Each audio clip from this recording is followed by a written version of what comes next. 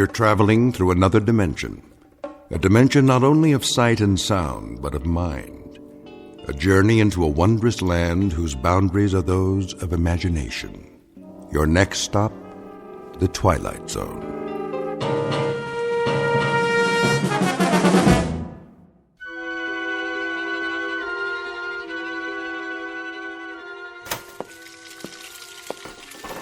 John, dear.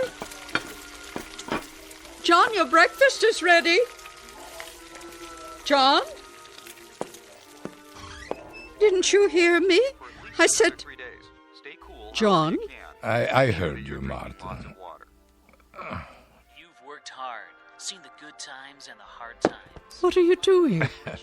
Tying my shoes. Are you all right? Oh, yes, of course. Perhaps we should stay home. Give me a moment. And now, with the kids grown up, you're ready to retire and enjoy the good life. Shouldn't you make the most of your golden years? If you'd rather go another day. No. I'm sure they'll let us change the appointment. After waiting so long, I won't hear of it, Martha. A whole world out there, yours for the taking. A world of travel, adventure, all the things you've wanted to do.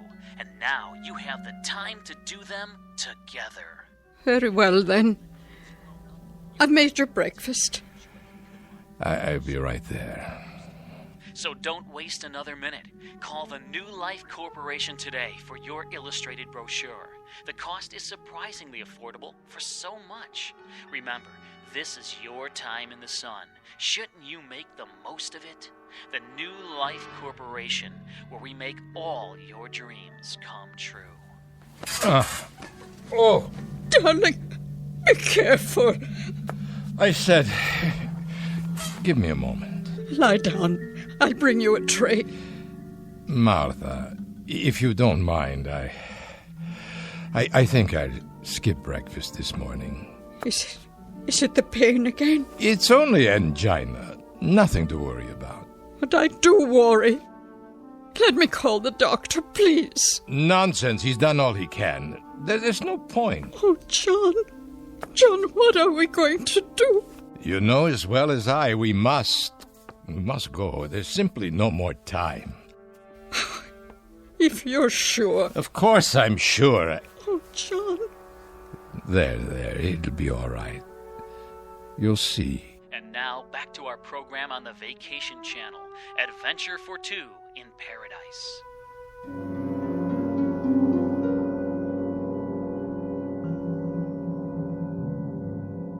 Mr. and Mrs. John Holt, two gentle aging people who slowly and with trembling fingers turn the last pages of the book of life, and hope against logic and the preordained that some magic printing press will add to this book another limited edition. But these two senior citizens happen to live in the future, only a few years from now, but a time when almost nothing is impossible. Mr. and Mrs. Holt in their twilight years, who are about to discover that they've entered a zone of the very same name.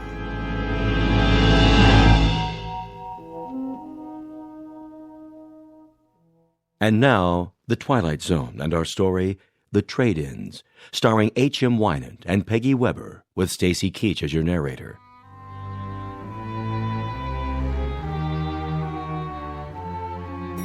Which floor is it? Be patient, Martha. We'll soon be there. Morning, folks. Good morning. I wonder. Martha? Yes? Can I help you? No, thank you. The New Life Corporation? That's right. 67th floor. Straight ahead when you get off the elevator. You can't miss it. Thank you, young man. That's very kind. No problem. Well, this is my stop. Take care, folks. Do you think he was one of them? One of their clients? Oh, I doubt it. Just a businessman on his way to work. But he was so young. Everyone is young, Martha. The world is for the young. Here's our floor. You look nice, dear. So handsome in your suit. Very old suit. But I'm sure it doesn't matter as long as we have the money. You brought it? In my coat pocket. All of it? Don't worry, it's safe and sound. New Life Corporation, please hold.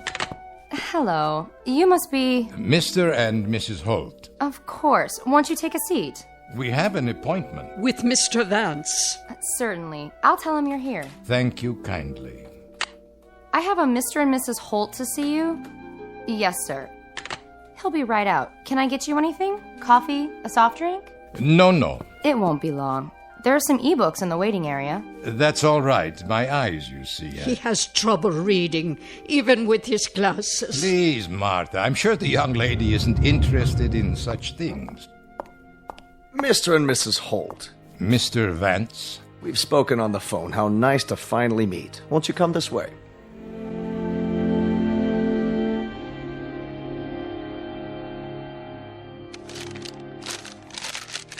Now then, let me see. You're 79 years old, Mr. Holt? That's correct.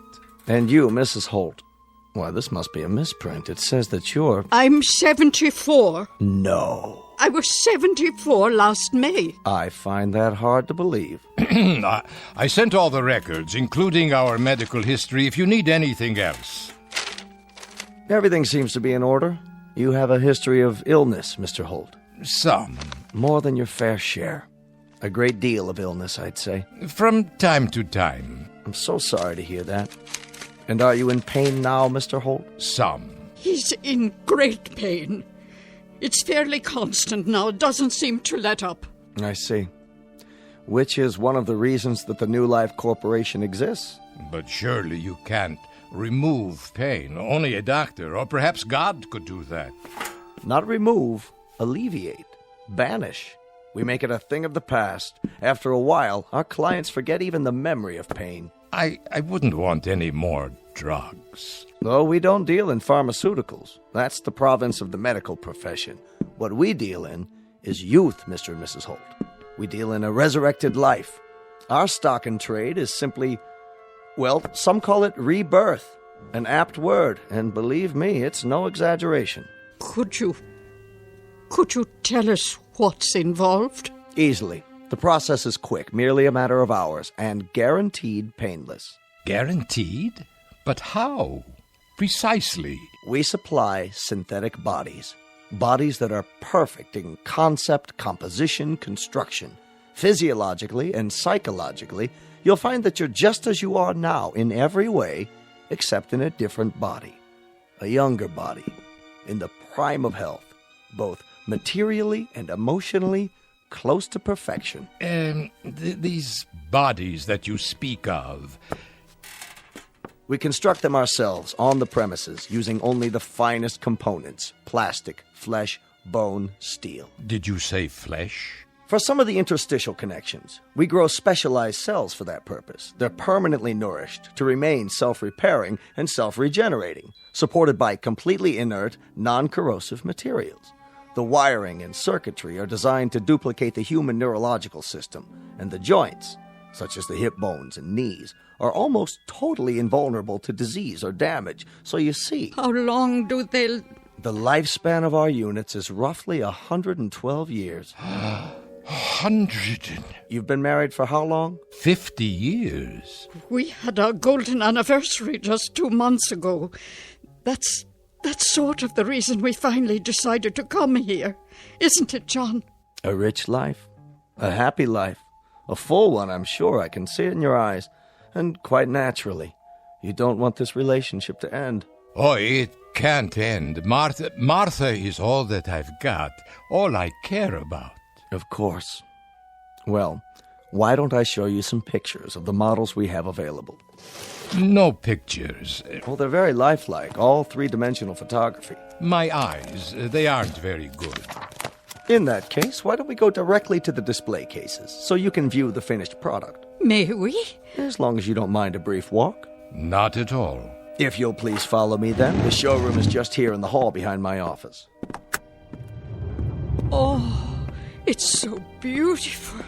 Would you like to take my arm, Mrs. Holt?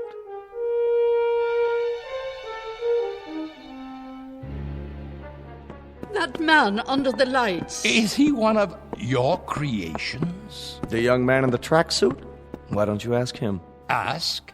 But if he's only a mechanical device... Actually, he's programmed to answer with the aid of a voice chip, a temporary addition to make the display more lifelike. But as of now, he's still just a receptacle, a shell, waiting to be filled. There's no consciousness as such. He has a variety of preset responses, though. Go ahead. Ask a question. You there, young man. What are you doing? I'm training for the Olympic triathlon. Wait till you see how fast I can run. My shoes are manufactured by Mercury Plastics.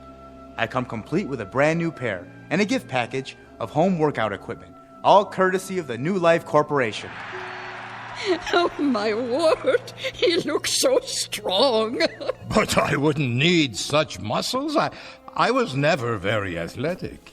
A valid point. If physical achievement isn't important, then you might want to consider another model. Oh, who is the young lady? This is our Queen of the Harvest Moon Ball. I see. She's very beautiful. Hello. I was the homecoming queen at my school, and now I'm a champion ballroom dancer. Do you like my evening gown? You're quite lovely, miss. I come with a fabulous selection of gowns, all custom designed. My shoes are part of the package, too, thanks to the New Life Corporation. Well, you are the prettiest girl I've ever seen. I could never wear such a dress. Of course you could. You did. Do you remember the dance where we first met? Oh, I was never so slim. But you were. Now you're being silly. Please, let's move on. I think you'll like the next display. What's that? Look, John. There are two young people. Our beachcombers. His physique would be ideal for a man approximately 22 years of age. See the proportions and the musculature. Nothing too extreme. She has such a small swimsuit. The female component. Note how they complement each other. This particular model would be roughly 21 years old, 3 inches shorter than the male, of equivalent health and potential, capable of walking for miles along a beach. We've given them both a foot structure with the perfect arch and legs that are polymer reinforced. Look at the ankles. And the hands. My hands were never like that. Oh, yes, they were, Martha. Don't you remember? We like to see these two go as a package, and you needn't worry that there'd be others like them. Each model is designed with distinctive features. None are exactly alike. How would... Yes? I'm not clear on the procedure. What would happen? I mean exactly. Very simple. We put you to sleep, and then we transfer all your memories, personality, and so forth into these replicas. You'll awaken in your new bodies and live a lifespan and a quality of life never dreamed of before, with health, contentment, and purpose. And there's no pain? None. Are you sure? Are you sure there would be no pain? No pain, Mr. Holt. For the first time in how long I can only guess, you'd be free of pain. You'd be a young man again, in the prime of life. It's too much to believe. And you, Mrs. Holt, would be at his side. Instead of the end, it would be the beginning. Do you know what that means? What about the memories? Memories?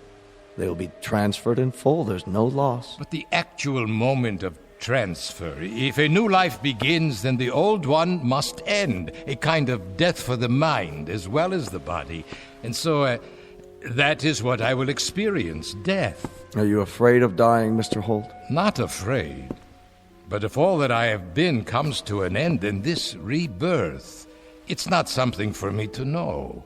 Perhaps that's even a good thing, to go to sleep at last. Oh, there's no loss of consciousness. The continuity is seamless. What you'll experience is a sudden, dramatic change for the better. It may take some getting used to, but we have a counseling service available.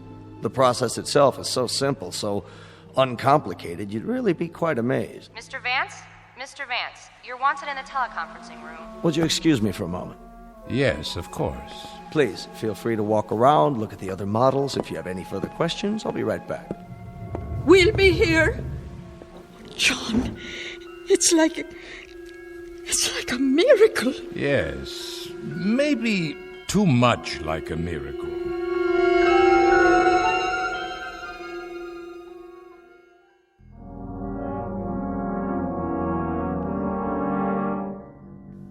What do you mean, John? Too much like a miracle. It just doesn't seem real somehow. But look, you can see what they've built. Not the technology, the thought of it. To live without pain, just the thought of that and nothing else. To be young again, to have it the way it was, Martha. Oh, yes, think of it. The second chance, the two of us. Yes. We'd have it to do all over again. You think you can stand me for another entire century? For a century or 10 centuries. Till death do us part, John. Till death do us part. I do apologize, folks. That was a call I had to take. We understand. Well, now, have you chosen? These two here, the young ones at the beach. An excellent choice. Two of the finest we have. Now, we could begin any time. How about tomorrow morning? Tomorrow, you say? What about... Yes? She means what about, our present selves. I should have mentioned that. Your remains will, of course, be taken care of in any way you see fit. Whatever you've provided for in your wills, burial, cremation. We don't encroach on the business of funeral homes. So you are saying that, that if we make the arrangements today, then tomorrow morning... I'm an incredibly bad salesman. I forgot one of the most important points. The guarantee. Guarantee? But how? You can have the transformation on approval for 1 week. After the test period, if you're not fully satisfied, we can always exhume your old bodies. You mean our bodies will already have been... Not exhume in the usual sense. They will be held intact, preserved, if you will, in a precisely monitored, germ-free environment. If, for some reason, after the 7-day period, you decide against your new life, but you'd be surprised at how infrequently that occurs. Or rather, you wouldn't be surprised. We've had better than 98% satisfaction in the 12 years we've been operating. In that case, Mr. Vance, there is only one more question. How much will it cost? There is no price given in your brochure. Why don't we go back to my office, where we can be more comfortable? It's this way. Please excuse me. I think we'd better find out now. What is the price? The entire procedure, and that includes the guarantee and all services connected with the transfer, would be $25 per person. 25,000. So for the two of you, it would be only $50,000. That's correct. Quite reasonable, considering that there's nothing else like this on the market.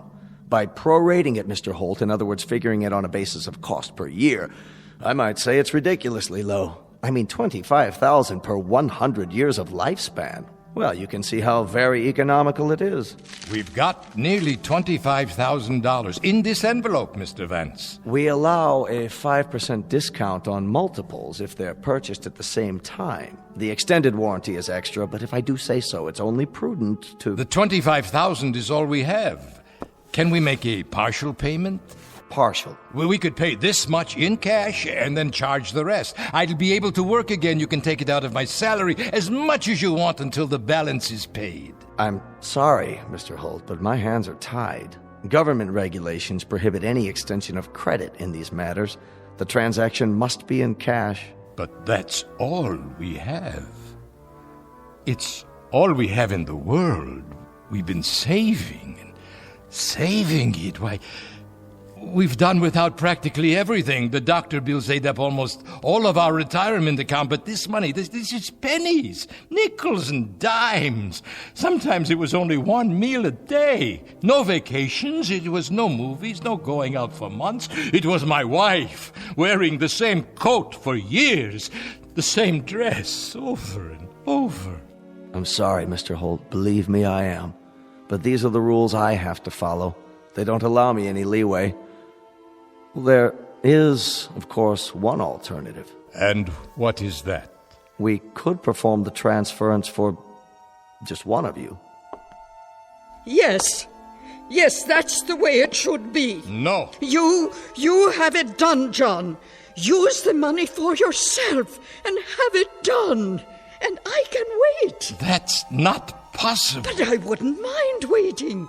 Not in the least. No, Martha. It's out of the question. I couldn't do that, Mr. Vance. Are you married? No, I'm not. Then perhaps you can't understand, but I'm afraid it would have to be the both of us or neither of us. We cannot be separated. We have to be together. One is no good without the other. Of course. I understand. Perhaps some other time. I remember that poem by Browning. Grow old along with me.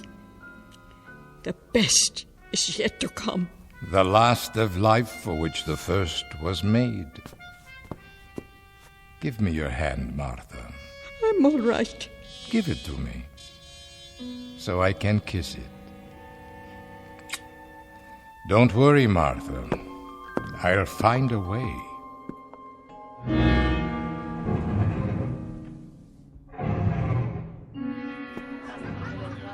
Hi there, mister. Hello. What'll it be? A drink, yes. I'll have a drink. Sure, sit down. What? Oh, of course. What's the matter, Grandpa? Feet hurting you? No, not my feet. Well, take a load off. What kind of drink? What kind? You name it. Beer, scotch? Scotch, yes. That will be fine. House brand, okay? Pardon? Regular or special label? Which is less expensive? Don't worry, Grandpa. I got what you need. Make a new man out of you. Excuse me, well, I've heard. Yeah? What have you heard? That there is gambling in some of these establishments. Is that what you heard? Well, you heard wrong. Gambling's against the law. Yes, I know, but I understand that if a man wishes to participate in a game of chance, there are private rooms. Not in here. This place is strictly legit. That'll be $6. $6? For the drink. Just a moment. Say, Grandpa, what happened? You sell the farm? No, I sold nothing. Better be careful. There's some types around here who'd like to relieve you of that wad. Oh, I'll be careful. Very careful. Thank you. Where are you going? Oh. I think I'll go home now. I don't feel well. Hold on a minute. I gotta get your change. Okay. Yeah. All right, here you go. 7, 8, 9, 10, 20, 30, and 50. Thank you. Say, Gramps, you know that question you asked me about the private game? You know of such a place? Well, as a matter of fact, I just heard something. Might be of interest to a man like you. Is that right? See that door back there, by the phones? Yes. If you was to knock on that door, there's a man named Faraday. Has a few friends over sometimes for a private party. And when are these parties held? Well, it just so happens there's one right now. Maybe he could help you out. As a special favor, tell him Rich said it was okay. Now you say, I suppose that would be all right. If you let him know ahead of time, give him the word and all. Oh, I see. You would like a tip. Will this suffice? $5? Here, I can't see. Please, keep the rest of the change. Well, that's real generous of you, Grandpa. Faraday, big guy, bald-headed, wears a cashmere coat. I understand. If you want any more drinks, just let me know. I'll keep them coming. Thank you, young man. Hey, Grandpa, you didn't touch your scotch.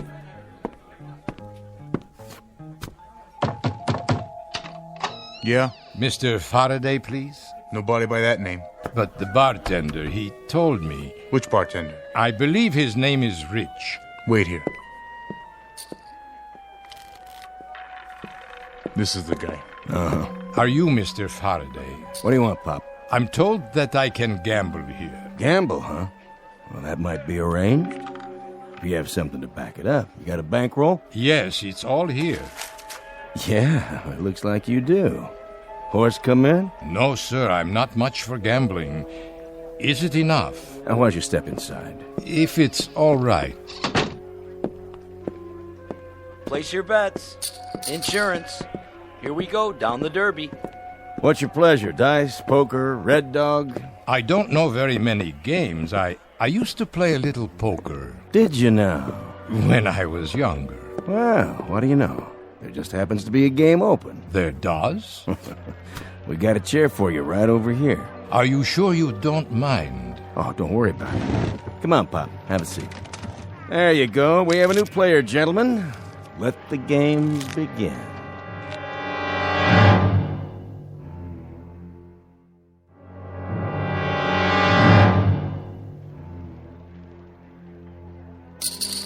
Should I buy some chips? Oh, that's okay, Pop. Money talks.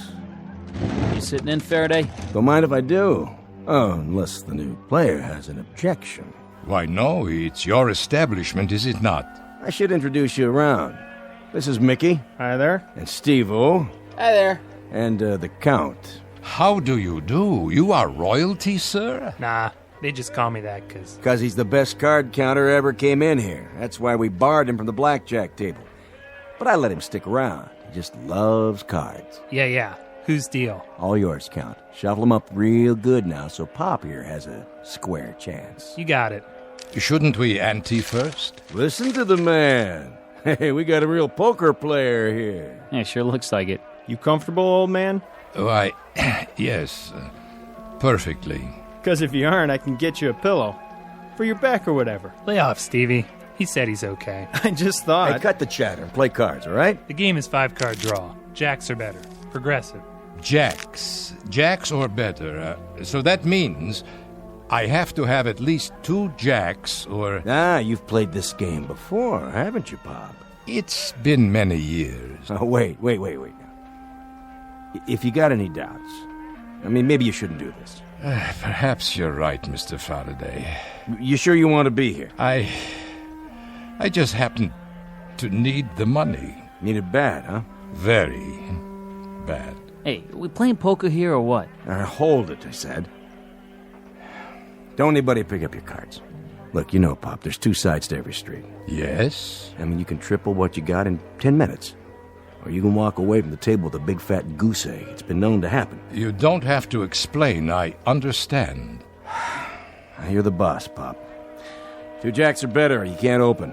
Nobody gets them, next hand is queens or better, and so on. Ah, yes, it's beginning to come back. Deal them. Cut first. Go on, Pop, cut the deck. Beautiful. Here we go. To you, Faraday. Check. Now I'll open for $10. Okay, 10 it is. How about you? The smallest I have is a $50 bill. How much do you want to bet, Pop? Well, I suppose I'll bet 50. You mean you raise? I'll raise, yes. Too rich for my blood. I'll see him. You will? 40 to you. I know. Let me think. Okay, I'll see it. Aren't you gonna raise them? You do it. No, thanks. Here's the 40. Cards? Take 2. Mickey. 1 card. Make it a good one. 2 for me. It's up to you, fella. I have a question. Yeah, Pop? Is it required that I take any cards? Well, no. But if you think you can improve your hand... I believe I will play these. Oh, look at this. He's standing pat. Dealer takes 4 cards. $50. 50? You heard the man. I'm out. No way. Me neither. Not with these cards. Your turn. I'll bet 100 more. All yours, fella.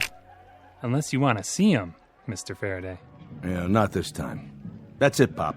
Do I show my cards now? No, keep them down. Nobody called you, so you win. Just take the pot. I see, Mr. Faraday. Thank you. Thank you all. See, Pop? It's easy. A nice, friendly table. That's what we have here. All right, next deal. Same game.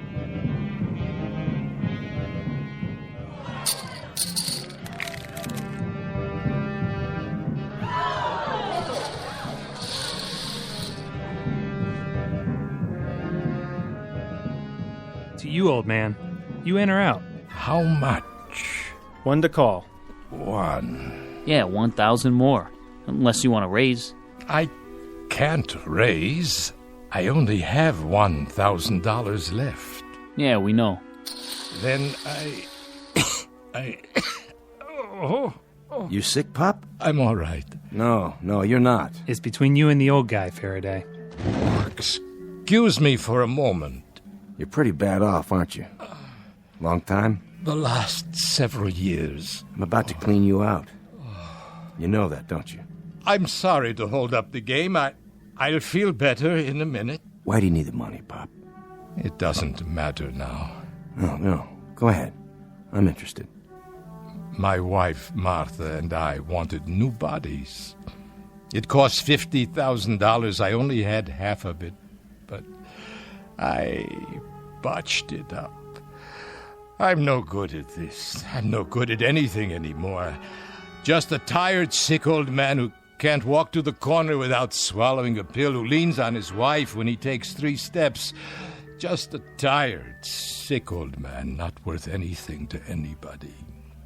I wanted to be young again. I wanted to be strong. I wanted to begin all over. I wanted to wake up one morning and get out of bed and not feel pain. That's all. You're raised, Pop. Then I call you. Look at that pot. Must be 20 grand. 25. Show 'em what you got. Read 'em and weep, old man. Pop first.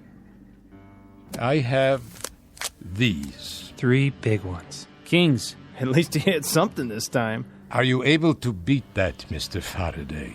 Nope. You don't mean it. Be my guest. Game's over, Pop. You walk away. You came with 25, you leave with 25. Then I still have enough for one. Martha will understand. I can't help it. I can't live like this, not with the pain. She'll understand. I don't have any choice. I don't have any choice at all. Go on, Pop. Get out of here. Yes, thank you. Thank you all, gentlemen, very much. What are you doing, Faraday? You know you had him beat. Let me see. Just like I thought. 3 aces. Why'd you let him walk away? I'm not sure. But look at it this way. I'm even. We're all even. There'll be other games. Plenty of other games. Only not for him.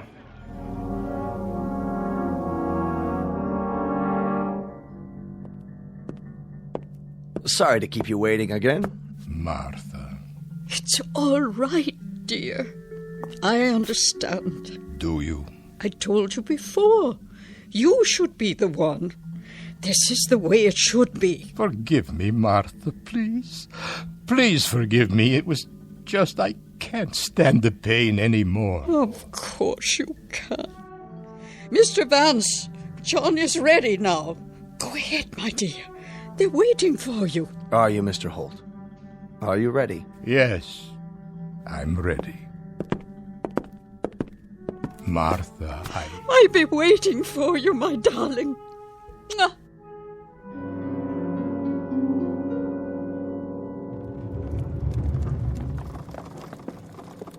Mr. Vance? Just a few more moments, Mrs. Holt. What is under the sheet? It's my husband, isn't it? Only his old form. Go ahead. Take it on to preservation. Yes, sir. Your husband is fine. He'll be coming right out. Martha! Martha! Look at me! Oh, John! Oh, you look wonderful! Look at me, Martha! I could run a mile, I could do push-ups, handstands, anything, Martha! Look at how young I am! And no pain! No pain at all! No, thank you, Mr. Vance. Thank you, and bless you! Don't thank me. Thank the surgeons. I promise you I'll never forget it. Martha, my darling, do you know what happens now, do you? You and I, Martha, now we'll really begin to live. We're going to do everything on God's earth we haven't been able to do. The big things, little things, the wild things, the crazy, illogical things. The things we were too old or too sick or too tired to do. Oh, that'd be wonderful. Do you understand, Martha? Every day is going to be a wedding day for us. Every afternoon a reception, every evening a honeymoon, and every 7th day an anniversary. Yes, darling. If only it could be. Martha, my darling, you and I are going to live for years, decades. We are going to... You will, John. You will. But I Look at my hand next to yours. Look at it. It's old, John.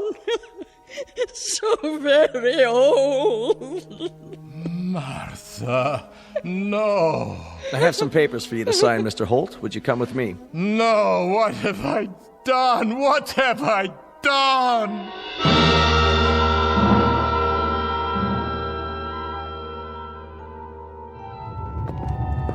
You can carry it back to the display now. Right, sir. The beach scene? That's correct, just as it was with the other. My husband. He's waiting for you, Mrs. Holt. Where? Through there, in my office. John. Martha. There you are. There is my husband again. My wonderful, wonderful husband. Martha, my dear, I must apologize. Hush. You are my dearest one. Martha, if it must come with occasional pain, then so be it. I wouldn't have it any other way. My love. Remember Browning. Grow old along with me, the best is yet to be, the last of life for which the first was made. Yes. Our times are in his hand, who saith, a whole I plan. Youth shows but half. Trust God. See all. Be not afraid. I'm not afraid. You know, John. Nor am I.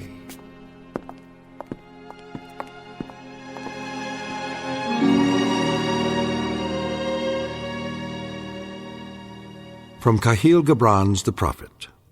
Love gives naught but itself, and takes naught from itself. Love possesses not, nor would it be possessed. For love is sufficient unto love. Not a lesson, just a reminder from all the sentimentalists in the Twilight Zone.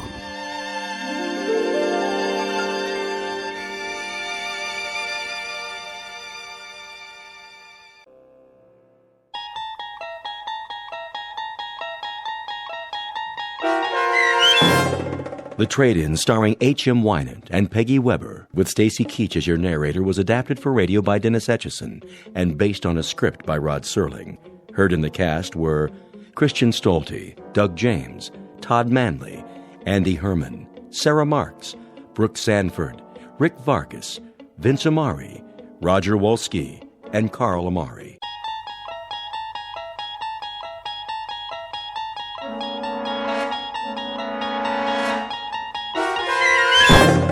You're traveling through another dimension. A dimension not only of sight and sound, but of mind. A journey into a wondrous land whose boundaries are those of imagination. Your next stop, the Twilight Zone.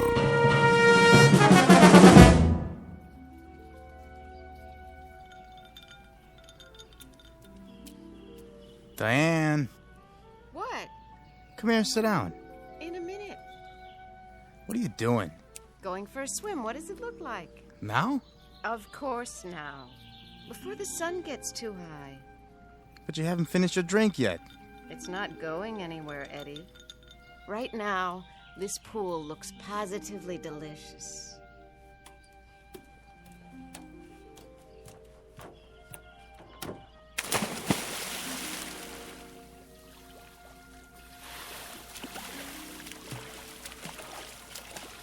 Nice form. I give you a 10. You'd better say that. Nice bathing suit, too. Come on in. The water's fine. I don't want to get wet. Why? I gave you some trunks. They're a little on the large side. Don't you think? They might come off.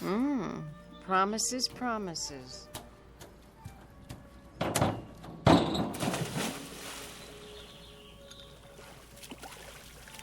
Diane, please. I'm lonely over here.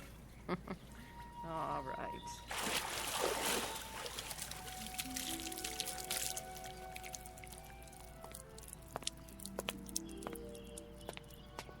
I brought you a towel, Mrs. Templeton. Thank you, Marty. Can I get you anything else? Not just now.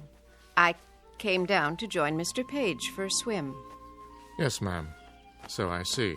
Has Mr. Templeton left yet? In another few minutes. Good. I mean, that's fine. Tell him I'll see him when he gets back. Very good. Oh, Marty. Is that your name? Yes, sir. Would you mind mixing up another one of these? What do you call it? Mimosa. Yeah, another mimosa, s'il vous plaît. Make it 2. One for the lady. Certainly, sir.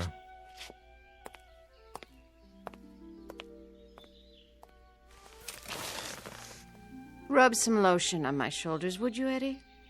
I wouldn't want to peel. Sure thing. Oh, you have such strong hands. Did he say your husband's still here? He'll be gone soon. He has a rehearsal. Oh. He doesn't mind, huh? Me being here and all? That's what the guest house is for. Friends who come and visit. But I don't even know him. I hardly even know you. How long has it been? Since yesterday? I know a friend when I meet one. We are going to be friends, aren't we? Yeah, you better believe it. Lie down. What? So I can do your legs. Not yet, Eddie. There'll be plenty of time. They're really red. You don't want to burn, do you? Oh, you silly boy. Swim a few laps for now. Work it off. Not on your life. These trunks are a size large. Maybe that's why I loaned them to you. Stand up. Oh, no. Come on, stand up. I'm not going to push you in. Promise? Promise. There. Now, turn this way. That's it. Hazel. Hazel who? Your eyes. I wanted to see what color they are in the sun. And yours are green. So I've been told. You know, maybe we shouldn't be out here like this. Why not? I just saw somebody at the window. What do you care? We're not doing anything, are we? No, but if that's your husband, I feel kind of funny. Why? Because you're all wet? Hey, you promised. Didn't you know? Promises are made to be broken.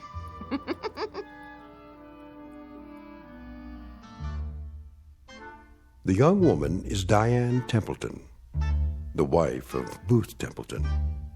In a moment, you'll meet Mr. Templeton himself, the subject of our story, who, up to this point, has remained off stage. During a long career, he has had the lead in more than 30 Broadway plays. Today, he's a bit late in getting to the theater because, as you will see, he's not feeling up to par. In theatrical terms, his heart's not in the role. Yesterday and its memories are his script of choice, and that being the case, yesterday is exactly what he'll get. Within the hour, his years and troubles will threaten to descend on him like a final curtain. To avoid being crushed, Mr. Booth Templeton must escape from the theater and this world, only to make his debut on another stage in another world, one we call the Twilight Zone. And now, The Twilight Zone and our story, The Trouble with Templeton, starring Michael York, with Stacy Keach as your narrator. Ah, yes, fun in the sun. Good morning, Mr. Templeton. Oh, hello, Marty. Ready to pick out a necktie? I suppose. Let's see. How about the blue stripes? I was thinking this one. Very smart. Laura gave it to me. Oh, it must have been 30 years ago now. Did she? Excellent taste. Oh, she certainly had that. Help you with a knot? No. I can still manage to tie a Windsor, even with these hands. I had your jacket pressed. Thank you. Say, Marty? Yes, sir? Our new guest at poolside. His name is what? Page, I believe, sir. Mr. Edward Page. Page. Has he been here before? No, sir. He's new. Aren't they always? Oh, and don't forget your pills. Are they new, too? The same ones, every 3 hours. Mrs. Templeton is not very discreet these days, is she? I'm sure I couldn't say. Well, her discretion was an early casualty. It didn't last long. And now, perhaps she's waiting for the day when these pills won't do what they're designed to do. Perhaps I'm waiting for that day, too. Mr. Templeton, you shouldn't say that. Oh, don't distress yourself, my friend. When a man my age marries a woman her age, she gets exactly what he deserves. Come now. I'm ready for my jacket. Here you are. Glad you're here. I'm old, Marty. Mr. Templeton, you'll never be old. Old, and getting older every minute we stand here. They say, or at least the authors said it in most of my plays, that when a man achieves a certain number of years, he achieves reason and contentment, a reassuring sentiment, only I haven't quite accomplished that yet. Wonder if I ever will. Mr. Templeton, may I make a suggestion? Well, perhaps this isn't a good day for you to go down to the theater. They're only just beginning rehearsals. I could telephone and explain that you can't start today. Thank you, Marty, but I'll go there. I shall rehearse this play, and it will open on schedule. I shall cover the years with makeup, and I shall stand in the right place and hope to say the right lines. And when it is over, they'll say to me, "You were wonderful, Mr. Templeton, as usual." And the stage manager will see to it that I'm properly delivered to you, so that you can properly deliver me back here, and I can prepare to do it all over again the following night. I won't see or particularly care about what's going on out there, or in the guest house, or in this house. All I'll want will be to go to bed, Marty, alone. That's the best place for me. Sleep. Oblivion. Now, sir, you mustn't talk like that. Oh, it doesn't matter. I don't love her anymore. I don't remember when I did. You know, I can't recall one single contented moment with Diane. I haven't had many contented moments in my life, though I do recall a few long ago with Laura. Did you know that this was her music box? Please, Mr. Templeton. She was the freshest, most radiant creature God ever created. 18 when I married her, Marty. 24 when she died. We didn't have long together, my first wife and I. But I'm forever grateful for those years. Sir, don't do this to yourself. You know, there are some moments in life that have an indescribable loveliness to them. The world is transformed. The sky, the sun, a single blade of grass. The simple act of waking up, knowing that each day is full of treasures beyond compare, such as those moments with Laura. They're all I have now. You understand that, Marty? Yes, Mr. Templeton, I believe I do. But that was... Don't distress yourself, old friend. I'm all right. I'm quite all right. Now, where's my scarf? Here, sir. I'll go downstairs and bring the car around. You do that. Hi-ho, hi-ho, it's off to work I go.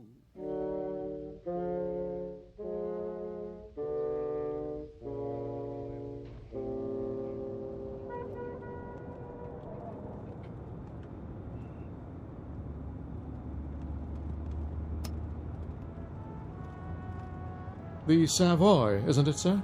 Indeed. The site of countless famous productions. The Locked Rooms of the Heart, the O'Neill One-Acts, and the comedies. Dixie Dugan at the races, her simian husband, so very many. I see the theatre just ahead. Well, what do you know? The old marquee is still there. It's so much more dramatic by night. The Great White Way, ablaze with stars. You should have seen it then, Marty. I did, sir. At least some of it. Not at its peak, of course. But the first Broadway play I ever attended, you had top billing. I waited outside to congratulate you. Remember? Yes, of course. People did that in those days. Fans, autograph hounds, gathered at the stage door. Here we are, sir. I'll wait for you in the loading zone. I might be a while. Never a problem, Mr. Templeton. I brought my book to read. Unless a policeman comes along, in which case I can circle the block and find a place at the corner or in the alley.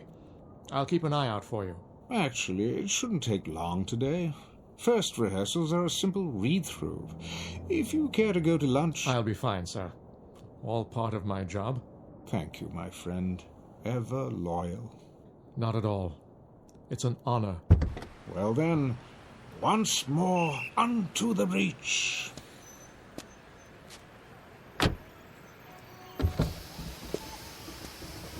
Oh, and sir... Yes? Do break a leg, so to speak. Very kind of you. I will. I will.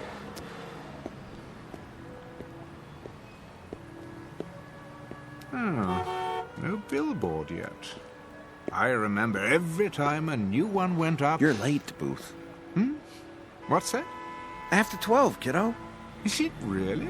The boy wonder won't like it. And who is the boy wonder? Why, Arthur Willis. Willis. The director. No. You must be mistaken. Duff Mead is our director, a dear friend of mine. Was. Canned him last night. Surely not. We need someone with more pep, zip. Not my racket, but I know what's good and what's bad as well as the next guy. I wanted to drop by this morning and let everybody know that I'm personally interested in this thing. Art Willis is okay with you, isn't he? Well, I've heard the name, of course, but I don't actually know him. Mr... I'm Sid Sperry. Remember that name? Why, I believe I'm your angel. Beg pardon? That's what they call them, isn't it? My money's backing this play. Oh, yes, Mr. Sperry. I'm rather forgetful about names. Always have been. Okay by me, just as long as you don't forget your lines. I'll do my best. Come on, I'll walk you in. Just stepped outside to have a smoke myself. Yes, of course. I can hardly wait. Always a pleasure to begin rehearsals.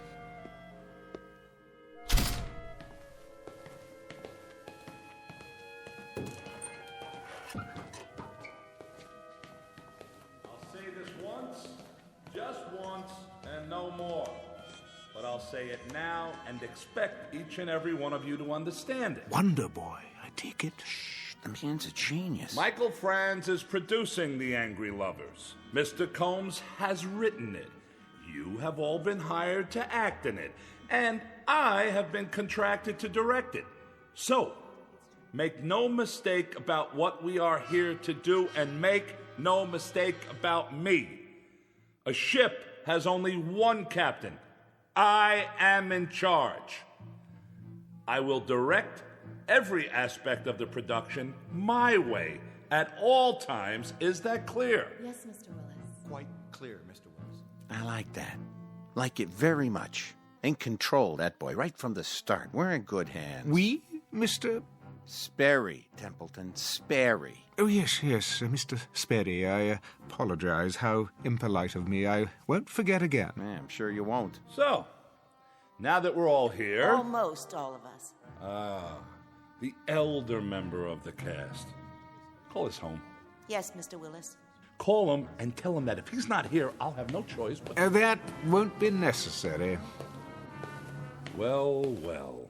Booth Templeton, Mr. Willis, is it? Never mind, Janine. Yes, sir. So, you finally decided to put in an appearance. No offense intended. How do you do? Hello. Welcome. It's a pleasure, sir. Thank you. Some members of this company are young. Some are old. But neither condition precludes any of us, young or old, from ignoring the basics. Cooperation is what is required in my plays. When I direct, there is no cult of personality. But there are 3 significant dates in the life of any play: the first day of rehearsal, opening night, and closing night. The last 2 are intimately related to and dependent upon the first. Therefore, the first day of rehearsal is an extremely important day, the bedrock of any production. Of course, my mistake. But now that When I call rehearsal for 12 o'clock, Templeton, I mean 12 o'clock for everyone, young and old. Everyone in his place and ready to work. Are you ready to work with us, Templeton? Why, I asked you a question. I expect an answer. Speak up, Templeton. Templeton, speak up, man. No, I'm... Where does he think he's going? The stage door. Come back here. Both, come back. Templeton, you come back here right now. There he is. Is it really him? Ruth Templeton. Yeah, Mr. Templeton. You were really wonderful. May I have your autograph? But Please, Mr. Templeton, sign my program. Oh, mine too. You don't understand. Yeah, could you sign my program? What's all this?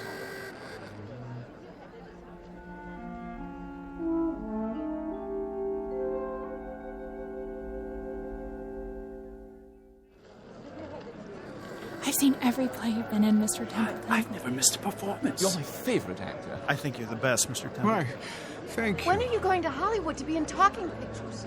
Talking picture? Have you met Greta Garbo? You'd be great together. Just one autograph, please. Sign mine. That profile is so handsome. Please, I'm very tired. If you'd let me through. This way. What? Around the corner. Can't believe I just met Ruth Templeton. Bye, Mr. Templeton. See you tomorrow for the matinee.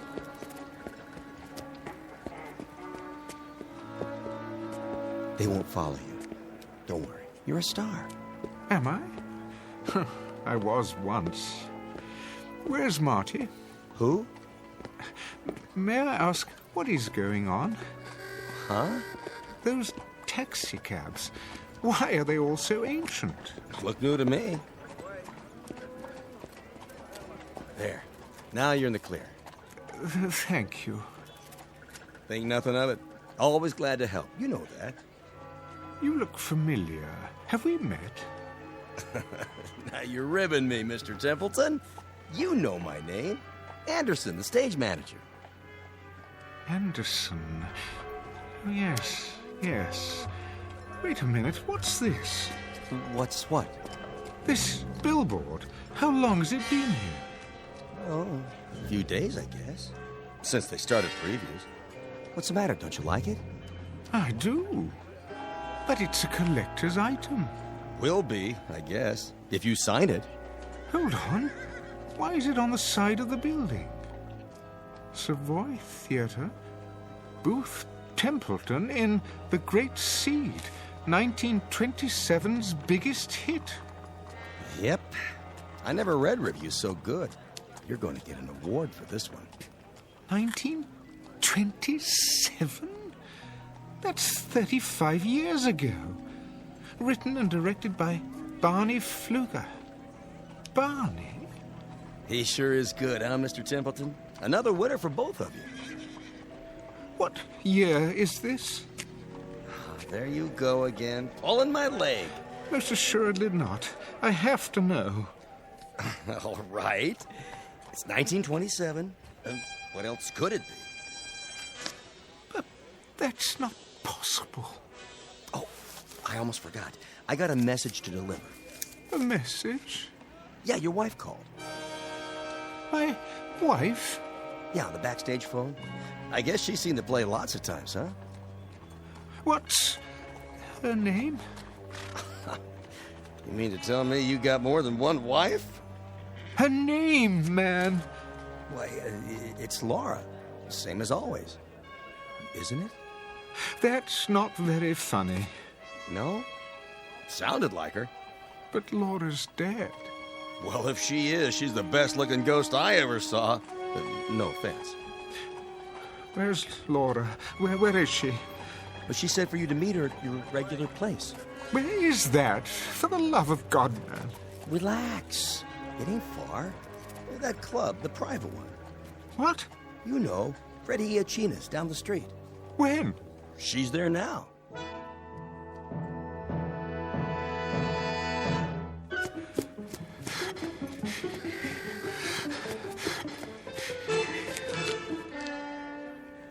Oh, it isn't possible. Freddie Iachina's the way it used to be. Unmarked because of the prohibition. I'd know this door anywhere. Yeah? Freddie. Oh, hi, Mr. Templeton. Come on in.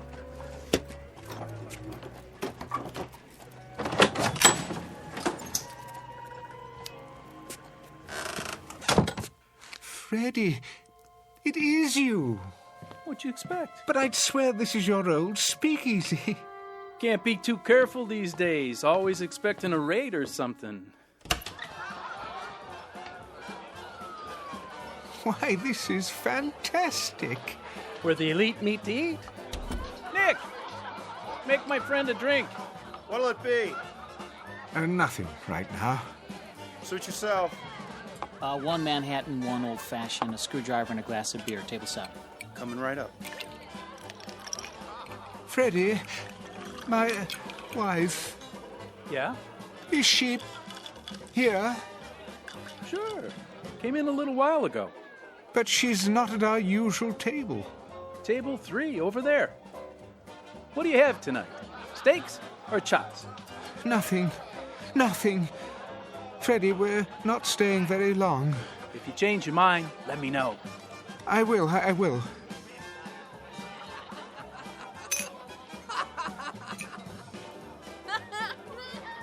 Oh, Barney, you're a scream. Laura? Is it you? Hi! Hey, Booth! We didn't wait, as you can see. Barney? Barney Pfluger? The same, to know him is to love him. But I haven't seen you in years. It only seems that long. How soon they forget. Sit down, old man. I'll be right back. Laura, darling. Booth, my goodness. Relax. The Kansas City steak's great tonight.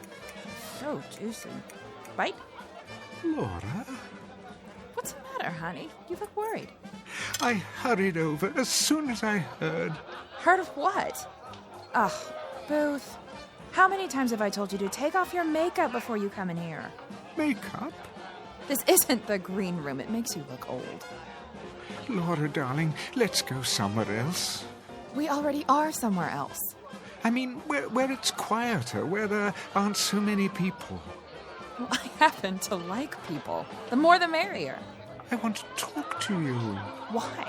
Well, about several things. Very important things. Well, I want to have a good time. Oh, yoo-hoo! Yes? Could you get me another one of these, please? And make it the good stuff, not that watered-down hooch. Coming right up, Mrs. Templeton. But I have to talk to you. So go ahead. I'm all ears. Oh, Laura, darling, where do I begin?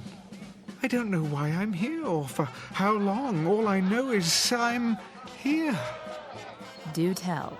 And I want to make good use of the time. I want to have you alone to myself. Oh, Ruth, don't be dull. I'm back. Miss me? Not particularly. You gonna eat, old chap? What? If you are, better get your order in now. The new band's swell. Laura, Barney. So are the steaks. The chops are a bit chewy, though. He's right, honey. Now listen to me, you two. I have something important to say. So do I. Barney, do you have those pages with you? Pages? The script you were working on. Let me see it. I don't think that's a good idea. I need something to fan myself with. It's so hot tonight. Oh! Yeah, it certainly is. Be my guest. Your drink. Thanks, Toots. Laura, we need to talk now before anything else happens. What could happen, old boy? The police won't come in here. Hey, George, bring me another. And one for the gentleman, too. Coming right up. I'd be glad to get into a cold tub. Laura, please, put that down. Give it here. Look at you, Booth. You're ridiculous. Will you tell me one thing? But that's what I'm trying to... Why on this glad green earth are you wearing an overcoat on a night like this? I mean, really. You look like Rudy Valley. I'm not so sure that it is a glad green earth. Oh, Laura, darling, Barney, I'm not so certain of this earth or anything else right now. Please, listen to me, won't you? Don't be such a wet blanket. Listen! Something's happened. Something very strange. Please, try to understand. This isn't makeup. I have grown older, darling. In another world for many, many lonely years. I've had only a memory of you to live on. You too, Barney. Why, you were my best friend. But both of you have been only memories for a long time. And now, tonight, or today, or whatever it is, wherever I am in space and time, I have you back again. You're alive. You didn't die. Life is going on here. It's as if you never died, either of you. You do understand, don't you? Oh, sure. Laura, do you understand? Come on, let's have a good time, huh? Laura, why are you so different? I don't remember you drinking like this. Well, that's the kind of hairpin I am, Booth. That's just the way it is. I mean, what did you expect? Yes, old chap, what did you expect? I don't know. But you were my love, Laura. Everywhere, at all times. Why, we couldn't walk down a street or sit in a restaurant without everyone knowing that we were in love. Are you finished? I don't like what you've become. Oh, really, Booth? He's having us on, that's it. Shut up. Shut up, both of you. You silly old fool of a man. Laura, come away from here. That's for me. Who wants to dance? Laura, come with me now. Hey, take your hands off. Stop it. Stop it. Leave me alone. Why don't you go back where you came from? We don't want you here.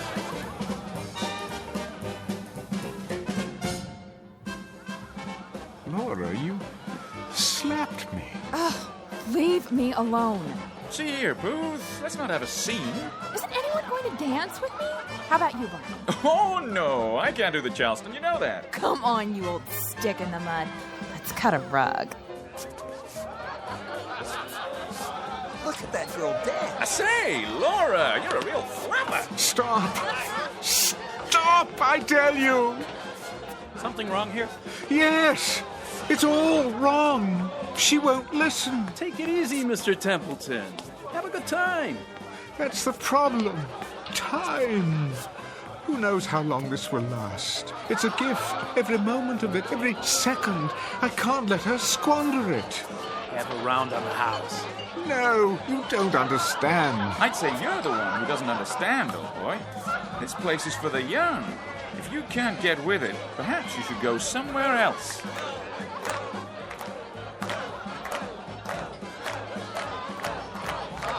You're mad, all of you. Come on, Mr. Templeton. You don't fit in.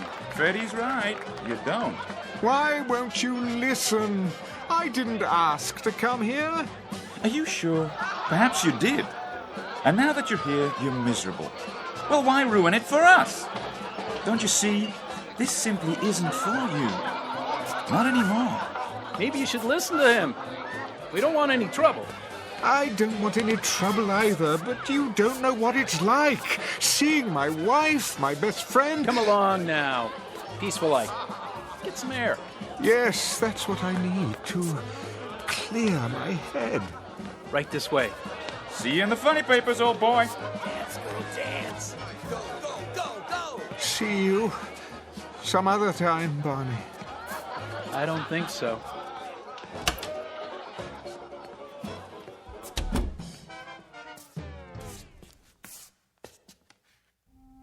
Oh, Barney. What have we done? What we had to do. I'll miss him. Me too. Do you think he knows? If not right away, then later. He'll figure it out. But when, Barney? It's for his own good. You love him, don't you? I do. Then try to remember that. Hold on to it. For his sake.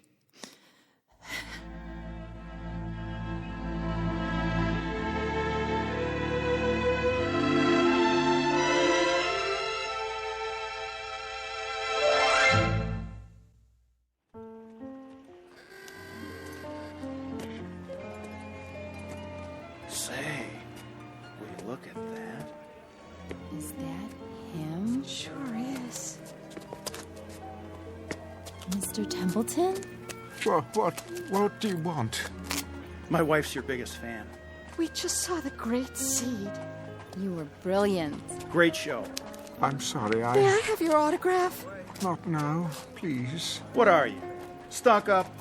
All we want's an autograph. Very well, then. There. Now, I'm afraid I must be going. It's fantastic. The cars, the clothing, just as they were. The lights, the marquees. Find her all right, Mr. Templeton? What? Your wife. Oh, yes. Yes, Harvey. I suppose I should thank you. Where you headed now? I honestly don't know. Need a cab? Yes.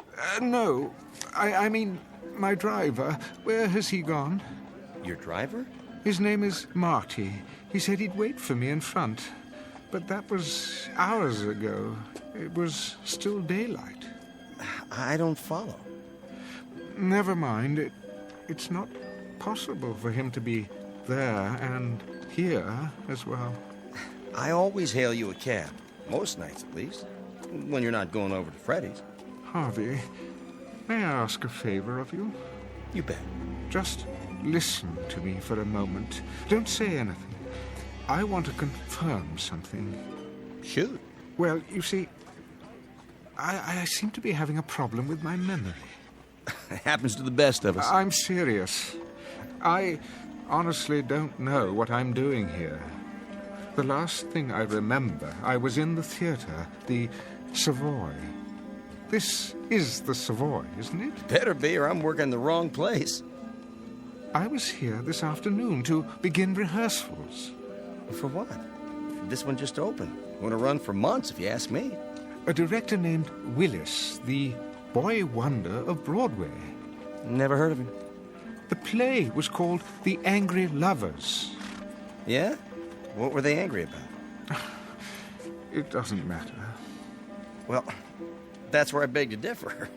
My wife and me, we never go to bed mad. Do that and you drive yourself crazy. Whatever happened, that's that. The past is the past. Future lies ahead. You know what I mean? I think I see your point. Take it from me. Let sleeping dogs lie. Keep moving. Don't let the grass grow. Am I right or am I right? Quite right, I should say. Well, if you don't need me, I better go back inside. You sure you're okay? No, but I suppose that's okay too. It'll have to be. And take off your overcoat. What?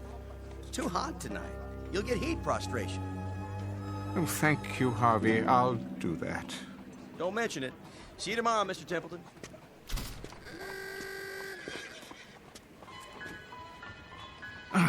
Why did I wear this blasted thing? What was in the pocket? Oh, Barney's latest play. Not a very long one. Looks like a rough draft. What in the... What to do when Booth comes back? Setting, table and speakeasy. Enter Booth. as Laura throws back her head and laughs too shrilly. Laura. Oh, Barney, you're a scream. Booth? Laura, is it you? Barney. Hi, Booth. We didn't wait, as you can see. Booth? Barney? Barney Pfluger? Barney? The same. To know him is to love him. Sit down, old chap. I don't believe this. It is a script, but for what? Laura, why don't you go back where you came from? We don't want you here.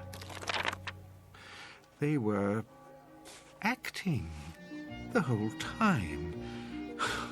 But why? For me? Yes. Yes, that's it. They wanted to tell me something, to leave them here, in the past, to go back to my own life and live it. That's what they wanted me to understand.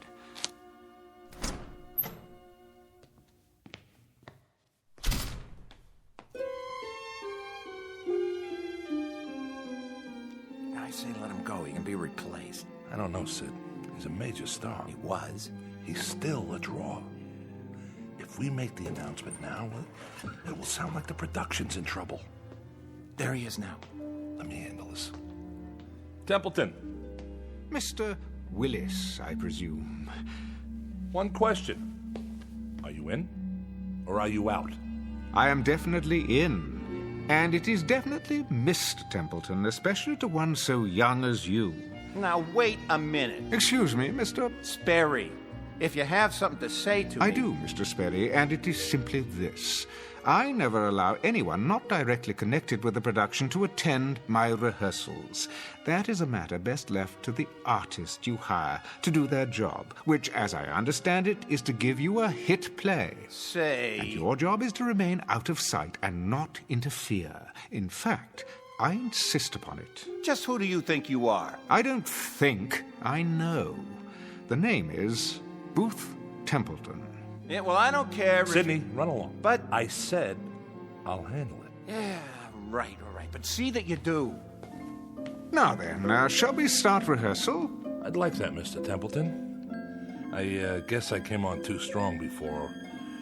I don't blame you for taking a break. Think nothing of it, young man. What's past is past. I like your attitude. I've just had a remarkable experience. For a moment, I almost forgot who I am, and when. I couldn't possibly expect you to comprehend. Perhaps I'll tell you about it someday. I look forward to it. Booth Templeton. Is that you? I don't believe I... Harvey? Yes, sir. Good to see you, sir. Harvey Anderson, you're still stage manager at the Savoy after all these years? Wouldn't miss it for the world. Like I always say, the future lies ahead. Everyone, break time's over. Do you know, Mr. Willis, you were right. The first day of rehearsal is the most important date in the life of a play. And this will be our first day to begin anew. How do you do, Mr. Templeton? My pleasure. An honor to be working with you, sir. The honor is mine. I admire you so much. Me too, sir. No, not at all, not at all. Now, let's roll up our sleeves and get to work, shall we? We have a play to put on.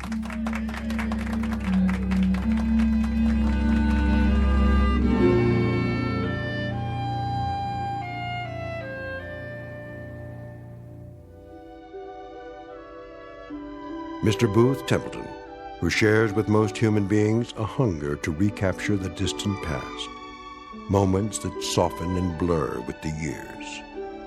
But in this case, the characters from his past blocked his return and sent him back to his own time, because for the living, the future always lies ahead.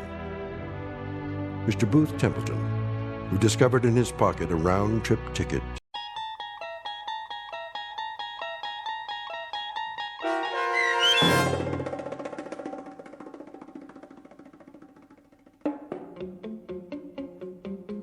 The Trouble with Templeton, starring Michael York, with Stacy Keach as your narrator, was adapted for radio by Dennis Etchison and written for The Twilight Zone by E. Jack Newman. Heard in the cast were Mike Starr, Rebecca Spence, Nick Sandys, Frenette Lebo, Rick Arthur, David Darlow, Doug James, Tom McElroy, Roy Anderson, Tom Lally, Carl Amari, Linda Ryder, Terry Lopez, and Vince Amari.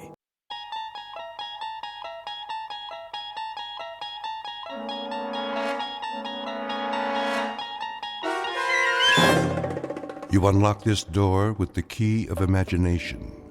Beyond it is another dimension, a dimension of sound, a dimension of sight, a dimension of mind.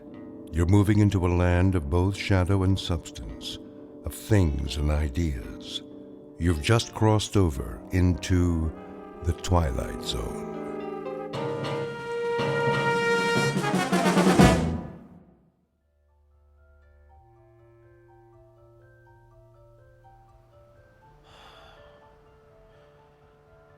You are totally relaxed, floating. You are in a deep, deep sleep and can only hear the sound of my voice. You are safe, relaxed, and at ease. Can you hear my voice, Alex? Yes. I would like to continue where we left off last week. Is that okay, Alex? Yes.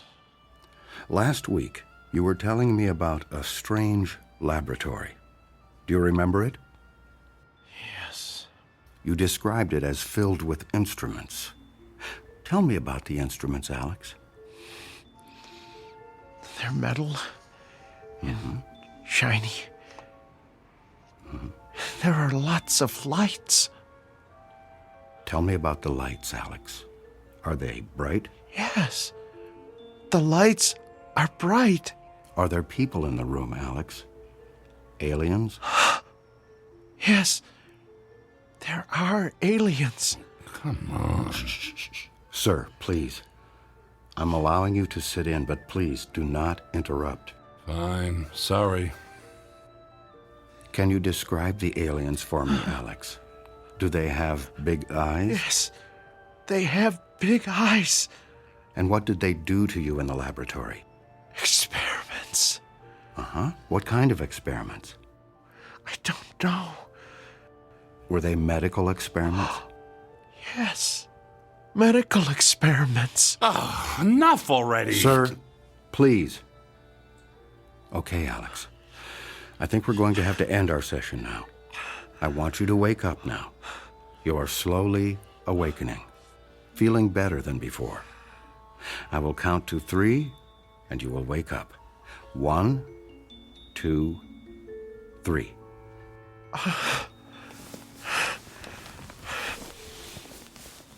Did I talk about the aliens again? Yes, Alex, but I must say I think we are making progress. Yeah, right. Alex, let me introduce Tom. Tom is an author researching a book on alien abductions, and he is very interested in your case. Have you ever been abducted? Can't say that I have. You should have Dr. Heisenberg hypnotize you. You never know. I think I'll take a pass on that one. Okay, then. Alex, I think we still have much work to do. Can I count on seeing you next week for our next session? Yeah, sure. I really appreciate all your help. That's fine, Alex. That's really fine. Now, remember to give a check to the receptionist on your way out and schedule your next week's appointment. Sure. Okay, I'll see you next week, Dr. Heisenberg. Yes, next week, same time. Make an appointment with the receptionist and give her your check. Bye. Oh, it was nice to meet you, Tom. Yeah, good luck out there and in here. Sir, I must ask you to never disturb a session like that again. Session? You call that a session? You essentially told him what to think and say. This is not the first time I've met with Alex. He and all of my other patients have been seeing me for years, and I have their experiences with abduction memories well documented. You can't expect me to start over with a patient just because you are here.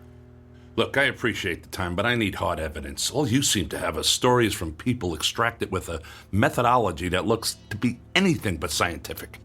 If you have nothing better to do than question my integrity, you do not need to return to this office. I don't even know you, and I thought you had a serious interest in this subject. Dr. Heisenberg, I'm sorry. Thank you for letting me sit in the comfortable chair and study your methods. And yes, I can guarantee you that I will never return to this office. I just hope that someday you tell that poor sap he's cured. Goodbye, Dr. Heisenberg. Hello, friend. Here is your invoice for today's session, and should I schedule you for the same time next week? Whoa, slow down. I'm not a patient. I'm researching a book. There's no reason for a bill here. You can pay with a credit card or debit card if you wish. $500? Is that what he charges for that scam he's got going in there? This is a racket. We could send the bill to your home if you prefer. With the proper diagnosis, your insurance may cover part of the treatment. I'm not a patient. I'm not paying $500. I'm not coming back. Goodbye. Goodbye, friend. We'll see you next week, and I'll mail your invoice.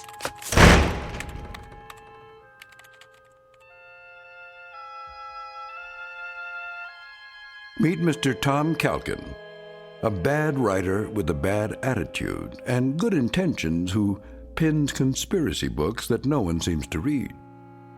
He speaks to an audience driven by paranoia and does his research in a land of charlatans, frauds, and fakes. A man without money, without fame, searching for the story that will make his name and his fortune.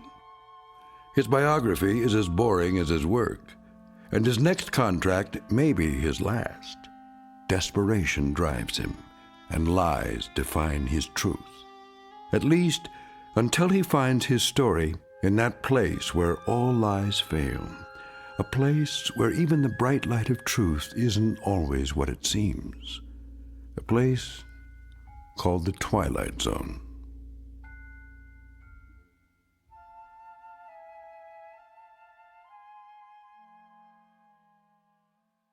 And now, The Twilight Zone and our story, The Walkabouts, starring Mike Starr, with Stacy Keach as your narrator.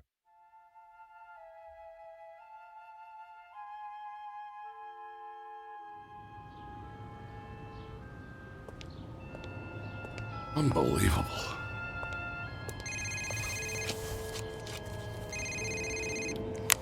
Hello. Tom, it's Maria. Oh, hi.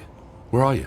I'm sitting in your restaurant. We were supposed to meet today for lunch. Oh, sorry. It's been a stupid day. I'll tell you about it when I get there. Please, don't leave. I'll be here. Bye. Bye. How do I get into these things?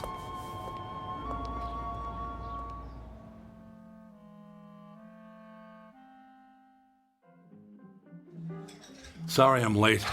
I was meeting with the psychiatrist who specializes in alien abductions. Sounds fascinating. How did it go? It's all crap, Maria. The guy is an absolute charlatan. He's probably had more to do with creating the idea of alien abductions than helping the people who think they've been abducted. Okay, look. We've got a problem. I've edited many books in my time, but I have never worked with an author who made such big promises and delivered so little. Wait a minute. Are you talking about me? Yes. Look, you pitched us an idea for a book about UFOs, and you said you had some evidence that was going to blow the lid off of Roswell, UFOs, and everything people have wondered about and feared on this whole subject of flying saucers. And all I ever hear from you are stories about charlatans, frauds, and fakes. I mean, what is this hard evidence you supposedly have? I mean, you have researched a book before, I assume. Maria, I really do have something, but it has to stay secret. If anyone but you and I even know I have something in my possession, I'll have the government, the military, the CIA, and God knows who else after me. That's a great story, Tom, but my publisher is starting to give me a hard time. We've given you a significant advance. We've covered lots of expenses and heard nothing but promises. I don't care if you're an established author. It is time to deliver a manuscript. Speaking of expenses, I think I owe that psychiatrist $500. What? His receptionist said they were going to mail me a bill for $500. Okay, this is what I mean. All I ever get from you are excuses, apologies, and bills. Where's the manuscript and where's the evidence? Look, you're the one pushing me for this whole alien abduction angle. What do we need it for? That's the hot topic right now. I have to have that component. You're the one making this difficult, not me. I knew you'd say that. It's always about someone else with you, so I'm going to help you out. I found a guy you need to meet. I mean, if you can't find good sources, I'll find them for you. Who? He's a UFO researcher. Great. Just what the world needs, another UFO researcher. I'm only going to say this once. You are going to meet with this guy, and you will present your manuscript and evidence to me in 1 month. Fine. I'll meet with him. What's he do? He's a hypnotist. Oh, you gotta be kidding me. Have you listened to anything I've said? This guy is different. He goes out with small groups of UFO abductees, and they revisit the site of the abduction. He engages in hypnosis on site, in the field, and he has supposedly uncovered some hard evidence. He calls them walkabouts. Huh. Is he Australian? No. Oh, and let me guess. You're gonna publish his book instead of mine. He's not writing a book, but if you don't come up with something soon, I might ask him. That's good. That's a good one, because the last thing anyone wants to see is another boilerplate book about UFOs and alien abductions from your publisher. You're getting a little cocky, and quite frankly, I don't appreciate it. Besides, my publisher sells what people want to read, and people read what we sell. Why do you think we're having this conversation? Look, you told me you had it all the evidence the world would ever need to know the truth about UFOs. Of course, you can't show it to anybody because it's so secret. But Tom, I'm telling you, if you didn't have so many books under your belt, I never would have bought into this.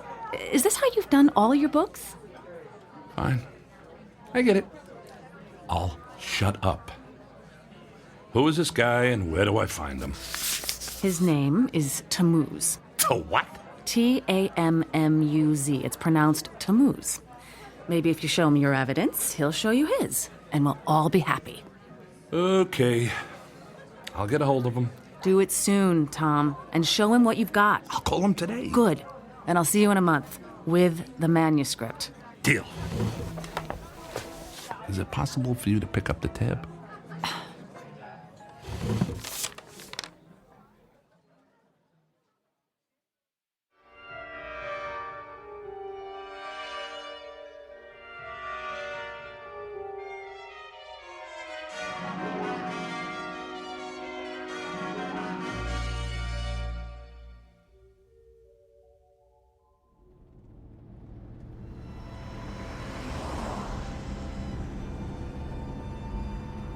So, how do you know Maria?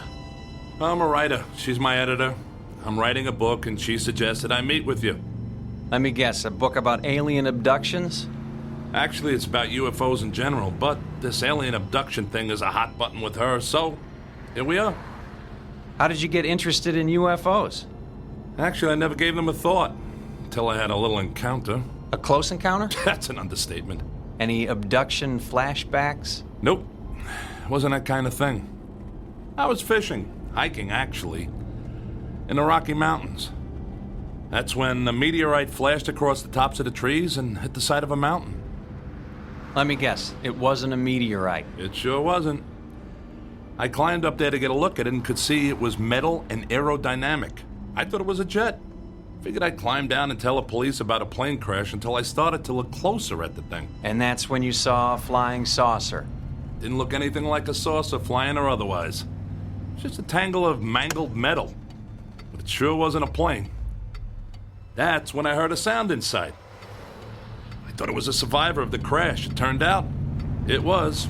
A little gray man with a big head and large eyes? Didn't look anything like what you hear about. It was kind of mangled, actually. It stopped moving as I looked inside, and I could see pools of blood. Clear, blue blood. Sounds like alien royalty. Look, this may sound funny to you, but I know what I saw. Sorry, it's just that I've heard so many stories it starts to get old. Although yours has some new characteristics. It's actually a good story. Doesn't sound like much of a book, though. That's because it's more than just a story. Like what? I got pictures. That helps. And video. And parts of the wreckage, and I even wiped up a sample of the blood and put it in a plastic bag. In my freezer at home is a sample of alien DNA. In a box under the bed are parts and instruments from the craft. And on my computer are pictures and videos of the inside and outside of the craft. You're not making this up, are you? Nope. It's all real, and I got it all. Now, what do you got? What do you mean? That was a deal I made with Maria. I would tell you all about my evidence, and you would tell me all about yours. My friend, I don't think anyone on the planet has evidence like yours. Well, maybe at Area 51, but not in a box under a bed or next to the frozen pizzas in the freezer. Damn it, Maria! What? She told me you would help. That you would share your evidence. Let me guess. You got nothing. Hey, slow down, my friend.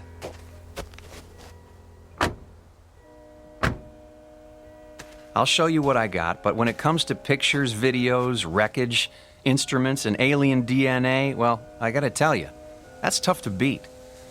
But give me a chance. We're almost there. Where exactly are we going? We're meeting with my group. We work together on various UFO projects. On this trip, we've brought along 12 people who claim to have been abducted by aliens. The site we're going to is where 3 of them say they were abducted.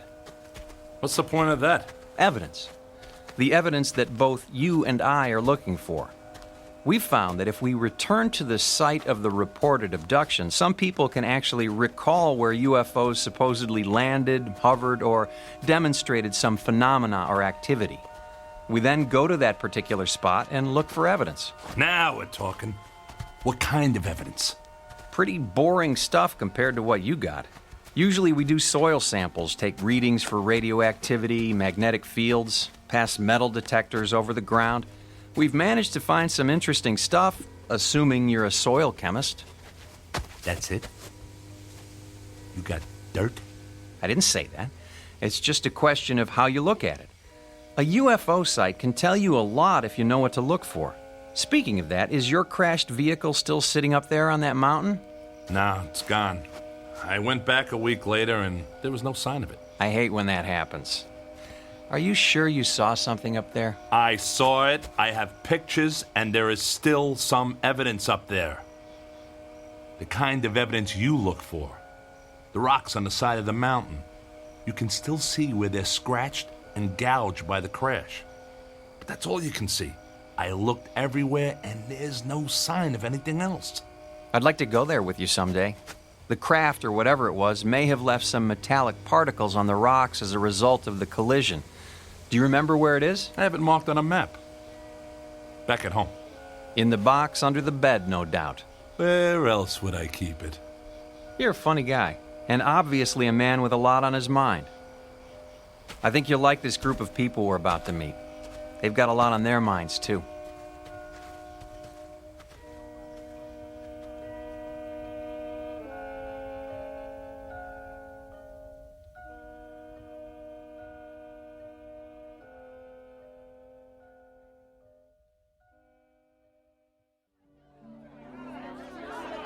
Settle down. They'll be here soon. Hello, Tammuz. I was beginning to worry you were lost.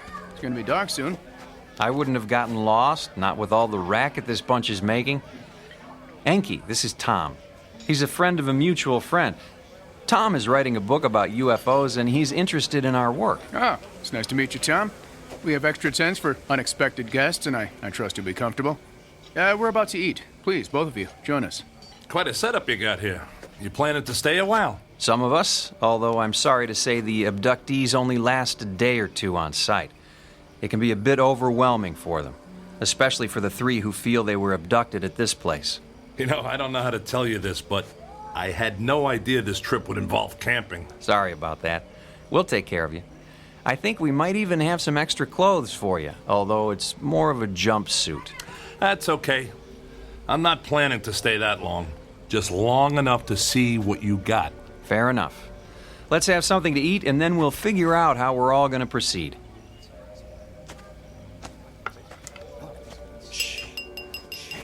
If I could have your attention, please. Thank you all for joining us. I know this is difficult for some of you, but I can assure you you're in good hands, and my hope is that our walkabout will be brief and uneventful. I'd like to introduce a special guest. Our friend Tom here is an author preparing a book on the subject of UFOs. If you'd like, I'm sure he would be fascinated by some of the stories you have to tell. Welcome, Tom. Tom, hello again. Hello there. Did you remember to make your appointment for next week? Yes. And I'm really looking forward to it. I'll bet you are. Friend of yours? Starting to look that way. His name is Alex. I seem to keep running into him. Welcome, Alex. Hello. And to all of you, a warm welcome. Once we finish our dinner, we'll change into some gear for our adventure. We're going to engage in an exercise with group hypnosis tonight. Our goal is to understand what you have all experienced and to see if we can trace the behavior of the various crafts you have seen and find any signs of their presence on this spot. My good friend Anki and some of my other associates will be using instruments to determine if our visitors have left anything behind for us to collect. Let me reassure you once again, these walkabouts tend to be quiet and gentle affairs, and I trust this evening will be no different. Now, let's enjoy our meal and then begin. That's it? Group hypnosis and you guys run around with instruments in the dark? Is this gonna be another waste of time? My friend, it is not a waste of time. I'm sorry you're in such a hurry and I can't help you with your deadline or your editor. Let's just hope we find some good evidence for you tonight and then you can get to work. Tom, I've laid out some clothing on a cot in your tent. You can change when it's convenient for you. Right now sounds like a good time.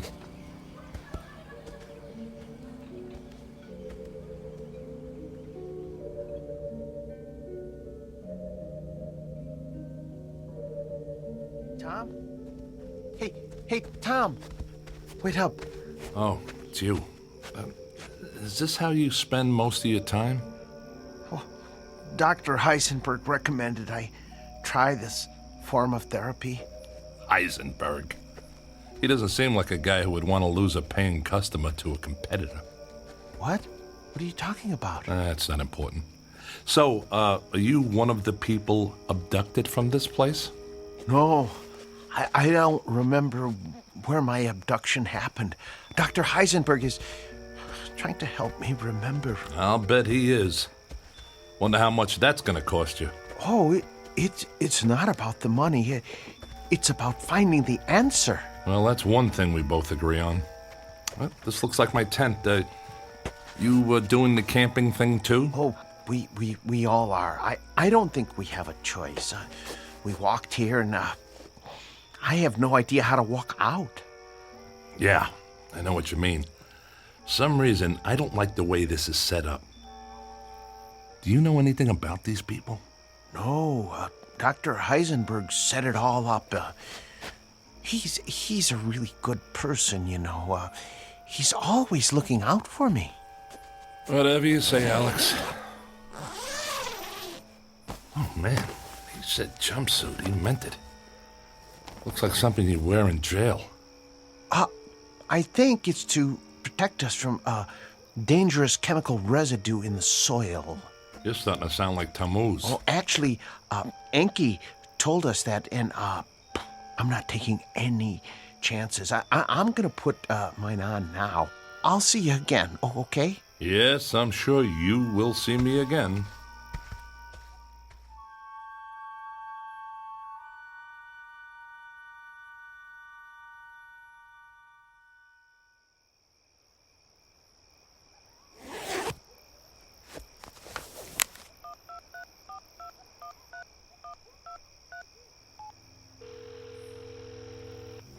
Hi, Tom. Were you expecting me to call? No, I saw your name on the caller ID. Did you show Tammuz your evidence? No, but I told him about it. That's why I'm calling. Maria, this guy's got nothing. He's as big a fraud as that quack psychiatrist I saw yesterday. And hey, you know what? These two are connected somehow. Heisenberg has lots of connections. He's actually somewhat famous, but obviously he didn't impress you. Yeah, obviously not. Look, Maria, I'm going to give this my best, and then I'll get right to work on that manuscript, okay? Are you all right, Tom?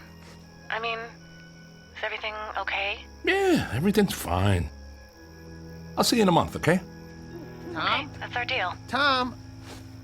Oh, sorry, Tom. I didn't know you were on the phone. Yeah, I'll talk to you later, Maria. Goodbye, Tom. I'm very sorry.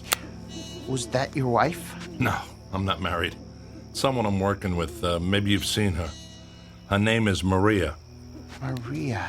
Oh, sorry. I don't know anyone named Maria. Yeah, but somehow she knows Heisenberg. Lots of people see psychiatrists. Yeah, the only thing is, I never told her the name of the psychiatrist I was meeting with, yet she knows his name. You sure you never saw a woman named Maria around the office? I don't know. You sure you don't know some way out of here? Oh, gosh, no, especially now. I mean, it's pitch dark out here. Yeah, it sure is. I feel like an idiot in this jumpsuit. Alex, I'll tell you what. What? I like you. You're a nice guy. It's a relief to hear someone say, I don't know, every now and then. Well, thank you. I don't have many friends. Yeah, sorry about that. It must be tough. Look, tomorrow morning you and I are walking out of here. What? Going to be able to do that? Shouldn't we tell someone? I don't think so. Now let's go get this over with. Who knows, maybe you'll figure out where your abduction took place. Oh, that would be great.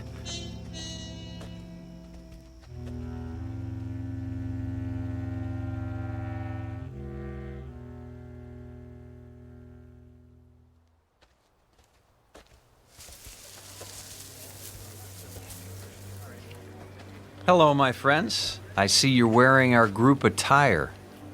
So how come we're all dressed in white and Tammuz and his buddies get the blue jumpsuits? I don't know.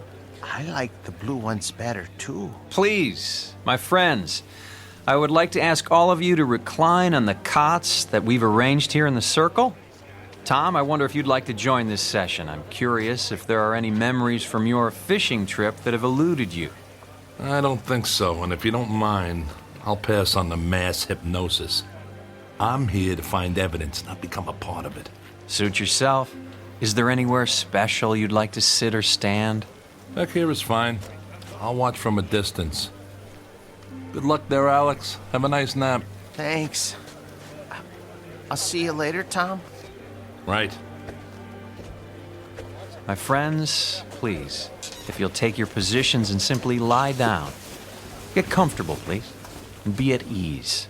I want to begin by asking you to close your eyes and relax. Relax the muscles in your face and feel the tension go out of you. Relax.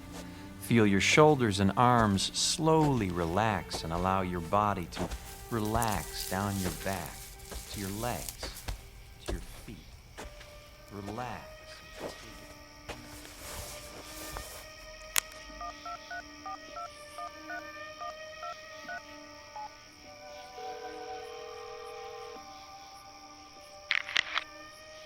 Hello? Maria, it's Tom. I know. Maria, I don't like this. What did you get me into? And by the way, how do you know Heisenberg? What exactly am I doing here, Maria? What are you talking about? This outfit is like a cult. There's no science here, and there sure isn't any evidence. And how do you know Heisenberg? Maria, I never told you his name, but you knew that's who I was talking about. And he's connected to this Tammuz guy somehow. Tom, you're starting to sound like a conspiracy nut. Maria, I am a conspiracy nut. I'm writing a book about UFOs, remember? You publish books about UFOs. Your business is built on paranoia. So spare me the lecture and tell me how you know Heisenberg. So maybe I need counseling from time to time. Tom, get over it. You're looking for monsters in the closet, and I'm not one of them. I'm starting to wonder if any money is worth all this. Hey, if you want to bail on the contract, be my guest. We'll total all the money from your advance and all of your expenses and subtract it from the royalties of your other books. But get this in your head right now. This is the last book you will never write. Hey, I'm sorry. I don't know why I called. I guess I just don't know what to believe anymore or who to believe. Look, when I get out of here, I'll finish the book. If I learn anything tonight, I'll add that as well. Tom, do me a favor. Don't call me again until you have the evidence and the manuscript in hand. I don't need the aggravation. I need the story you threatened to tell and the evidence you found to support it. Got it? Got it. Bye. Threatened? Come on, babe. It was just a book proposal.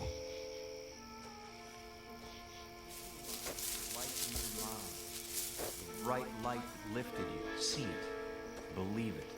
Know it is there. The light approaches and will take you up to where all is well. Tom! Tom! Alex? Is that you?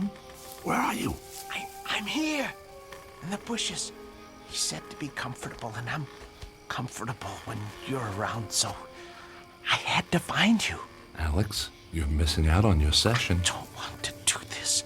This is bad. Good. Alex, you're starting to get it. This is a scam, and that's bad. No, I mean really bad. Look. Oh my God! What is that?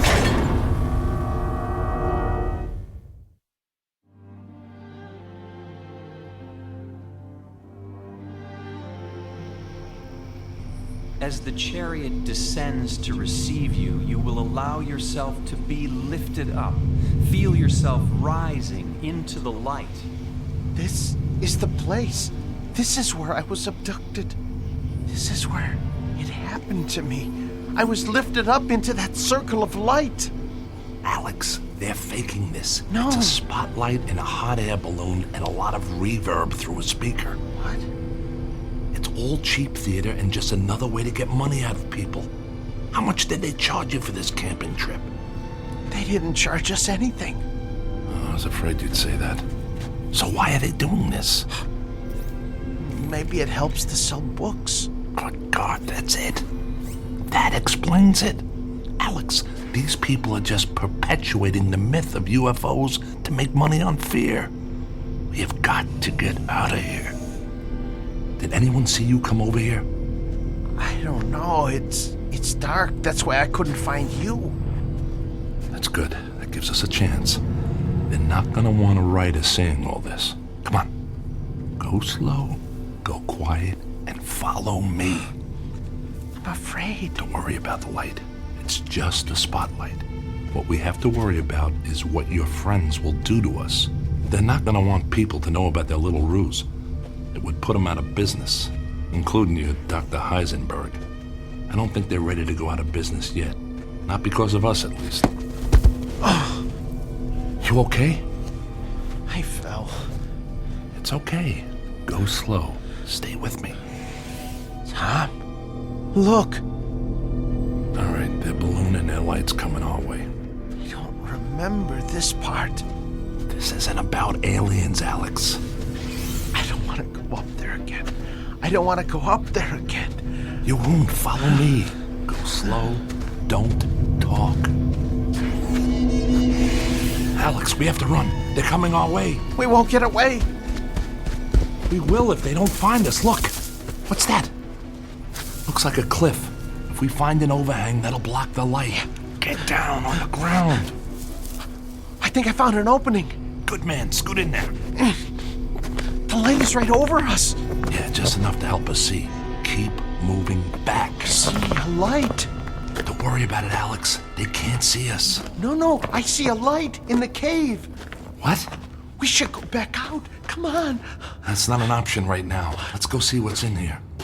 Might be a mine or something. This part of the area is loaded with them. We'll hide in here overnight and then hightail it out of here in the morning. I see a light bulb. Yeah, we're in a mine. I just can't figure out why they're still running power to it. There might be someone working in here, so just be cool. I remember a cave. When I was abducted, I think I was in a cave. Dr. Heisenberg helped me to uncover it. Alex, you're done with Heisenberg. Heisenberg is a fraud. This is all a big scam to squeeze money out of a gullible public and to rip off poor souls like you. You are correct, my friend. Heisenberg, you soulless bastard. What are you doing here? You are part of this. You're destroying people with this charade. Can't you find another way to make money? On that count, you are right and wrong. Yes, this is a charade, but not the kind you think. Ah, hello, Tammuz. Hello, Enki. I seem to have found your missing friends. I am sorry. With such a large number of subjects, it was difficult to herd them all effectively. Herd them? What are we, cattle? No, if that were the case, you would probably have been mutilated. Maria, this is impossible. What are you doing here? This is like a law school prank. Am I on some kind of TV show? It's not a prank, and you are most definitely not on television. For that matter, you will never be on television, especially your videotape. It looks like a treasure chest. That's the box I had under my bed. You've been to my home. Yes, and thank you for making it so easy for us to find what we needed. Unfortunately, we found nothing of the evidence you described to Tammuz. Is it possible you have it hidden somewhere else? Sorry, pal, but there's nothing to hide. I made it all up. Sorry, Maria, but it's a tough game out there for writers, and you editors aren't exactly easy to please. By the way, Maria, how did you get hooked up with these crooks anyway? Let's just say we have common interests. So, this is how you know Heisenberg? You're all part of a money-making machine that preys on paranoia. Your publisher, his practice. How long have you people been in business? Actually, we've been in business, as you say, for about 50,000 years. I must say it used to be much easier, but as your species and technology has improved, we've had to improvise some interesting new solutions to cover our tracks. You people are crazier than Alex. I'm not crazy. This is all real. Alex, you're going to be fine. I'm sorry that we had to use you in this way, but you have done a very good job. I don't know what I did. That's because you were under the influence of a very powerful hypnotic suggestion. Sleep now, Alex. Sleep. Alex! It's okay, Tom. Just relax. Tammuz, Enki, please carry Alex outside and send him aboard. It is his time. Who are you people?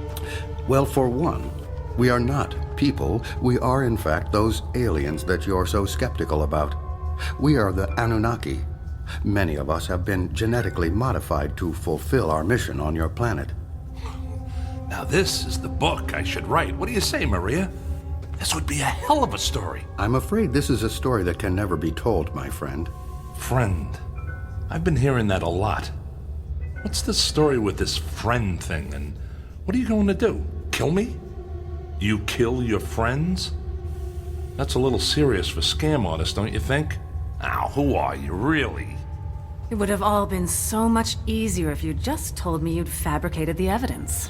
Tom, we believed you. Are you kidding? You actually thought I had evidence of UFOs and aliens? Come on. We're all in the same business here. So I had my little scam with the book, and you got this deal going on. We can work together here. But hey, no more of this messing around with people's heads like you did with Alex. Let's just be cutthroat editors and writers. Maria, I'll be a top writer. In fact, I can write this stuff better than you folks are doing it right now, if you want to know the truth. Ah, yes, the truth. You know, my friend, maybe it's time you did learn the truth. It's obviously something you have had little experience with. Take Maria, for example. Oh, yes, she does publish books. Books that we approve of course. Books that make the authors seem like madmen and lunatics. Quite frankly, if you had come to Maria with a book claiming to have visited Venus, you would be in print by now. But instead, you really got our attention. Every now and again, someone like you shows up with some real evidence that we missed. That's when we have to take action. You see, that's one of our secondary missions. making sure that our experiments are not discovered. That's why we assume the role of UFO researchers and experts on abduction. You see, Tom, we've found that the best way to obscure the truth is to pretend to seek it.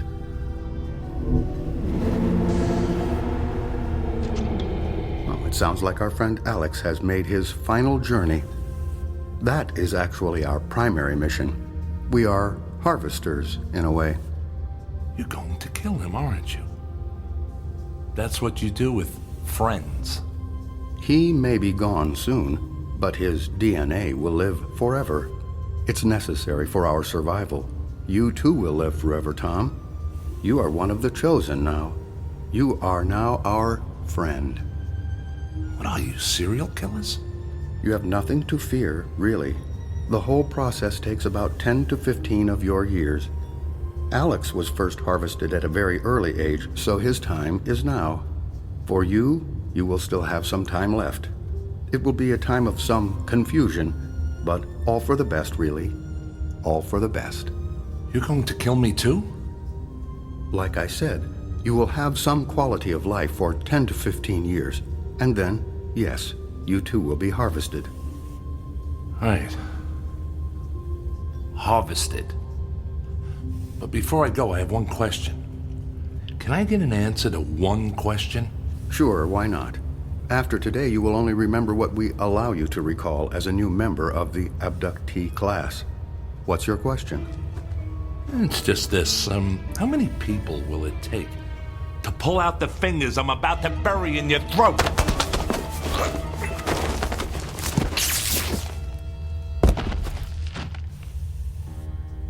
It's all clear. He is unconscious. This was a difficult one. They are proving to be a greater and greater challenge. The growing sophistication of their technology, their increased awareness of our presence. We may need to initiate another world war or create a new pandemic. We can't allow them to have too much time to think. Does that mean we should terminate the terrorism initiative? It's quite possible. In the meantime, let's increase the number of stories about supervolcanoes, asteroids striking the Earth, and global warming. Keep the fear alive. And Maria, you seem to have developed some affection for this one. That can't be allowed. I know, I will do better. Sometimes they're like pets to me, and I just seem to become attached. Ha! Spoken like a true editor. But you may have to have additional contact with this one, so keep your perspective. Okay. Now, back to work. We are staging a UFO convention in Mexico City, and I am recommending additional investment in the Alien Museum in Roswell. Enki, we will need your banking network to provide some additional funding for a documentary on a coming ice age. Let's really mix it up out there and keep these animals off balance. Tammuz, if you could clean up the campsite and sanitize any evidence, we can all get back to work. Do we have a site for the next harvest? Chicago, Illinois. Make the necessary arrangements.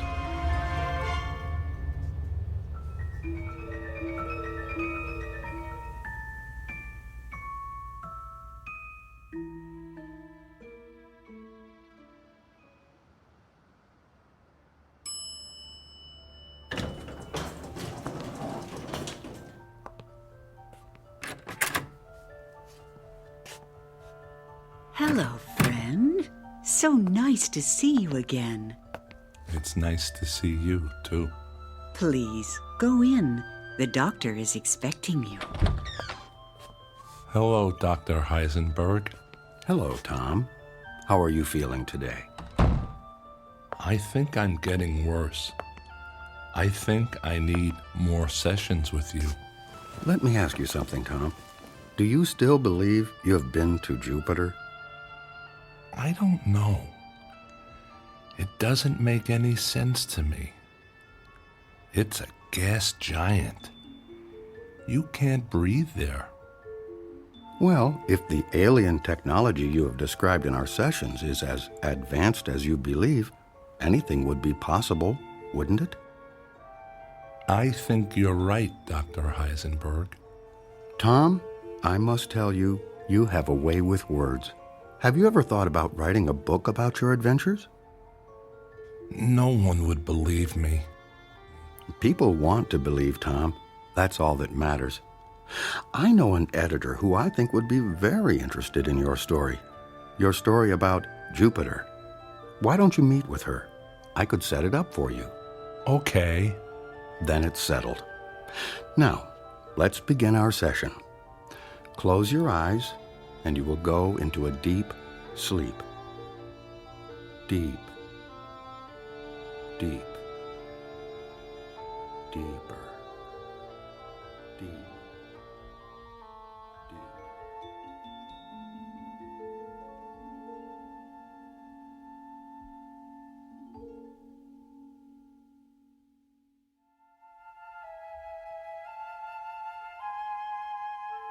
The evidence is in. The facts are fiction, and the truth has become a footnote to a lie. Is it possible that we are in fact alone in the universe?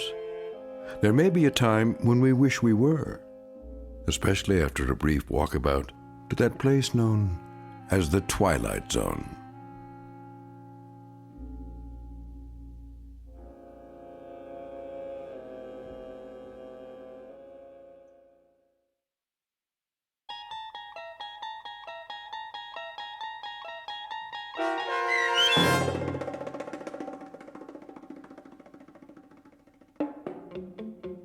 The Walkabouts, starring Mike Starr with Stacy Keach as your narrator, was especially written for The Twilight Zone by Steve Newby.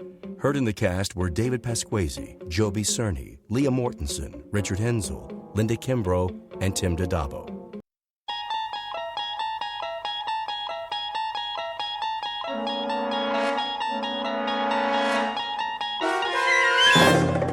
You unlock this door with the key of imagination. Beyond it is another dimension, a dimension of sound, a dimension of sight, a dimension of mind. You're moving into a land of both shadow and substance, of things and ideas. You've just crossed over into the Twilight Zone.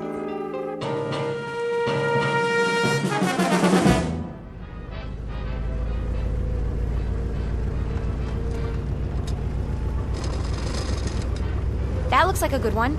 Does it? Well, it's hard to tell from here. And good as any, I guess. Ralph Wiggins Auto Wigwam. Doesn't sound like an Indian name. No, wait! What's the matter? There's another dealer down the block. Honey, I don't know if we can make it. Or the one across the street. Look, Hennicut's Cut Rate Car Sales. I think I've heard of him. I haven't. We don't have much choice. This clutch is about to go. Turn in here, at the driveway. See it? Where? Past the billboard with the lights. Just in time.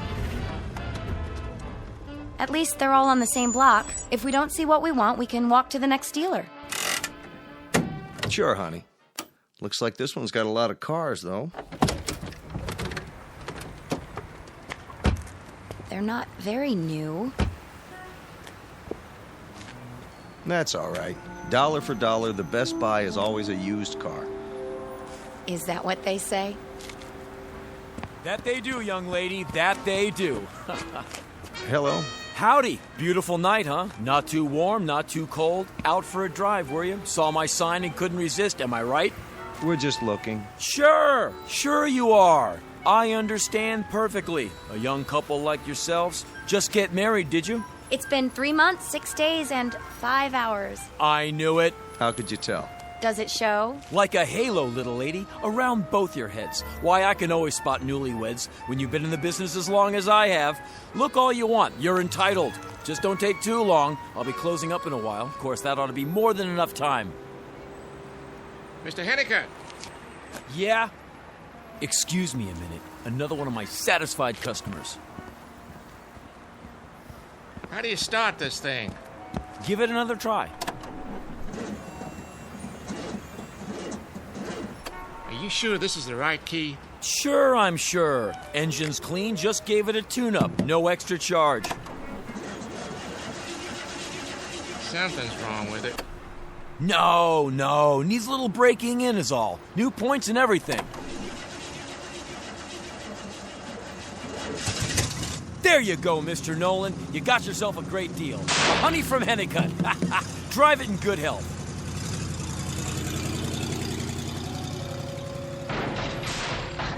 Whoa, too much power for him. Now, where was I? Oh, yeah. See anything you like, folks?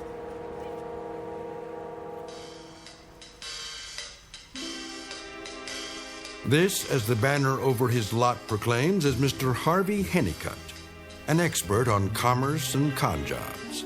A brash, bright, and larceny-loaded wheeler-dealer who, when the good Lord passed out consciences, must have gone for a beer and missed his.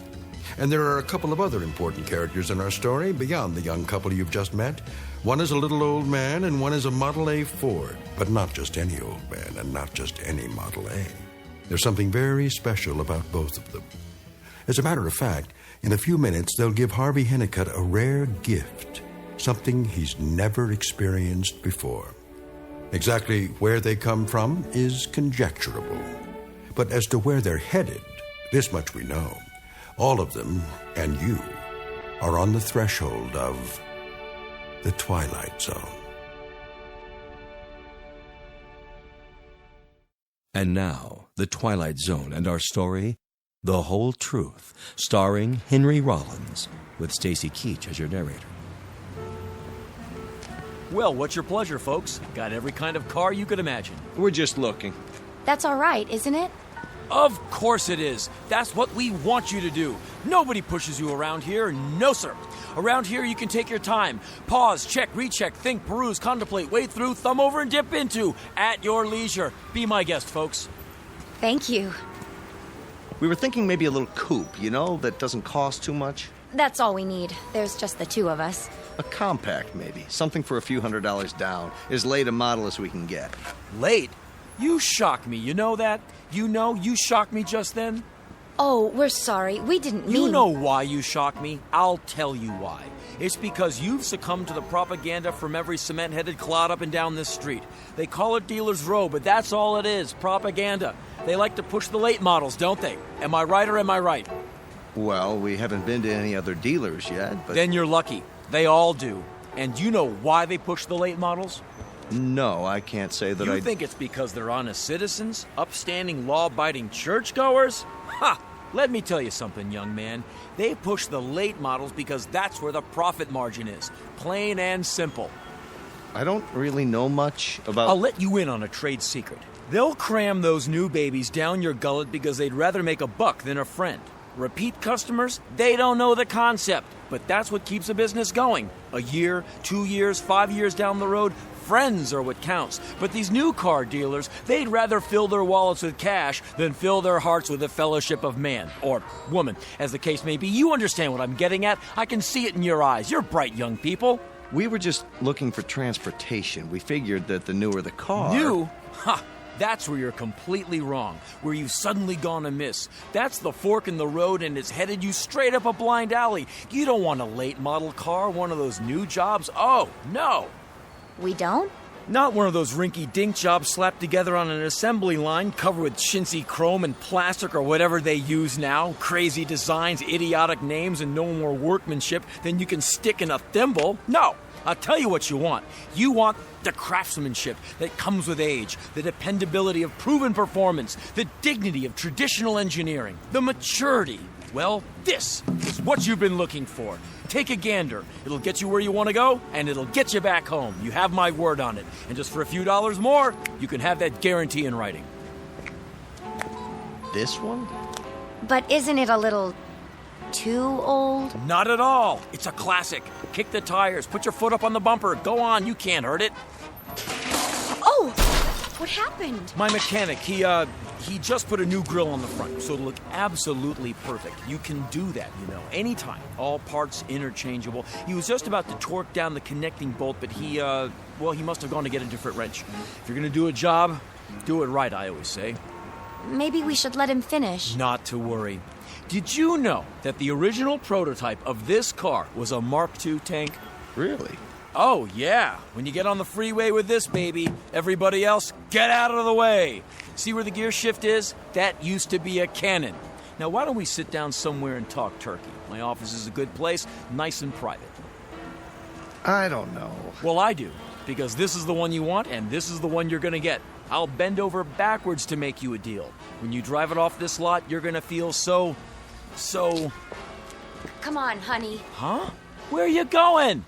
Well, if we could... maybe if we could look it over first and then see what else you've got. What else? Don't you know a good thing when you see it? This one will be gone by the time I close up tonight. Bargains don't last long on this lot. Here, check it over from the inside out. That's all right. No, I insist. Be my guest. Go on, slide in the front seat. Get the feel of it. Relish the luxury. Class like this doesn't come along every day. Hello? Be right with you, Grandpa.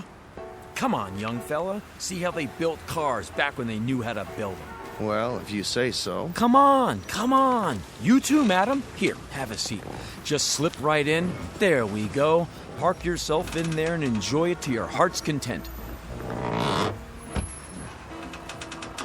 It does have a lot of room. Sure it does. Boy, oh boy, you know what you should have when you sit in a car like this?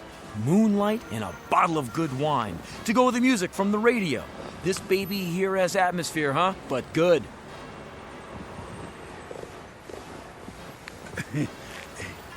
Are you Mr. Hennicutt? Yeah! Relax a minute. Feel the magic. I'll be right back. How do you do? Well, that depends, Gramps. What do you have in mind? I wanted to bring you my car. So I see. Where'd you get it? Out of a museum? It's a genuine Model A, original factory stock. If you came here to park it, I'll charge you a nominal rate, but if you're here to sell it, you'll have to give me a minute so I can have a little laugh. Ha ha ha! There, I got that out of my system. I'll give you $50 for it. Any junk man, he'll give you 45 tops just to haul it away. The Smithsonian might beat that by $1 or $2, but don't hold your breath. The parts alone are worth more than that. It's a collector's item. Well, then you better take it to a swap meet. I only deal in cars I can move. If you're thinking about a trade-in, forget it. This here's what you call a white elephant. No, I wasn't thinking of buying another car. I thought you might need it. For what? It's a wonderful old car. Been in my family for years. They built them better in those days, I think.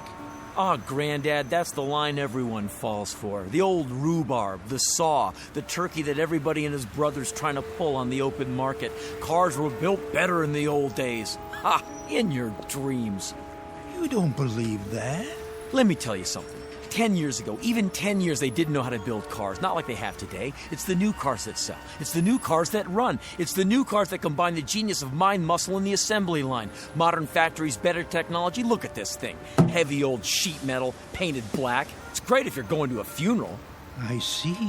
But I tell you what I'm gonna do. Just because I like your face reminds me of my own grandfather, rest his soul. A man of dignity, down through his declining years until he died. Rescuing a capsized boatload of people on the East River. Is that right? So, I can see my way clear to give you a 60 for it. I'll probably have to tear it down and sell it wheel by wheel, bolt by bolt to an antique dealer, or the first itinerant junk man who comes around, but you caught me in a good mood. 60 I can go, not a penny more. $60 cash? That's the offer. Take it or leave it. And I kinda need the money, but couldn't you make it 70? You try my patience, old friend, to the max. What does that mean? That means 60 is going, almost gone. No, please. Just in time. Sold. 60. Cash on the barrelhead. Now, I tell you what you do. You go in that little office, I'll meet you there. Once you get your papers and your car registration together. Did I say car? Make that vehicle. I've got the papers right here. You do? Came prepared, huh? All right, then. Let's get this over with. Step into my office.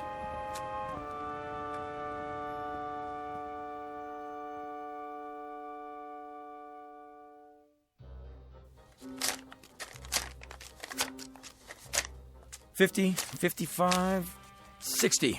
There. Did you sign the bill of sale? At the bottom of the page. Good. And the pink slip? On the back. Perfect. Signed, sealed, and delivered. Mr. Hennicutt. Mr. Hennicutt, of course. Here are the keys. Thank you. Oh, by the way, Mr. Hennicutt. Yes? There is one other small item I ought to mention, in the interests of full disclosure. Go ahead. It's haunted. Haunted? You don't say. Oh, yes. Without a doubt. The car is quite haunted. It's been haunted ever since it came off the assembly line, and every single one of its owners can attest to that fact. Well, now, I don't suppose you'd mind telling me how it's haunted. Oh, you'll find out soon enough. I will, huh? Did you sign the back of this form? Yes. Right. Or how can I unhaunt it? Wouldn't want to miss a thing like that. There's only one way. And that is? You'll have to sell the car. Oh, sure. I think I can remember that. Well, Mr. Hennicutt, it's been a real pleasure doing business with you. Likewise. Watch your step going out. I think you may find that you have actually gotten the best of the bargain at that. My aged friend, you do me an incredible injustice. Our little transaction, haunted or otherwise, was my charity case for the day. You dwell on that, will you? Dwell on it. No, Mr. Hennicutt. You dwell on it. And I rather think you will.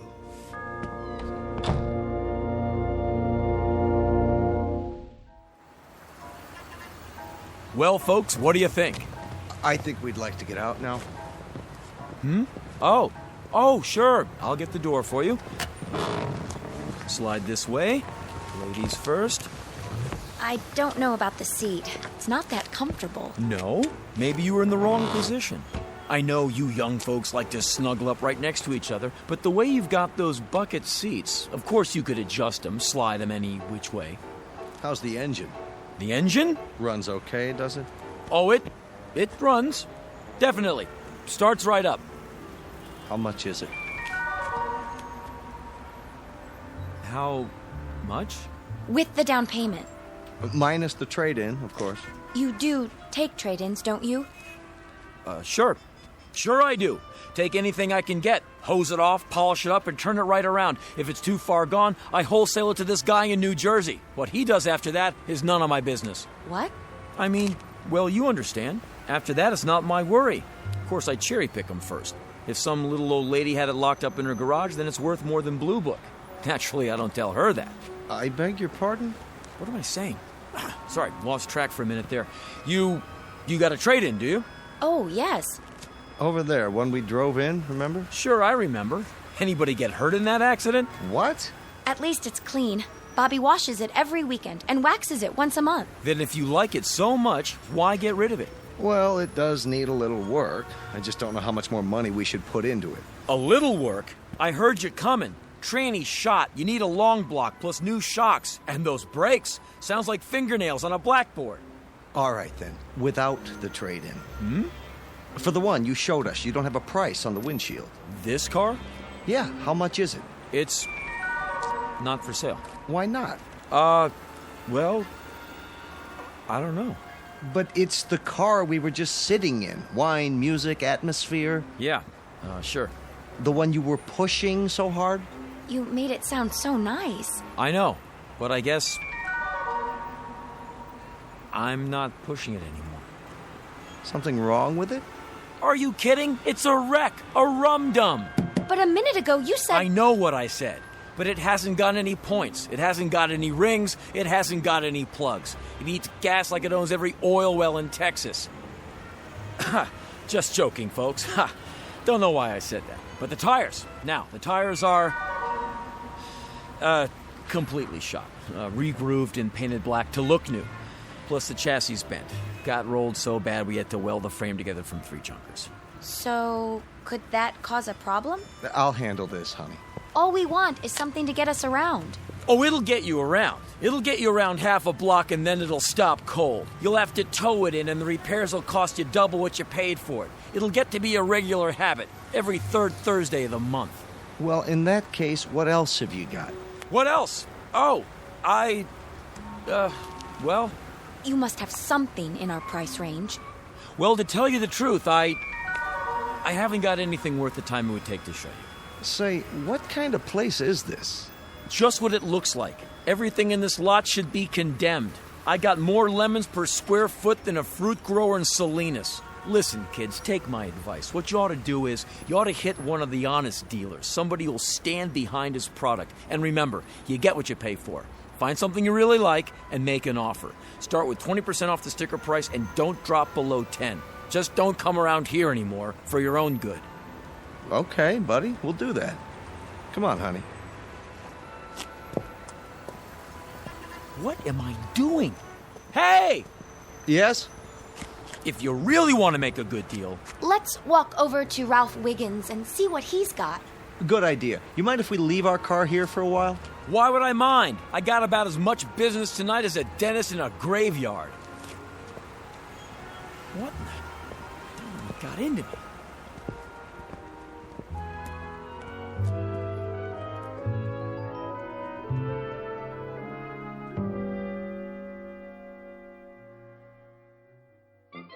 And if I can't meet or beat any deal, I'll put a weasel in my pants. What do you think of that? And now back to our feature, Wagons Ho, starring Fess Parker, Dan Blocker, Jonathan Harker, Chris Marker, and Iron Eyes Cody. Hey, boss. Huh? Oh, hi, Irv. What's up? Nothing. Just taking a break. Hey, sorry I'm late. I was out at the junkyard trying to find a hubcap for that Chevy. I got two while I was at it. Good. So how's the action tonight? Everything's pretty quiet around here. Hey, Irv. Yeah? You wouldn't believe what Believe what? Nothing. Go on, I can take it. What's the point? You won't believe me. Oh, that bad, huh? Live and learn, right, boss? Well, what do you want me to do tonight? Stand on the corner and wave him in? Hey, I could put on that monkey suit again. Nah, it's too late. How about trying to move that old Essex? Move it is right. It's not going anywhere on its own. Knock it down 100. Tell everyone it's the last of its kind. Well, isn't it? That's right. It is, so you don't have to lie. That'll be a first. But listen, you gotta keep that hood closed. When they can't see the engine for the rust, you gotta play a little hide and seek. What we got is a car that could have carried the French soldiers to the first battle of the Marne. Nice. I like that. Just don't go advertising the fact. And Irv, I want you to do something else. I want you to put a sign on the car that says it's for sale as is, no guarantees. You're joking. And while you're at it, open up both sides of the hood so they can get a look at what they're buying. You're not joking. Just do it. Yeah, sure. One question, though. Yeah? You want to sell it or keep it around for an heirloom? You're right, Irv. Why am I shooting my mouth off like this? Don't know what got into me. Very funny. I knew you were pulling my leg. Irv, do I look all right to you? What did you have for dinner? Oh, this is nuts. The power of suggestion or something. What is? Some old gleep that sold me the Model A out there. Oh, yeah, I was wondering where that came from. What should we do, sell it off for parts? You know, there's a car club meets every month. He was real nutsy. Comes in here with a song and dance about a haunted car. Uh-huh. Did you get what I said? Haunted. That's a new one. And I was stupid enough to stand there and listen to him. What I should have done was call up the booby hatch and reserve a rubber room for him. I get it. You had a little drinky, didn't you? Just a little one, right? No, Irv, not a drop. I'm as sober as a judge. Then maybe that's the trouble. There's a bottle around here somewhere, boss. Later. Go on out in case anybody shows up. I gotta make a call. Sure, boss.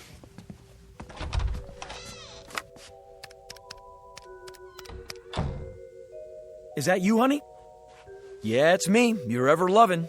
Say, baby, about tonight. I'm gonna be a little late. Well, it's inventory time. Look, I told you about that. Sure I did. Oh yeah, the whole lot. Might run into the wee hours. So what I'm gonna be doing tonight is... I'm gonna be playing poker with the boys. And when I told you it was inventory time last month, I was playing poker with the boys then too. Honey, wait a minute. Hold on. I'm kidding. I didn't mean that. No, don't wait up for me because... Oh, this is nuts. I'm the one who needs a rubber room. Must be sick or something. Yeah, I'm coming down with something. Look, what I'm really going to be doing tonight is playing poker with the boys. Oh, strike that. I'll call you right back.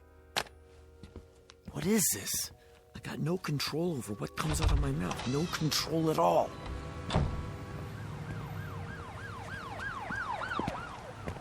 I was just gonna lock up the side gate. Good. You do that, Irv. Hey, boss, what's the matter? I mean, you don't look so good. Irv, I'm in the midst of a calamity. The old gleep I was telling you about, the one who said the Model A was haunted? Yeah? He was right.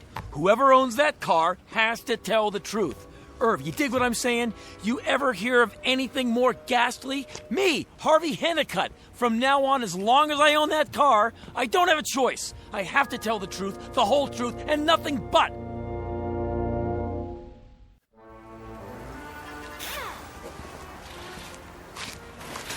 Morning, Irv.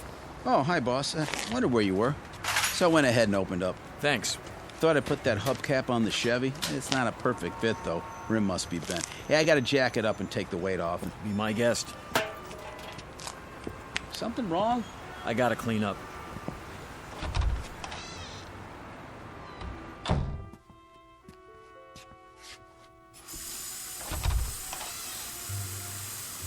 Boss, what happened? Looks like you didn't get much sleep. She wouldn't let me in the house. Had to sleep in my car. No kidding. Gee, that's rough. Just let me make some coffee and change my shirt. I got major aches and pains. You ever sleep in the back seat of a Buick? No, I can't say that I have. Oh, boss, you got a message. Tell her I'm moving in with a friend for a while. That'll teach her. Sure, anything you say, only that's not it. Some politician called. He's coming by to look at a car. Said he'd be here around noon. What politician? I wrote it down. Here, Grimmy or Grimby or something. Grimbley? Yeah, that's it. He's coming here to get a car from me? Yeah, pretty neat, huh? Play your cards right and you can make a bundle. Oh, boy. Tell me which ones and I'll polish them up. Now, that's what I call bad timing. Why? We got a couple of hours. Sure we do. Something tells me this is going to be the hardest sale I ever made.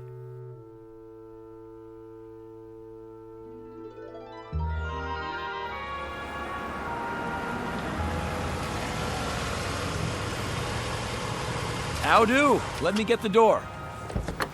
Luther Grimbley.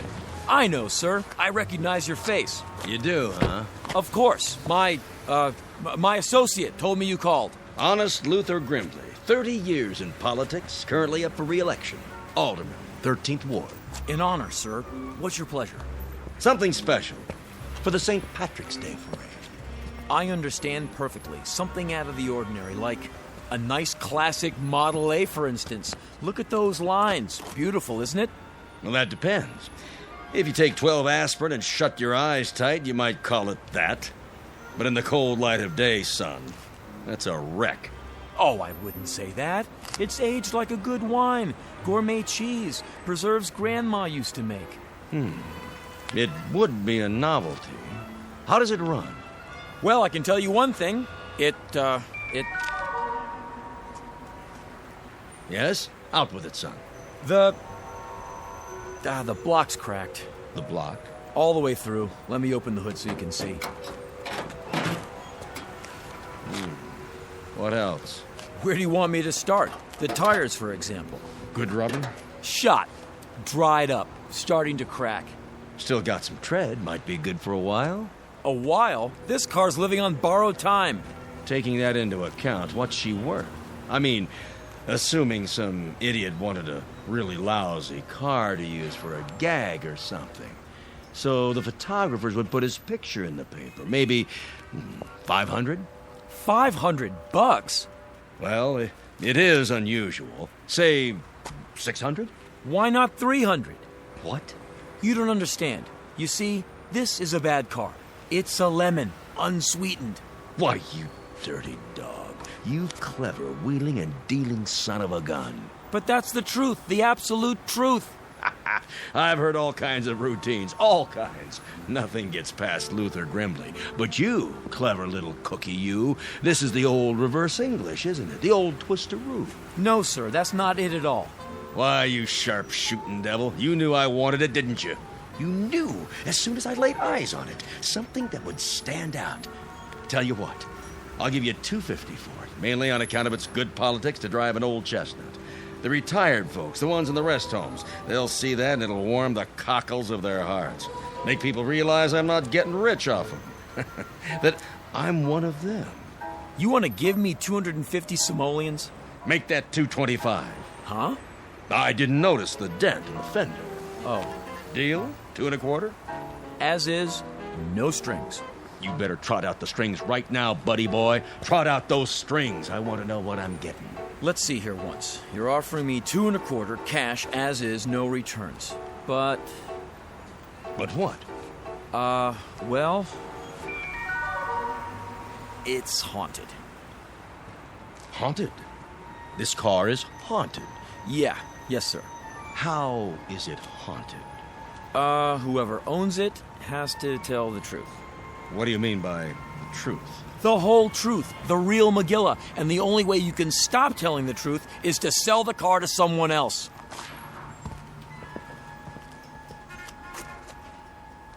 How about this baby over here? That's no baby, it's a great-grandfather. Hasn't got any transmission, no differential, no rear end at all. It's shot by a firing squad. By golly, that's the goods, isn't it? You really do have to tell the truth. So that's it. That's the reason for the backwards pitch. You don't have a choice. You have to tell it like it is. So what about the Model A? What about it? Well, in spite of the fact that it's haunted, it's still a swell conversation piece. For some people, maybe, but not for honest Luther Brimley. Buddy boy, I'm in politics. That's the trough I feed from. And when you tell me I gotta start telling the truth all the time, holy Hannah, don't you get it? Well, I couldn't make another speech. I couldn't run for dog catcher. Why don't you sell it to Boss Ryan over at the 12th Ward? I'd love to hear him lay it on the line one time, just once. Or the mayor. Why not the mayor? Why don't you sell it to City Hall? If he comes by, maybe I will. I guess that would really shake things up. You don't have to wait for the mayor. There's bigger fish in the sea. In fact, here comes one right now. Where? The stretch limo. Got his whole entourage with him. Wants to see how we do things over here. Been following me on my rounds all morning. Who is he? The Emir of Ugusistan. Most powerful potentate in his corner of the world. Give him a deal. Get you more publicity than money can buy. If you catch my drift.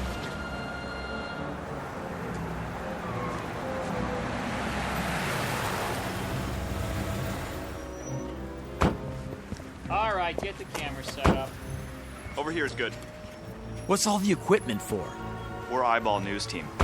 Give me a sound level. Where's the mic? Use the clip-on. Hey, what do you fellas think you're doing? It's all right, Irv. It's for TV.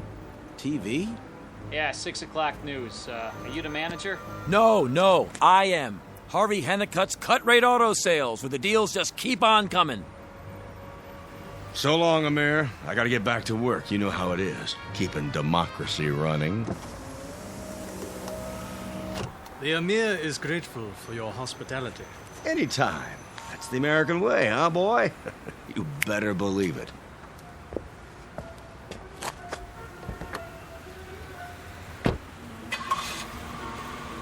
Why don't you boys stick around a while? The Emir is due in Manhattan shortly. Stand back, please. May we have a few words? No interviews. If you can, roll down the back window. We can get a shot. Will you ask him? Alas, I am only the translator. Now he must go over his speech. Say, is anybody hungry? I could order out. What does he like on his pizza? Mr. Hennicutt? That's me, Harvey Hennicutt. Hennicutt's Cut Rate Auto Sales, at your service. The Emir expresses interest in one of your automobiles. Oh, he does, huh? Well, why don't you step into my office so we can, discuss it in private? Here, I'll get the door for you.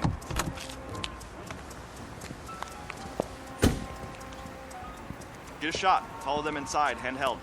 Oh, no. Sorry, boys. All negotiations are strictly off limits, especially to the press. But I'll give you an interview just as soon as we're finished. Irv, get everybody an ice-cold Coca-Cola. Open the machine up on the house.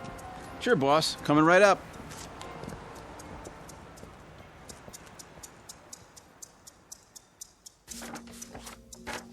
All he has to do is sign right here. You can take it out to the car if he doesn't want to come in. Everything seems to be in order. Go ahead, then. I'll get the keys. Do you need a pen? Mr. Hennicutt. Yes? It's your motives I'm concerned about. Don't worry about my motives. I'm not trying to cheat you. Of course. But it is an example of Mr. Henry Ford's great contribution to your country, the production line. Quite brilliant, really. That is why the Emir desires it for his collection. And yet, your price seems overly modest. Look, I bought the car for $60. I'm selling it for $60. That's all. I don't want to make any profit. It wouldn't seem right for such a special car and a special buyer. Take your time. Talk it over with your boss. That is not necessary. I am authorized to accept your terms, Mr. Hennicutt. The Emir is addressing the United Nations in a mere 3 hours. Then we've got a deal? Cash is acceptable? In American currency? Is it? I've got the papers right here. Now, this is the bill of sale, this is the transfer of title, and this is the registration. Have your boss sign all 3 of them on the dotted line. I'm empowered to sign for him. Oh, no. The boss has to sign. You dig what I'm saying? Only the boss himself can sign. It's the way we do things in the U.S. of A. Ah, a memento, is that it? You are a autograph collector? Yeah, something like that. In that case, I'll take the papers to him. You do that, and tell him he's one lucky dog. What? I mean, you got $1 million worth of propaganda. You know that? All you have to do is tell your people back home that this is the kind of car the average American drives. Nothing too rich. We believe in equality. And truth. Most of all, the truth. Anything else doesn't go here. You tell your boss that. He keeps 1 copy, you bring the rest back to me, and that'll do it. Your boss will be the new owner of the car. In a minute, he can drive it right off if he wants. Drive it right off. I will tell him.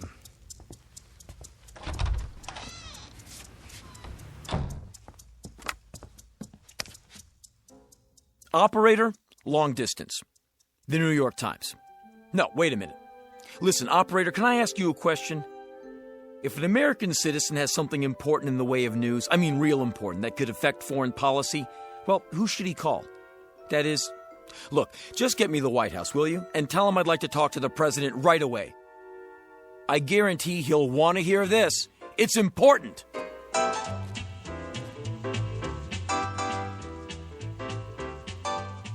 Couldn't happen, you say? Far-fetched? Way out? Possibly. But the next time you buy an automobile, remember this. If it looks as though it went through the Battle of the Marne, and the seller is willing to throw in an arm, not to mention one of his legs, be cautious.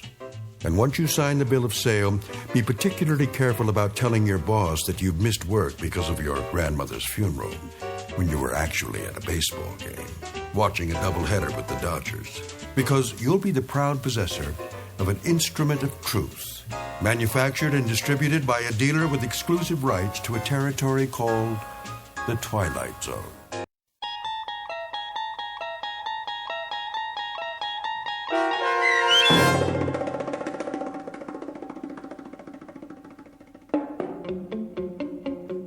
The Whole Truth, starring Henry Rollins with Stacy Keach as your narrator, was adapted for radio by Dennis Etchison and written for The Twilight Zone by Rod Serling. Heard in the cast were Jeff Lupetin, Doug James, Christian Stolte, Elizabeth Lido, Bernie Landis, David Darlow, Anish Jetmalani, Carl Amari, Vince Amari, and Ellie Weingart.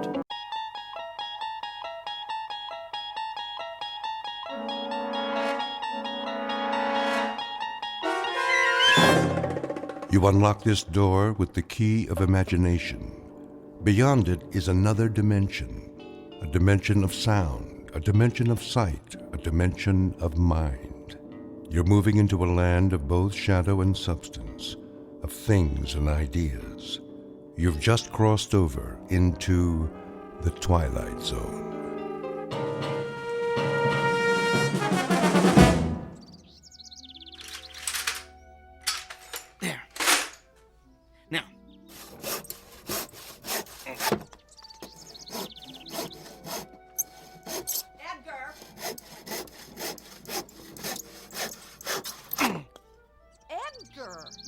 Yes, Helen? Come here, please. I'll be right there.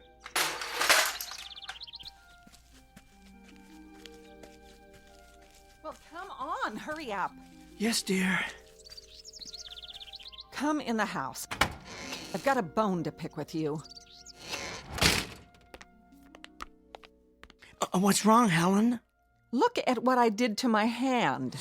Ooh, what happened? I was cleaning the basement and I cut it on that stupid metal contraption you brought home yesterday. Oh, no. The accelerator bracket. Are you all right? Do you need me to clean it with hydrogen peroxide? Or should we go to the ER? No. I finally got the bleeding to stop by myself. I thought I was going to hemorrhage to death. Oh, thank goodness. What? I mean, it's good you were able to stop the bleeding.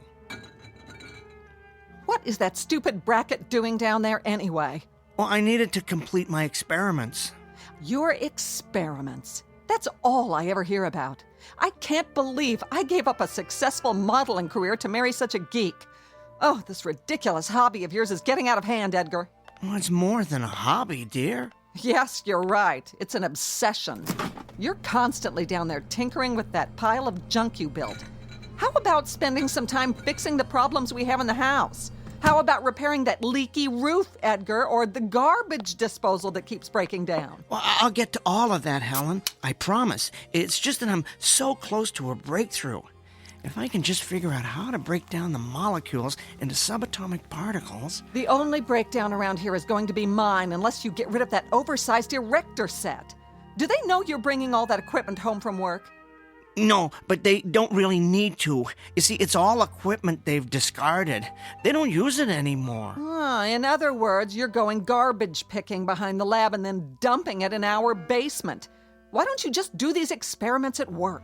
Because the facility isn't doing any more research with...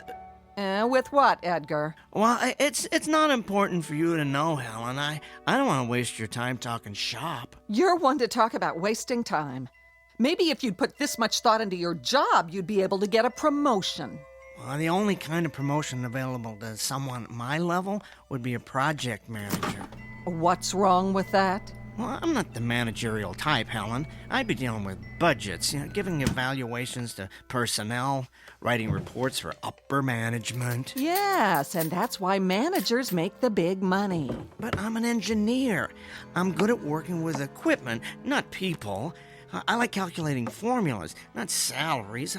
I'd be terrible in a managerial position, Helen. I'd be wasting my time. You don't seem to mind wasting your time outside while my life's fluid is gushing out of me. Where were you anyway? Across the street, meeting the new neighbors. They finally moved in? What's their name? Let me see if I remember how to pronounce it. Bhagavatula. Yeah, that's it. Bhagavatula. Oh, great. What is that, Korean? No, Helen. They're from India. India? Doesn't that real estate agent know how to sell to people like us? They're quite nice, really. He's a vice president at one of the banks downtown, and she's a professor at the university. Such a lovely woman. A real exotic beauty. Not as lovely as you, of course. Oh, and they have a 13-year-old boy. He'll be at the junior high in the fall. Of course he will, because their kind always follows the same pattern. They move into our neighborhoods, take our jobs, and infiltrate our schools. Now, Helen, I hope you're not going to be hostile towards our new neighbors like you are towards that lovely Sanchez family 2 doors down. You can actually learn a lot from them. Mr. Bhagavatula was telling me about some of the fascinating customs in their country. Can you imagine coming from such a rich cultural heritage? The only thing I can imagine is the stench of curry casserole that's going to be wafting across the street. I'll tell you something, Edgar. I am sick of the way this neighborhood is changing. And I'm even sicker of not being able to do anything about it because your salary isn't high enough for us to move someplace nice, someplace with people like us. We're trapped. We've got Gandhi and his family moving it across the street, Pancho Villa and his gang living 2 doors down, and God knows who else ready to move in at any minute. And you're oblivious to all of it, Edgar. You're like an ostrich with its head in the sand, tinkering away in the basement while this neighborhood is going downhill. Well, I'm sick of it, and I can't take any more. Things better change soon, Edgar. Do you hear me? Things better change soon. Yes, Helen.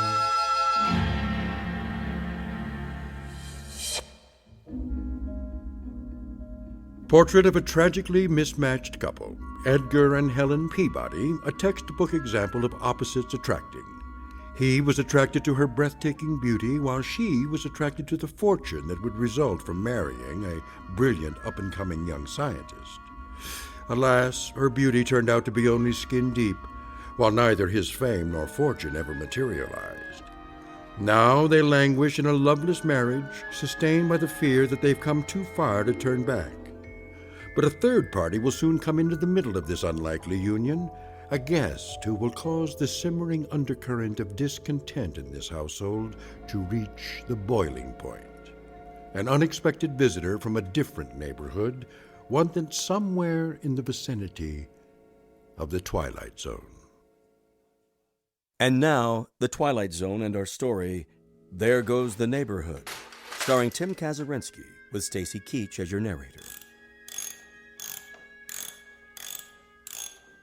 All right, this bracket should keep the accelerator in place. I do believe this configuration is gonna work. Now I better tighten these bolts. I'm dying to tell someone about this, but I can't believe I almost spilled the beans to Helen this afternoon. Ooh, I gotta be more careful. First thing she'd do is call her cousin Rick. That'd be a problem. He's a pretty sharp guy.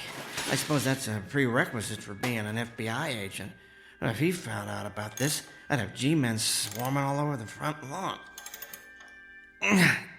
No, nobody should know. Not yet. First, I want to perfect the process, and after that, I want to make certain this technology isn't dangerous to humans.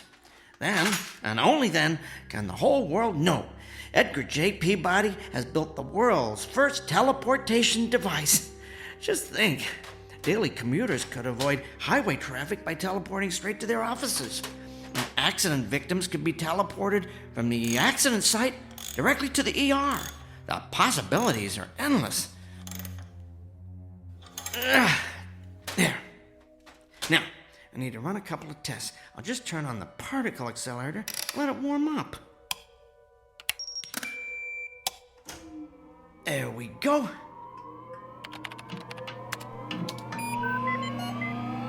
Reminds me of that old super heterodyne radio receiver Dad had when I was a kid. Always had to let that baby warm up.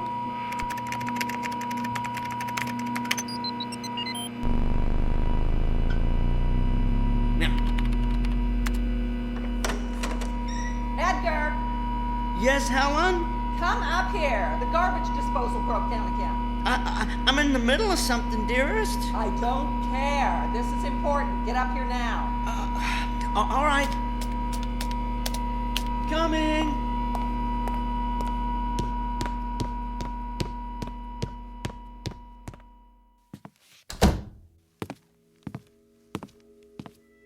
Well, it's about time. I've never seen such a slowpoke. What's wrong with the garbage disposal? Same as always. Made a funny grinding noise, then stopped. Did you throw any silverware down there? Of course not. What do you think I am, an idiot? Oh, no, dear. I'm just trying to isolate the problem. Well, you're the one who wants to be an engineer for the rest of his life, so stop isolating and start engineering a way to repair this thing. I'm going to go down and throw some clothes in the washer. You let me know when the disposal's fixed. All right. Now let's see what the problem is here.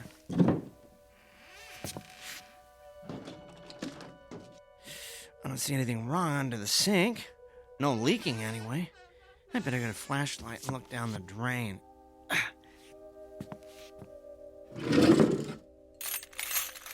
Now, where'd I put that thing? Used to have a flashlight in here.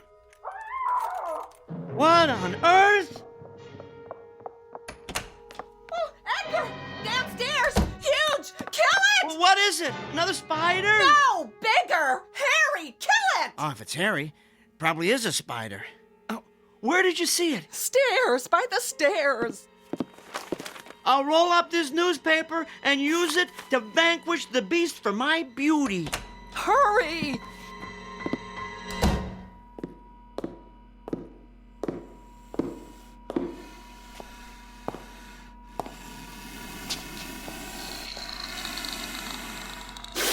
Good Lord!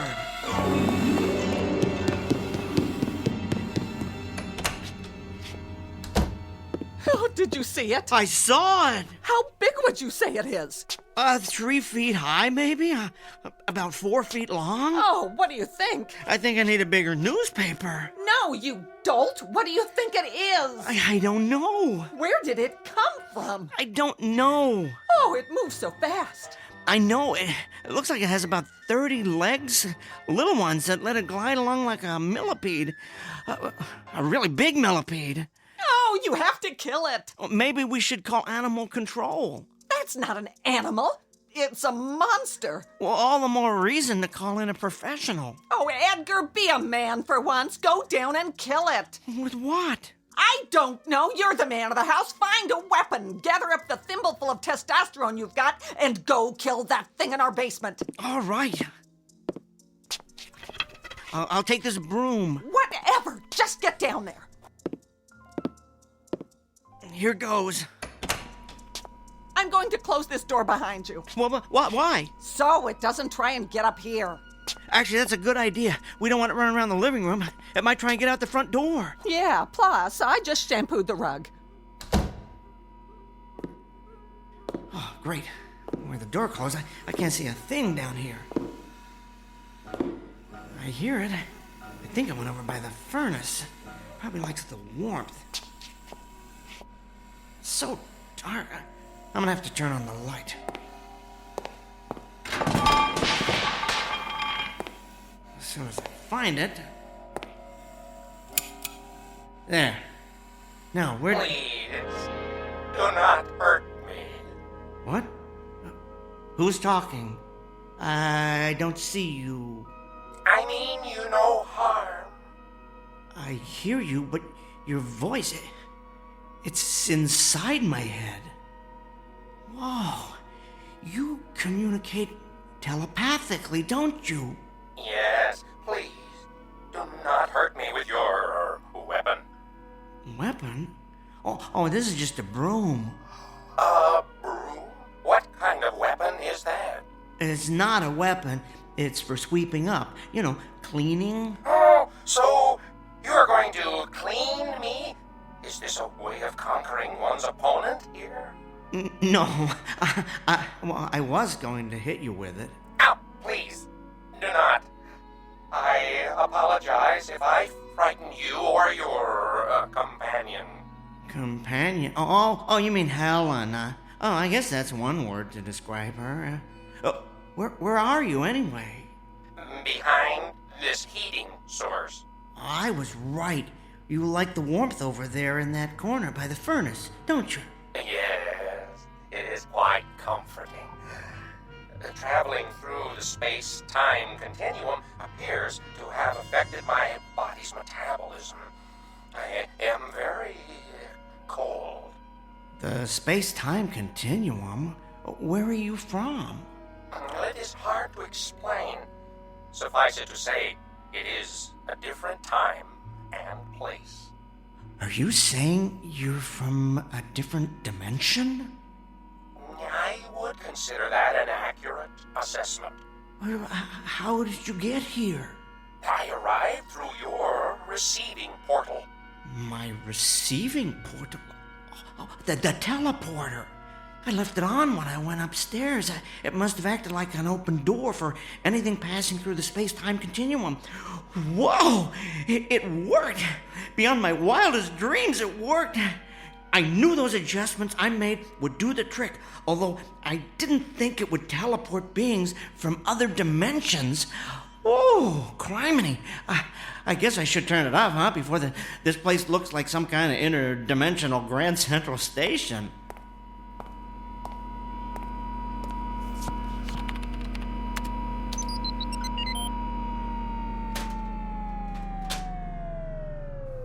Here, I guess I can consider my latest modifications a triumph. I have successfully teleported a being from another dimension to a basement in Hackensack, New Jersey. You have been experimenting with teleportation? Yes.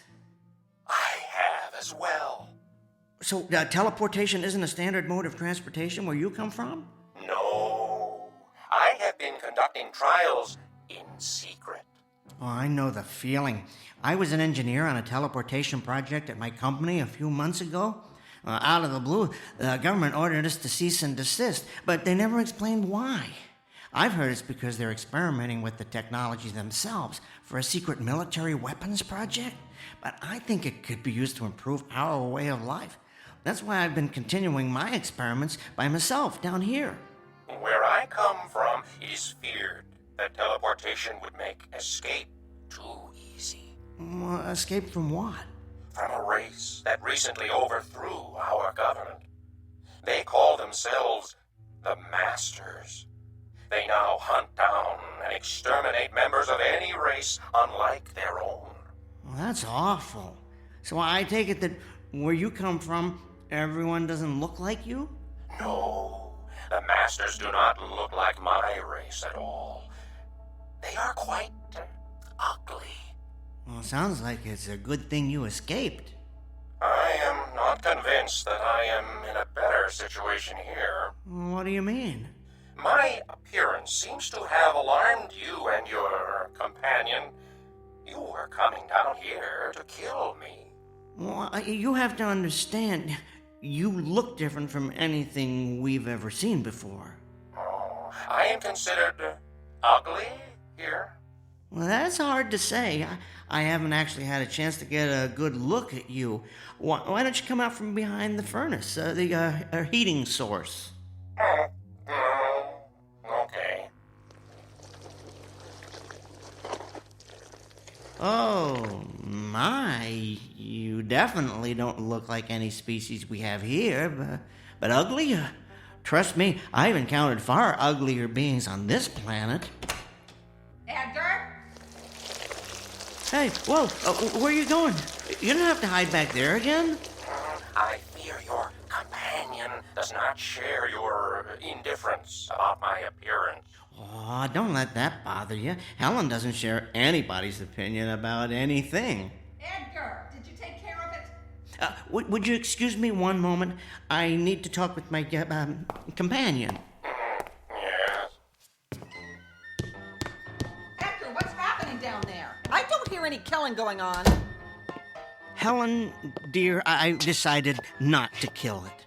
Why not? Well, I'd like to learn more about it. Well, fine. Kill it and slice it open. Then you can look around in its guts and learn all you want. Well, I'm not talking about its anatomy. I want to keep it alive, observe its behavior. I don't know, ask it some questions. Ask it questions? Helen, sit down for a moment. Edgar, what's going on? Just listen to me. I'm not sure how to tell you this, so I'm just going to come right out and say it. That creature in the basement, it's from another dimension. It arrived here through the space-time continuum from a place where it has suffered unbearable persecution. Well, I would like to learn more about it, find out where it came from, whether it's from some alternate universe on Earth, or perhaps some other planet in a distant galaxy, and maybe even find out if I can help it.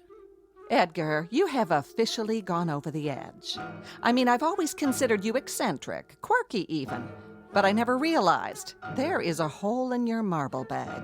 Helen, I'm telling the truth. Okay, let's assume for the sake of argument that you are. How did that thing get here?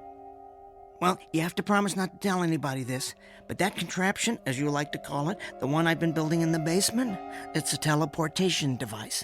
The creature was passing through the space-time continuum and employed it as a destination portal. Give it to me in English, Edgar, not your usual geek speak. Think of it like someone getting off a train at a specific station, except in this case, the train travels through different dimensions. Great. So we're harboring the commuter from another world.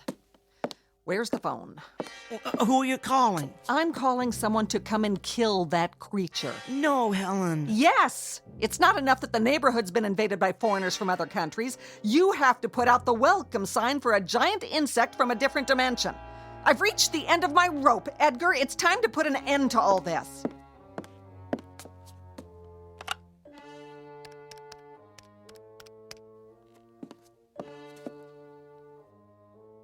Hello, FBI? I'd like to talk to Agent Rick Fielding.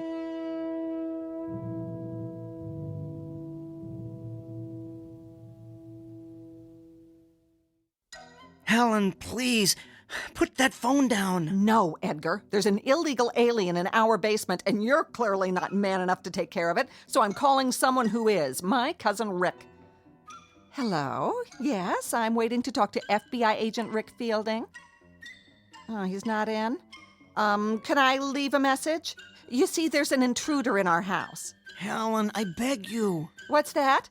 I wouldn't describe it as a person.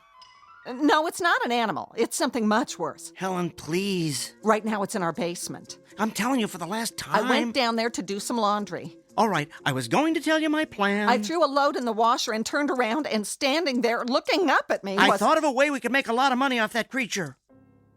Could you hold on for a second? But I guess you're not interested in being filthy rich. So, go ahead and finish telling the FBI your story.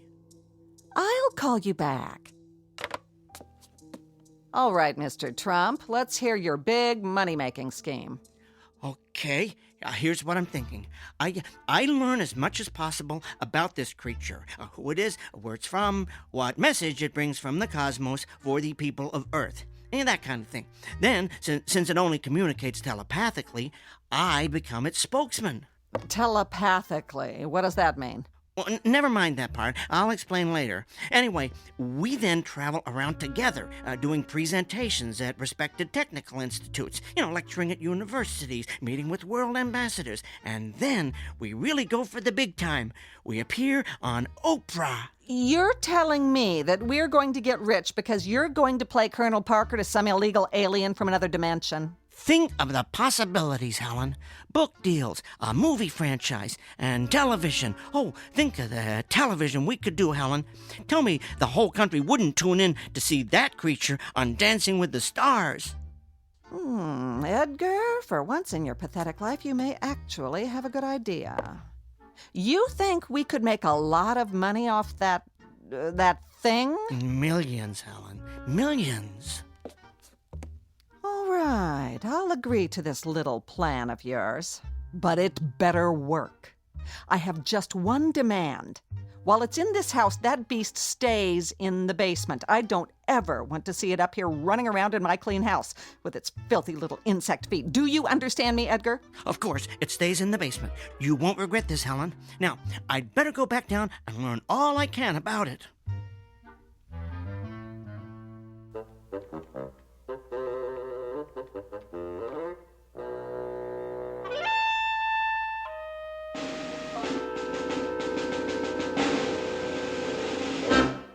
So then, I finished up by telling her we could make millions. And this convinced her to let me stay alive? Are you kidding? If money's involved, Helen's all over it. You are being protected by a great big dollar sign, my friend. I do not understand all your words, but I comprehend that your plan has saved my life. Thank you.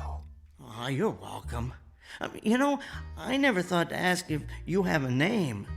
A name? Yes. What should I call you? Oh, I am identified by a specific sequence of sounds. Oh, would you like to hear them? Sure.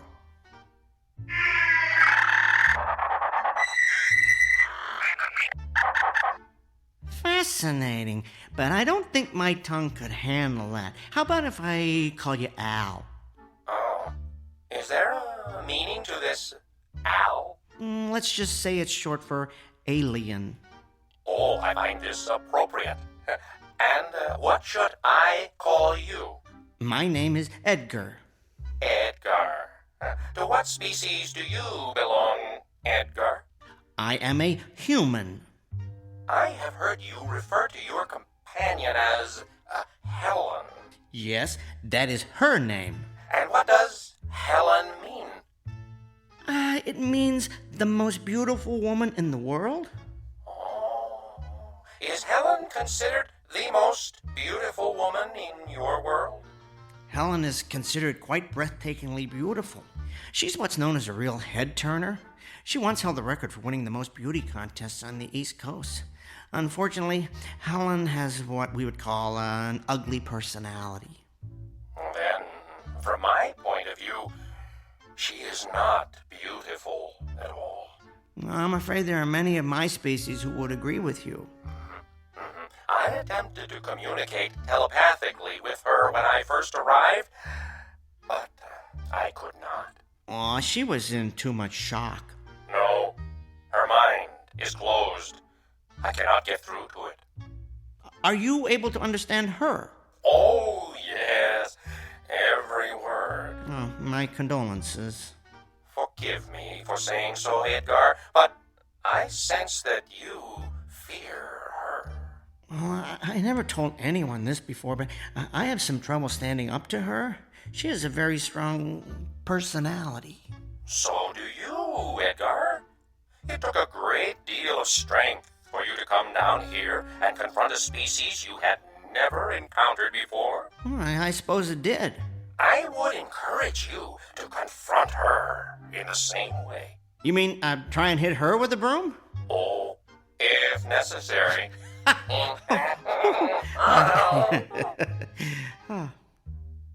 Listen, Al, I've been thinking, maybe we could share our knowledge of teleportation with each other. You know, sort of combine our brain power and see if we can perfect the process. That is an excellent idea, Edgar. Would you mind taking a look at my teleporter? Maybe you can suggest some improvements. Oh, I have already been examining it. You have come up with quite an impressive design. Oh, for a human. Well, thanks, Al.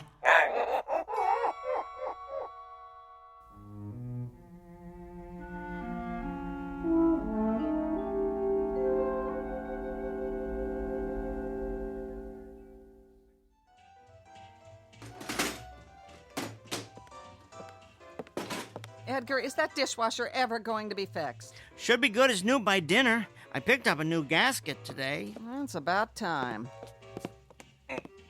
There. I need to go down to the basement, get a different wrench, though. I'll come with you. I need to throw a load of wash in, and I don't want to go down there alone. We remember what happened the last time I went down to do the laundry now, don't we? Don't worry. He won't bother you. He likes to stay warm behind the furnace. Good. I don't intend to be a prisoner of the main floor just because you've decided to start taking in intergalactic strays. Interdimensional, dear. Whatever. All I know is I've had an uninvited house guest for 3 days that looks like it crawled out of a horror film. Everybody in their place and a place for everybody. That's how it used to be before all the foreigners started moving into our neighborhoods. Yes, dear. I'll tell you what we need. We need a government that stops turning a blind eye to this cultural invasion. We need to send all these outsiders back to where they came from. So you've said before, dear. I found that wrench I need. I'm going back up. Now, don't take forever to fix it. Yes, dear.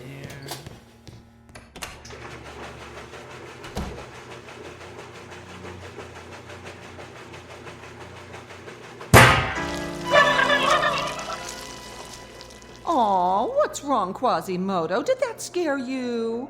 Well, don't worry. I just accidentally let the washing machine door slam shut. You've got nothing to worry about. Yet. But I'll tell you this. If I don't start seeing some money coming in from this brilliant scheme cooked up by Edgar Rockefeller up there, I will call my cousin. And the FBI will come here to see what Edgar's doing with that telethingy, and you will be hauled away and dissected like a frog in a 7th grade biology class. You don't fit in here. You're contributing to the decline of what was once a perfect neighborhood. So you just stay down here in the dark where you belong.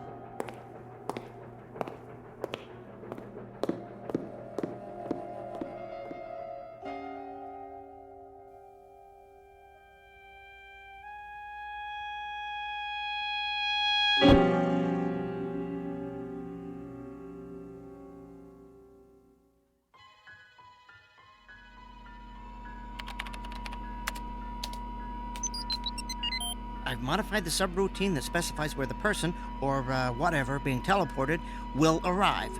Hopefully that'll put an end to any more random visits to unknown dimensions. If you entered the logic, as I said, it should work. I had been working quite extensively on it before I left my own dimension. So, Al, do you ever, miss where you come from? Yes. I do not miss the persecution, of course, but I do miss my home. Mostly, though, I feel... What, Al? I feel guilty about being here. Guilty? Why? I believe I am contributing to the decline of what was once a perfect neighborhood. Where'd you get that idea? Well, Helen mentioned it. Oh, look, don't worry about Helen. I'll make certain she doesn't bother you anymore. As far as I'm concerned, you are an honored guest here.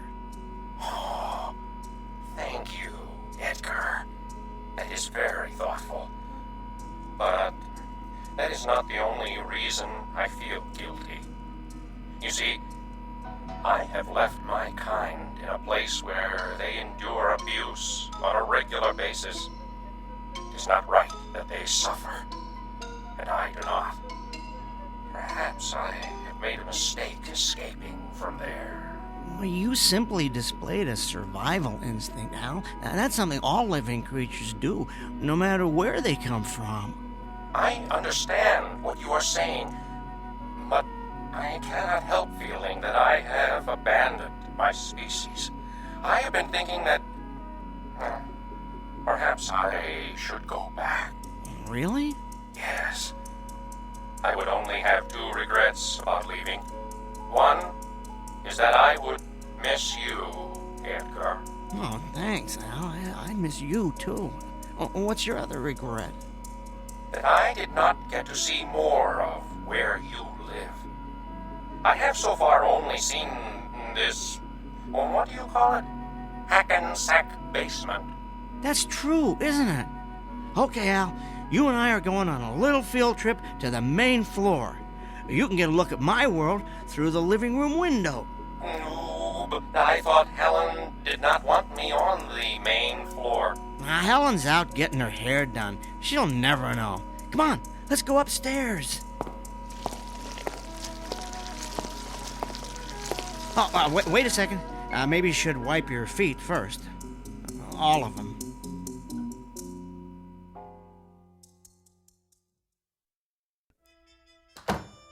Well, here's the main floor. Come on into the living room. It ain't the Ritz, but it'll give you a decent view of the front yard. I am not familiar with this Ritz you speak of, but your upstairs is very pleasant. Okay, I'm gonna open the curtains. You ready? Yes. Here goes. I give you Hackensack, New Jersey, in all its glory. Oh, my! It is so bright, and there are so many colors. What is that substance that covers everything? Is it plant life? Yes, we call that brass. And what is that tall, thick plant in the middle of the grass? That's called a tree. Edgar, what is that creature? What creature? Oh, the neighbor's cocker spaniel. That's called a dog.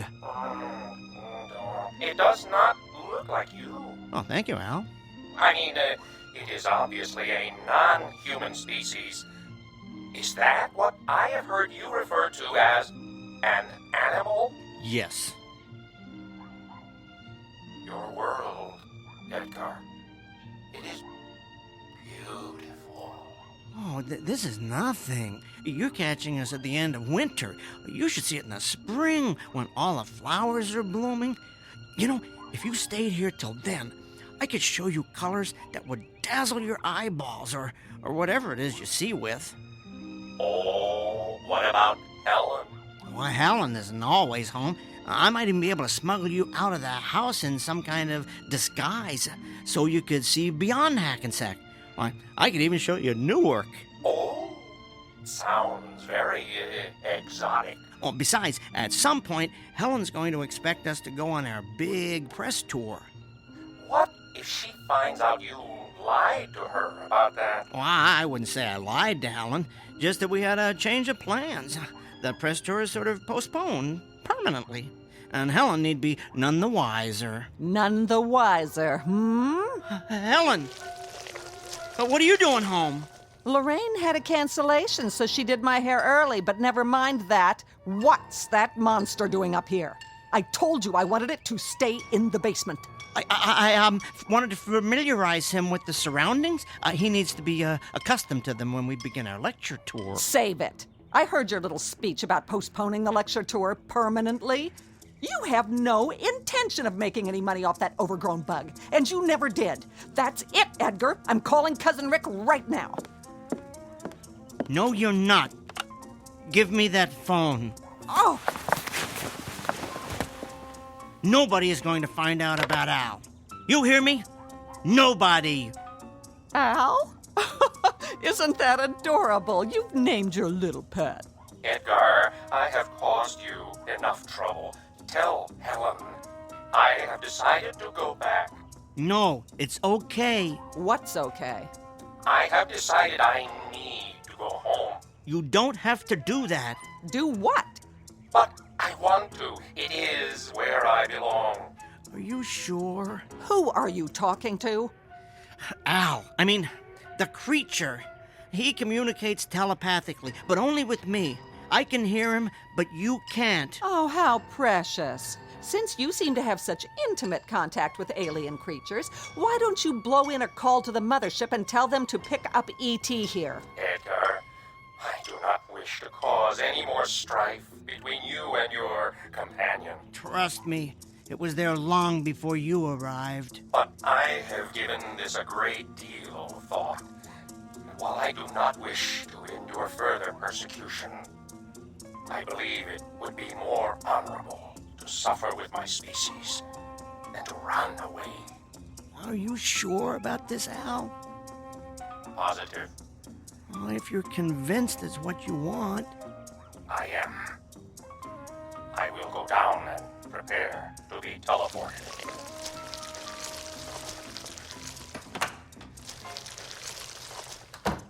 Edgar, will you tell me what on earth is going on? Yes, Helen, I'll tell you.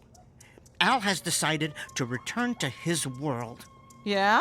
What's the catch? No catch. He's decided that helping his species is far more important than his own survival. You know what that means? What?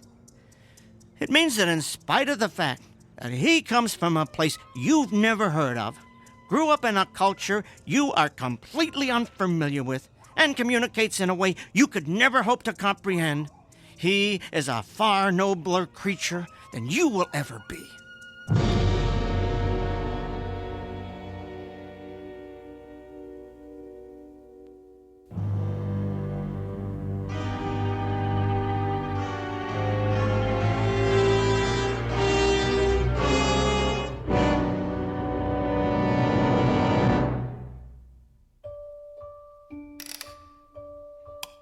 Now, all right, that's the last of the calculations. I can't believe I let you fill our basement with all this junk. Helen, what are you doing down here? I want to be here to watch you throw the switch. That's not necessary. Apparently it is. I couldn't trust you to do something as simple as keep that overgrown insect in the basement, so I certainly don't trust you to send it back to Planet Cockroach. No, fine. Just stand right here so you're out of the way. There. Al, are you ready? Yes. All right, you stand over here. Good. That's perfect. Edgar. Yes? You have been a good friend to me. Thank you. Al, it has been a genuine privilege to know you.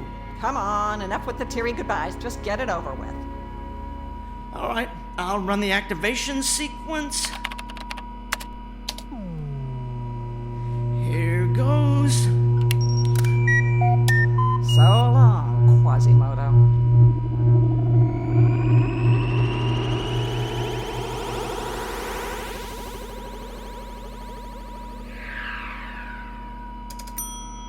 It worked.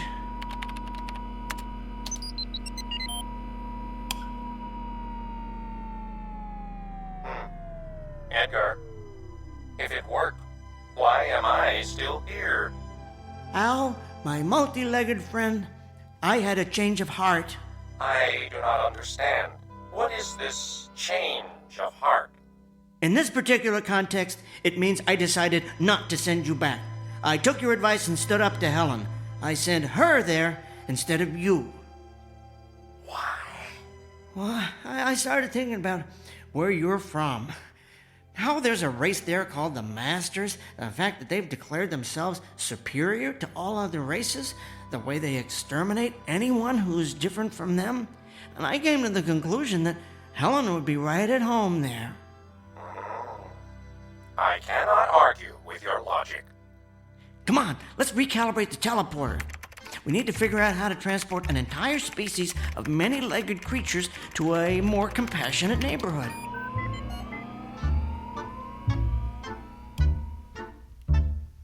A quote here from St. Augustine. Beauty is indeed a good gift of God, but that the good may not think it a great good, God dispenses it even to the wicked. Case in point, one Helen Peabody, whose husband Edgar has come to the conclusion that a pretty face is not the sole manifestation of beauty. Thus, a man of great intellect finds that one never stops learning about human nature, while a woman who has been celebrated for her loveliness finds herself deported to a place where beauty is relative, an ugly, intolerant little corner of the Twilight Zone.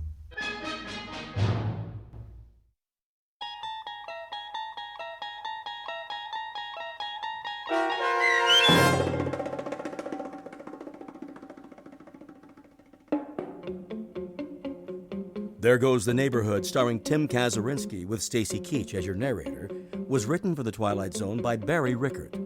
Heard in the cast were Meg Thalkin and Roger Mueller.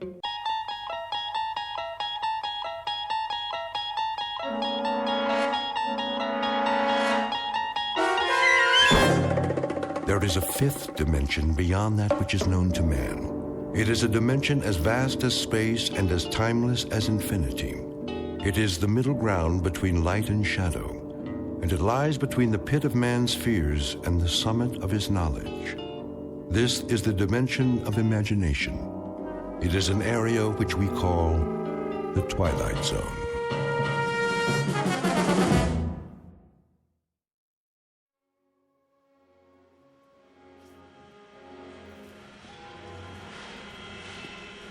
Keep 'em moving. Here comes another one. Ready? Ready. Let's go. Gently now. I got it. Watch it. Oh, ah. Hold up. Hey, stop the line. I said hold it. There's a man down over here. What happened? It's Miller. One of the casings slipped off the belt. I'm all right. Get the line, boss, now. Sturka! Stand back. Lay him down flat. Sorry about that, boss. Take it easy, Rich. Can you move your leg? Yeah, nothing broken. Get him over to medical. I'm okay, I tell you. Just the same, let's be sure. What went wrong? I don't know. I told him to take his time. They're sending him down too fast, all day. Shouldn't have taken all the weight. My knee folded is all. It wasn't your fault. The whole base is working at capacity. They've got to slow it down. Slow it down? We're on condition red, you know that. This is my department now, and these are my men. I won't be responsible. That seems to me you've got it easy, Sturka. Beats testing the planes. Think about it. That's where you'd be, up in the wild blue yonder, if it weren't for... Regardless, this is my watch. Any more injuries? It's on my hands. Well, now it's academic, isn't it? Time to go home. Rich. Yeah? I want you cleared by the medics first. Okay. Here, lean on me, Miller. Hey, you need any help? No, I can shake it off. Come on, Sturka. Thank your lucky stars there was no payload in that assembly. I'll walk you to the gate. You don't mind, do you? End of shift. All employees, please clear the plant at this time. Proceed to the security gate. All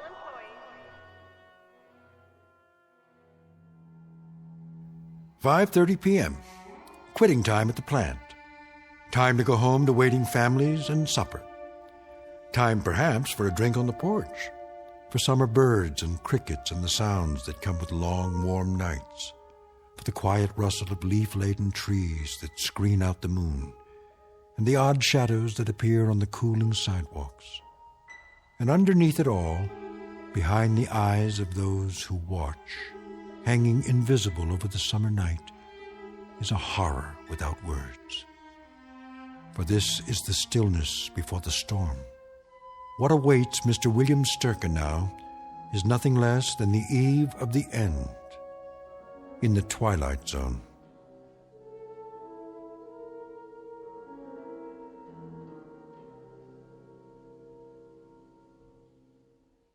And now, The Twilight Zone and our story, Third from the Sun, starring Fred Willard, with Stacy Keach as your narrator. Next. Parkinson, chemical warfare. Parkinson, right. Next. Amberley, hydrogen armament. Check, move along. Mills, chemical weapons research. Where's your badge, Mills? Oh, right here. Check. Sturka, missile assembly. Got it. Thought you were on flight testing. I was, but they need all the manpower they can get on the floor. Keeping you pretty busy, huh? Very. I hear assembly's going on double shifts. That's what they say.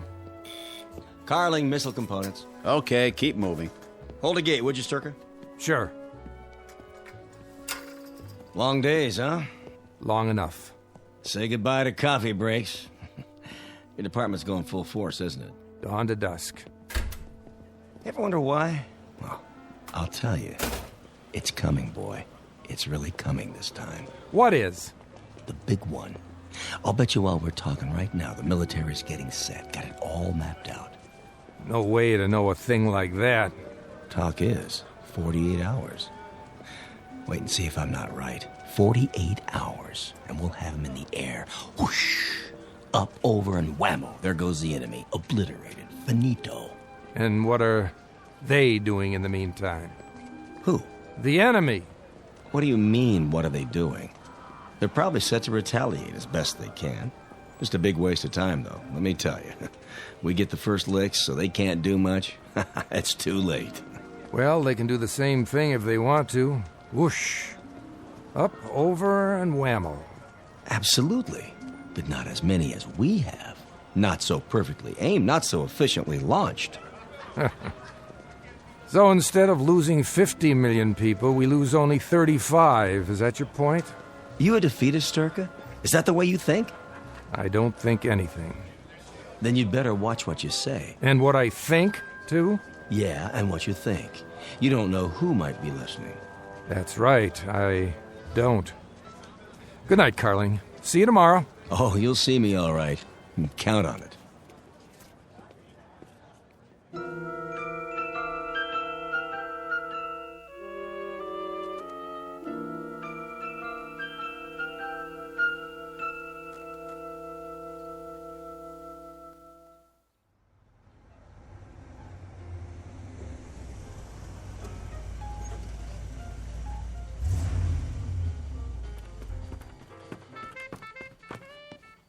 Mom, Dad's home. Hi, Dad. Hello, baby. Where's your mom? Out in the backyard gardening or something. Pretty late for that. Yeah, I guess. And what are you up to? I'm waiting to teach you how to dance. Just a minute now. Well, you said you wanted to learn the muscle tussle. That's what all the kids are doing, and I promised that I'd... Some other time, honey. Hard day? Yeah, they're all hard lately. Hey, Dad? What, Jody? What's the matter? I mean, really. You look so down. Nothing serious, just feeling my years. What? When I look at you all grown up with that beautiful face... Oh, Daddy. Well, it reminds me that my youth is up in the attic somewhere, stored in a bunch of old photo albums. Is that all? All? That's quite enough, believe me. Daddy, do you like your work? What a funny question. I mean, is that the problem? It's all right. It's a job. But yours is different. A job is a job. None of them are great. That's why they have to pay people to do them. I mean, having to work on the kinds of things you do, fever bombs and hydrogen warheads and nerve gas and things like that. I'm only a cog in a wheel, Jody. Remember that. A very big wheel. Look at it this way. In one bomb, there are perhaps, 1,000 parts? And each part requires a team of 50, 60, 70 people. So when you consider it in that light, I'm actually not as responsible as the ones who... As the ones who what? Hello, Bill. Hello, honey. Jody and I were just... But everyone I talked to lately, they've been noticing it too. Noticing what, Joe? That something's wrong. It's in the air. What are you talking about? I don't know, but something's gonna happen, isn't it? You know how it feels in the air when there's gonna be a storm or an earthquake? The way all the dogs in the neighborhood get real quiet and then go off and hide somewhere. And nobody knows where they are until it's over. Because they're afraid. But they don't understand what it is they're afraid of. Well, lately it's like everyone's afraid. All my friends at school, everyone, Dad. Why? Jody, listen. Are you going to tell me or not? Sit down for a minute. We'll both sit. I want to talk to you. About what? Jody, people can be afraid for a lot of reasons. Their jobs, money, what's going on in the world. But the main reason is when they make themselves afraid. Why would they do that? They don't realize they're doing it. It starts with what they hear on the news, with rumors, with things people say that aren't entirely true. People who play on their ignorance, their stupidity. And there are people who start these rumors, who seem bent on subverting every great advance, every fine idea ever thought up, every marvelous invention ever conceived by mankind. Subverting? That's right, Jody. They dirty it up. They take what they can't understand and make it sound crooked and devious and wrong. And then when they've ruined everything and it can't be fixed, they wonder what happened. And they ask why. Sitting in the rubble in their own tears, they ask the question why. But by then it's too late. Far too late for any of us. Bill! Daddy, are you all right? Eve. Yes? Invite Jerry Ryden and his wife over tonight. We'll play some cards or something. Tonight? Yes. Call him up. Ask him to come over around 8 or so. But isn't Jerry out of town? Wasn't he testing some kind of aircraft up north? He got back this morning. I told him we'd phone them. If you like. You'll be here, won't you, Jody? They'd like to see you. Can't. Sorry, Dad. I've got a date. Oh, Jody, not tonight. Well, maybe I can get in early. But it's been set up for a long time. I told Mother. Break it, will you? Dad. I'd like you home tonight.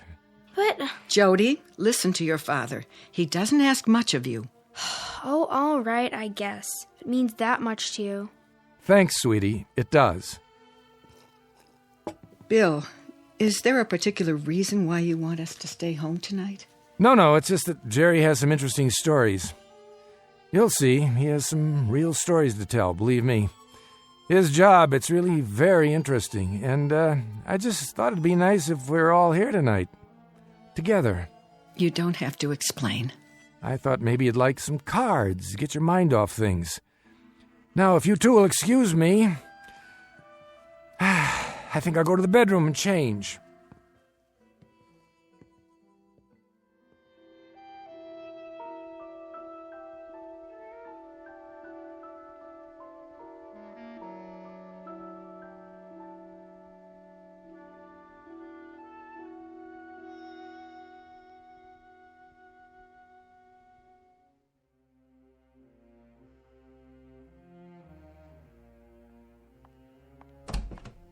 Bill.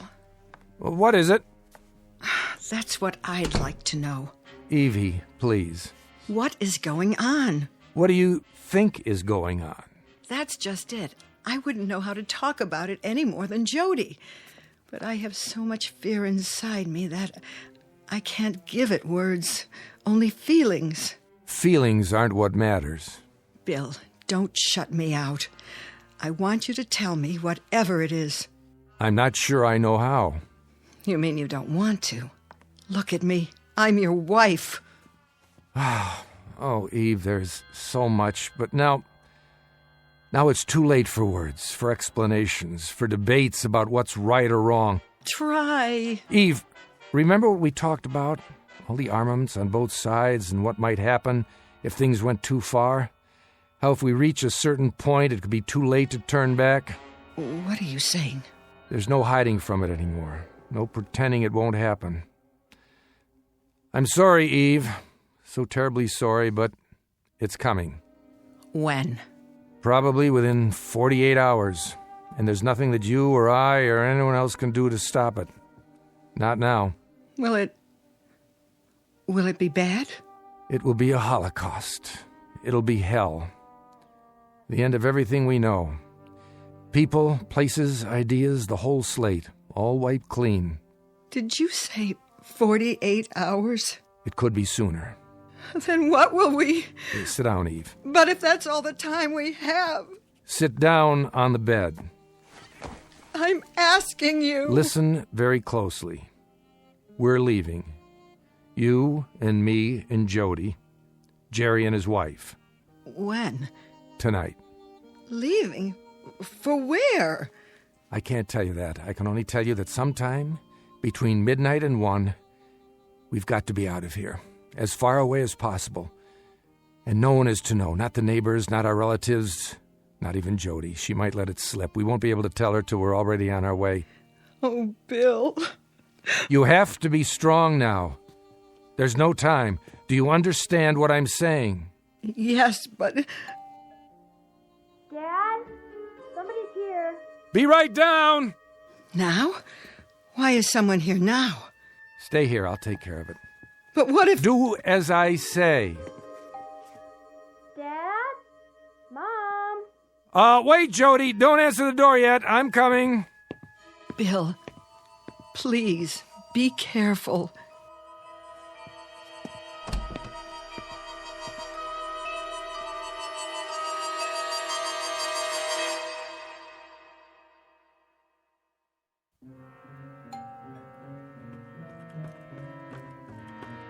I'm here, Jody. Are you expecting someone? Not yet. Well, should I answer the door? I'll get it. Dad, what's the matter? Nothing. Nothing at all. Hello, Bill? Oh. Hi, Jerry. You're early. I am? We were just going to give you a call. Oh, right. Cards. If you came by to tell us you can't make it... Are you kidding? It's $1 a point tonight. I don't know about that. Sure, I've been very hot at cards the last couple of times. So you have. Can I make you a drink? No, thanks. I just dropped by to talk to you about... Hi, Jody. How are you? Fine. Bill, I thought I should see you about, The watch? What? Your watch. Giving you trouble again, is it? Oh, yeah. It's losing time. Probably the battery. Remember, Jerry? Sure, I remember. I just put a new one in for you last month. Probably some corrosion on the contacts. Yeah, that must be it. Let's take a look at it. Out in the garage so I can get to my tools. Good idea, if you don't mind. It won't take a minute. Let's go. Nice seeing you, Jody. Sure, Mr. Redden. Hey, how's your mother these days? I'm fine, Jared. Just fine. Great. I'll see you later, then. With Ann. I hope so.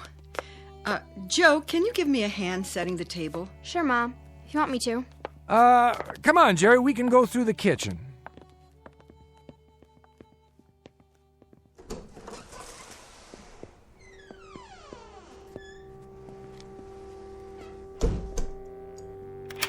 Here we are. Now then. Bill, Let's see that watch now. Take it off your wrist and I'll pop open the back. I've had to change the plan. Not now, not yet. Here's your trouble right here, Jerry. See that? I'll use the drill to buff it down. Now? Keep your voice down. You haven't told him? I told Eve, Jody doesn't know. Keep your head down and keep looking at the watch. And smile. Why? There's a window over there. You never know who's looking. Or listening. Oh, right. Lean in next to me. That's it. Now, what's the change? They've put a different guard on. For the 1 a.m. shift. The man I know, the one I paid off, he clocks out at 11. And we have to move it up to just before 11. Can we do that? It'll be a lot tougher. More personnel on the grounds then. That doesn't have to make a difference. We'll tell them the same story. Yeah, you're relatives of mine, and you've got clearance to look at the new ship. That's right. It'll still work. It has to. Did you explain it to Anne? Not everything. Only that we're in danger and we've got to get out. I didn't tell her where or when. Better that way. Jody will stay home tonight. I told her you were coming over later. You and Anne. Can you make it around 8? Yeah. There you go. I think that does it, Jerry. Hey, thanks. Just a little build-up on the contact points. You might want to have it checked over by a jeweler. I couldn't get all the corrosion out. I appreciate it, Bill. Very much. The best part is, I'm not even going to charge you. What was that? A cat, probably, outside in the yard. I thought I saw something move at the window. Well, that's it, Jerry. You can put your watch on now. See you later. About 8?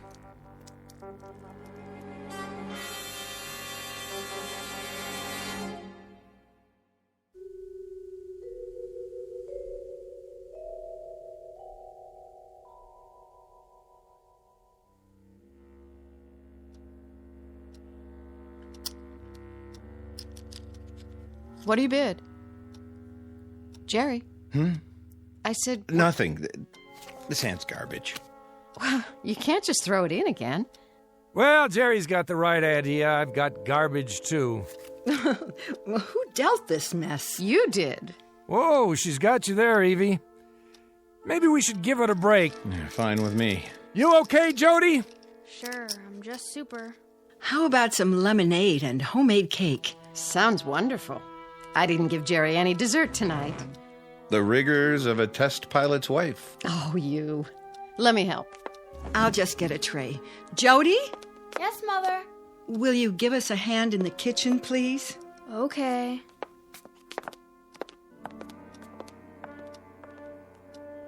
I've got 10 minutes to 10. That right? Yeah, the clock on the mantel's dead accurate. Everything's set then. You sure nobody suspects? I can't see how. You don't sound positive. There's no way. What about that guy in your department, the one who asked so many questions? What's his name? Carling. Still curious? Still. Not so much questions as hints and innuendos. If he's an informer, he's not very subtle. Well, he has nothing to go on, does he? Not a thing. Forget about him. Jerry, what about our destination? Right there. How far? What does it matter? A few million miles, give or take. A few million miles, and a ship we don't even know will leave the atmosphere. Or whether its pilot will be able to take off and set it down in one piece. But that's the risk, Bill. That's the risk we've been talking about for months now. It's not a bad risk when you consider the alternatives. And the place we're going? It's populated. We've picked up radio waves, even some snatches of a language not dissimilar to ours. We've been able to decipher a lot of it. And with a little help, a couple of breaks, and the grace of God, we might even make it there. What? Who's here? Put the paper away. Let that be too obvious. Turn it over, at least. Bill? Look who's here. Well, how goes it, Sturka? And riding? Carling? What brings you... Oh, just taking a walk. Saw your house, thought I'd stop off, say hello. Wasn't sure if you were home with all the blinds drawn. So I went to the back door, knocked. Oh, you're welcome anytime, Mr. Carling. Why, thank you. A little game of cards tonight, huh? A little game of cards. We're about to cut into a cake. Care to join us? Just a little more lemonade for me. I was telling your wife that she makes wonderful lemonade. Not too sweet, a little tart, if you know what I mean. I think I do. Hot night, isn't it? A night for the front porch, or sleep. Not much else. How right you are. Jerry, What time's it getting to be? Whoops. That late. What's the matter? Later than you thought, huh, Ryden? We have to leave in a couple of minutes. Oh? I've been up north, you see. Testing an aircraft, wasn't it? That's right. I haven't had much sleep the last couple of weeks. I know the craft. Do you? Well, they say it's capable of leaving our atmosphere. Talk is, it could go to another planet if the right man flew her. Not for a while yet. Needs more testing. Is that a fact? You wouldn't happen to have a cigarette, would you, Sturka? No. Wait, there's an old pack in my pocket. Eve talked me into quitting. A wise woman. Bad for your health. Wouldn't want to take any risks. Not on your life. Here. Don't bother. I'll come get them. More lemonade? Jody and I will bring the cake. Light? I've got it. Keeping score, are you? Yep. The way I figure it, after that last hand, Bill and Ann owe me a little money here. That a fact? He's a marvelous scientist, a very bad card player. Now, I wouldn't have believed that. I'd have guessed that Sturka here was a good gambler. I'd have guessed he'd gamble on most anything. Lemonade all around? I'll cut the cake, Mom. And I'll serve. Can you pour, Eve? Of course I can. Well, let me help you, Mrs. Sturka. Oh, I don't know what's the matter with me. I've spilled some. You seem nervous. Why, I'm not nervous. Not at all. I'd say you are. Very nervous. Your hand's shaking.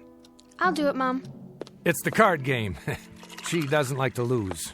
Yeah, that must be it. Well, what do you know? It's all right here on this paper. What is? That's just some rough figures. Well, according to this, you've lost a lot of money, Sturka. But I suppose, what's between friends remains between friends. I'd better hold on to that. Don't sweat it, Bill. We don't have to settle tonight. Next week. Next week we'll give you another chance. You'd better. Next week, eh? You plan ahead. Way ahead. A week? That's nothing. I beg to differ. A lot can happen in a week. Even in 48 hours. What are you getting at? He's not getting at anything. Yes, he is. If there's something on your mind, why don't you come out and say it?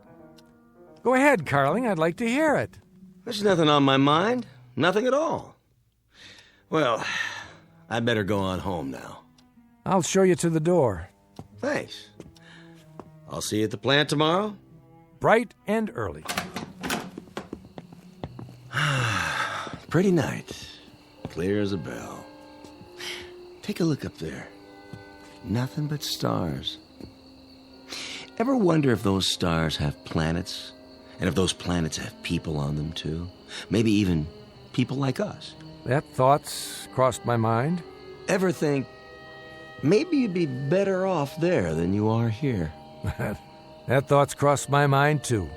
I have no doubt. See you in the morning, then? Yes, in the morning.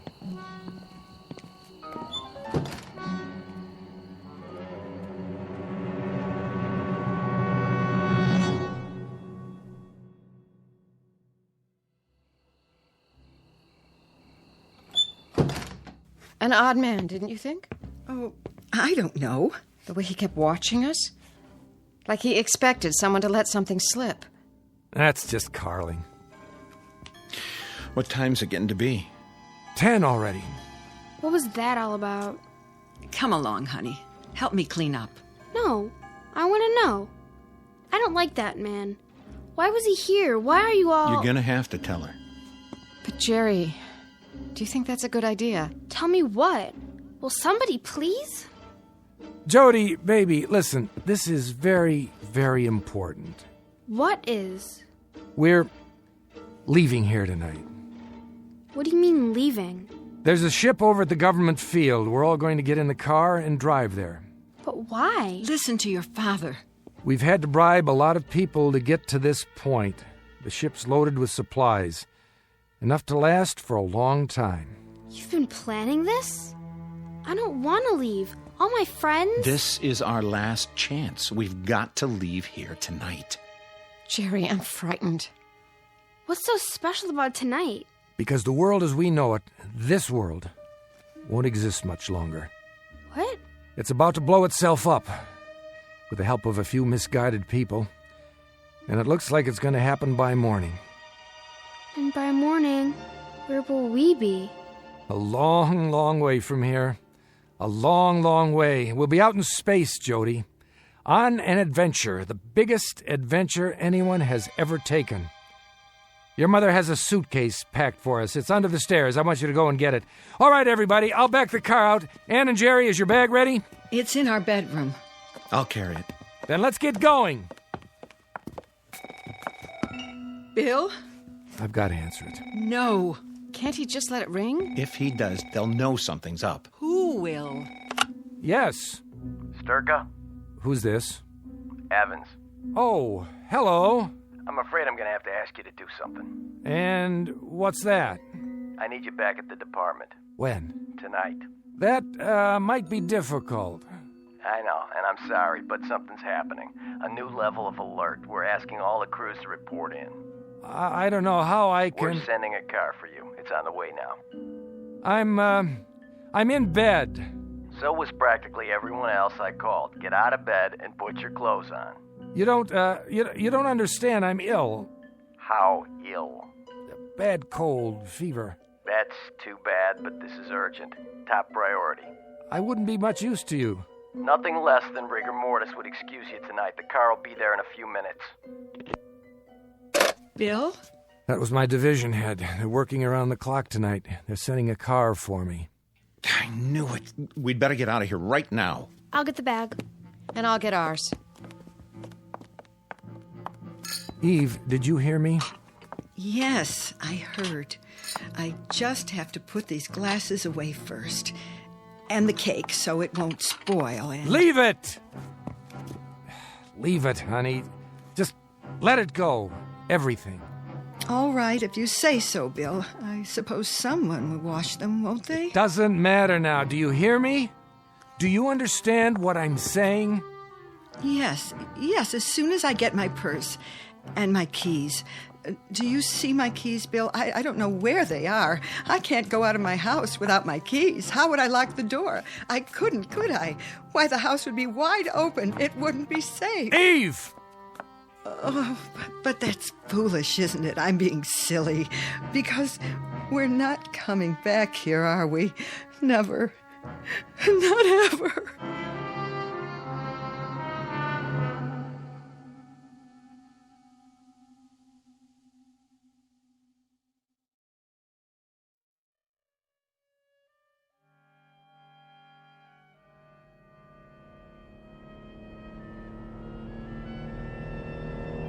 Won't this car go any faster?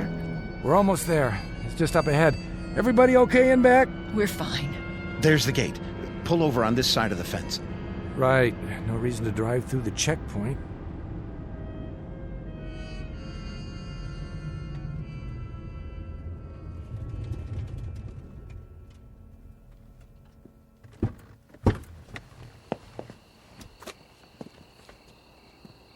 Stay in the car for now. It's awfully dark. It won't be if they put on the searchlights. What if they do? They won't, unless there's a security breach. For now, we're only observers. Government property starts at the fence. Dad, look. Out there on the field. What is that thing? That's our transportation. Yep, that's it. But it doesn't even look like anything I've ever... I know. It's top secret. The craft I was testing. It's an experimental design, a prototype. Will it fly? It did up north. Bill, who's that? I don't know, it must be our contact. That's him. It has to be. Why is he carrying a flashlight? Give him the signal. Eve, lean over and flash the headlights once. If you say so. Wait a minute. That's not... Good evening, Sturka. Fancy meeting you here. I could say the same. A long way from home, aren't you? was my idea. I told him to drive out and see the ship. That's quite a story. You don't honestly think anyone will believe it, do you? Jerry, he's got a gun. Now take it easy, Carling. Just stand there quietly, you two. Very, very quietly. And don't make a move. Wouldn't want to set off any alarms. What do you want? Name it. Would you mind getting back in the car? Sure, Ed. Just do me a favor, huh? And put the gun down. In the car. The front seat, please. What for? We're going for a little ride to the checkpoint. And I'll be in the back seat. Is that necessary? Would you three ladies be so kind as to get out? The two gentlemen and I have an engagement with the authorities. They have nothing to do with this. In that case, they have nothing to worry about. Someone will be along for them in a moment. Now step out, please. If you insist. Careful with the door now. Slowly. No, Mr. Carling. You be careful. Oh! Get the gun! I got it! Give it to me. In 1 second. Sturka, you don't realize what you're doing. Don't I? Oh! Bill, is he... Get in the car, Jerry. The gate's open. We're going through.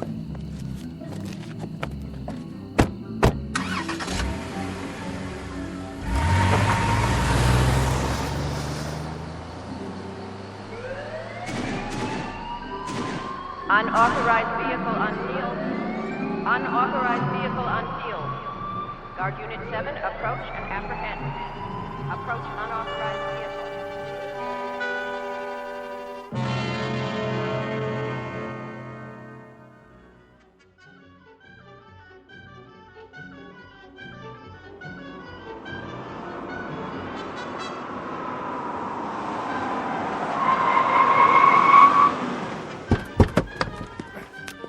Get to the ship! Run! Hurry, Ann. I'm hurrying. Bill, wait! Dad! Let's go, now! Use the ladder. One at a time. Halt! Go, inside the ship! Sturka, what are you doing? Saving my family. But you can't. Can I? Stand back. Quickly, I have to seal the hatch. I'm coming. Fire it up!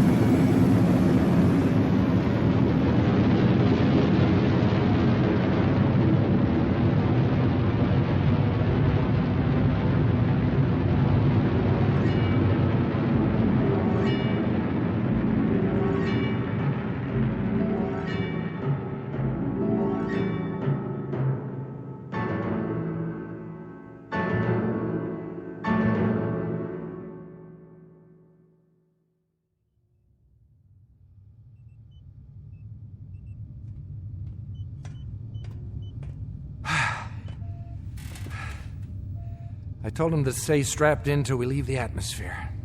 Everybody okay? 12 o'clock and all is well. Pressure's good. Air, fuel supply. The stars look far away. They are. But the one we want, that's not as far. Which one is it? See it there? The shiny one. Bright blue, over on the right. Yes, I see it. And are there people on it? People like us? People like us. It's the third planet from the sun, Bill. That's where we're going. To a place called Earth. Earth. Nice name. I like the sound of it. Full speed ahead. Aye, aye, Captain. Steady as she goes.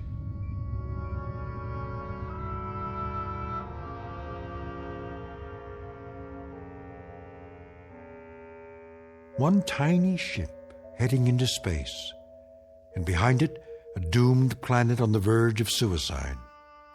Ahead lies a place called Earth, the third planet from a small, relatively unimportant sun. But for William Sturka and the men and women with him, it's finally the eve of the beginning in a region known as the Twilight Zone.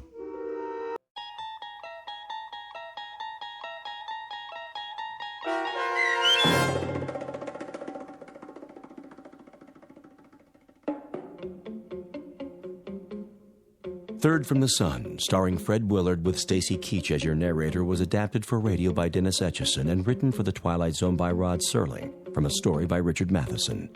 Heard in the cast were Doug James, Ellie Weingart, Haley Nabig, Tom McElroy, Fernette Lebo, Jeff Lupetin, Kurt Nabig, Vince Amari, and Carl Amari. To learn more about the Twilight Zone radio dramas and to obtain audio cassettes and CDs of these programs, visit our website at twilightzoneradio.com. The producers of The Twilight Zone wish to thank CBS Enterprises, Carol Serling, Dennis Etchison, Dick Brescia Associates, Claire Simon Casting, Terry Jennings, XM Satellite Radio, Sirius Satellite Radio, our sponsors, and our radio affiliates for helping make this series possible. This copyrighted radio series is produced and directed by Carl Amari and Roger Wolski for Falcon Picture Group. Doug James speaking.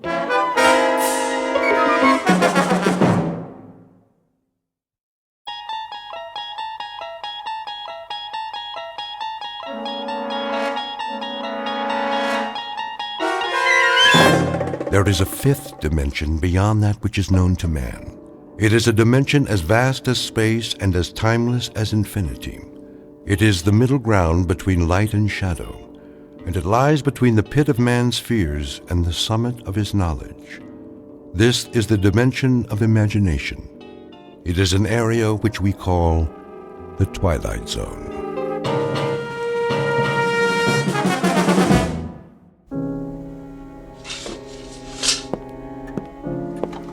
Now, Mr. Jensen, I think I have the basics here. Oh, yeah? 41 years old, unmarried, no physical ailments, no previous visits to a psychiatrist. No previous arrest either, okay?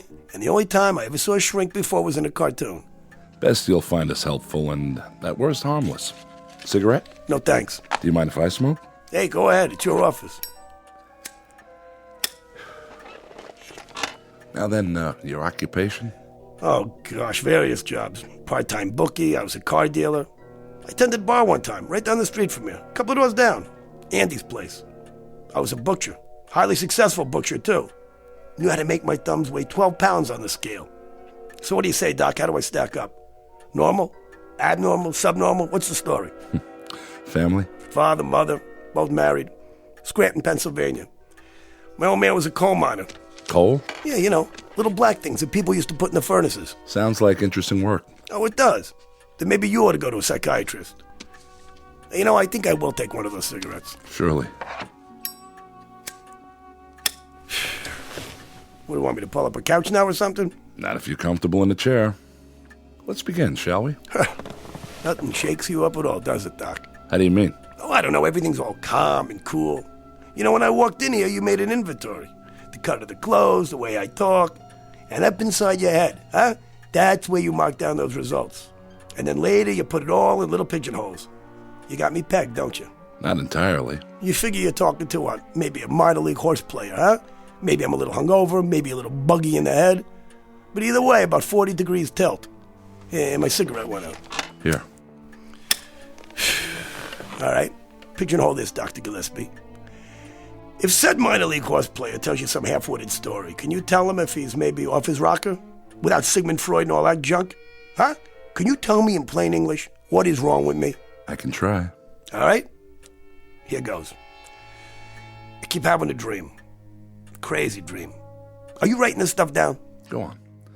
I'll make notes on the things that seem pertinent. Well, I don't know if any of this is pertinent, because it probably sounds nuts. Sounds nuts to me, but there it is.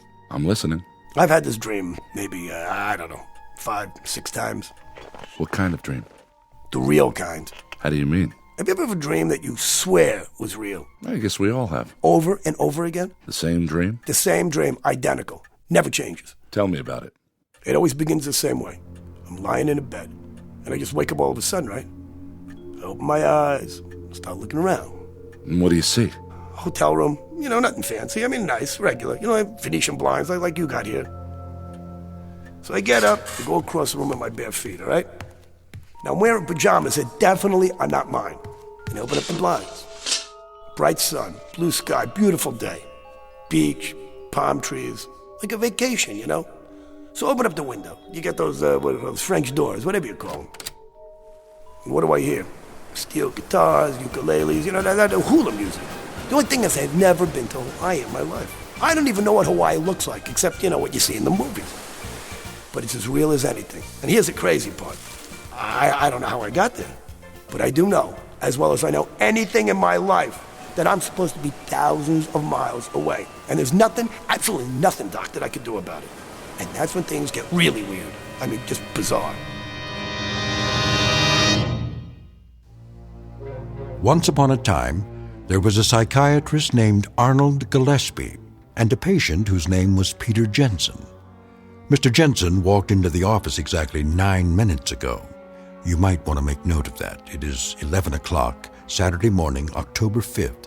You might want to make note of that, too, very specifically.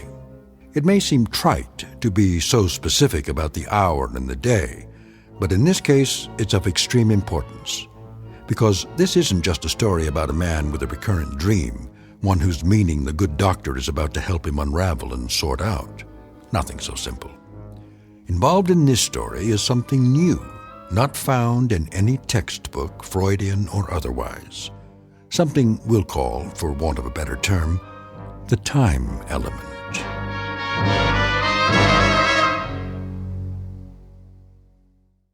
And now, The Twilight Zone and our story, The Time Element, starring Bobby Slayton with Stacy Keach as your narrator.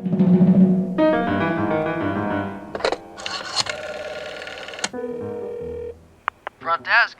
Hey, tell me something. So, I got in pretty late last night, didn't I? I beg your pardon, sir? I asked you if I got in late last night. Is this 206? I don't know. Is it 206? I really don't know, Mr. Jensen. I wasn't on duty last night. Yeah, how about a morning paper? Oh, should be one in the hall outside your door. Yeah, thanks. That's perfectly all. What do you call this place, anyway?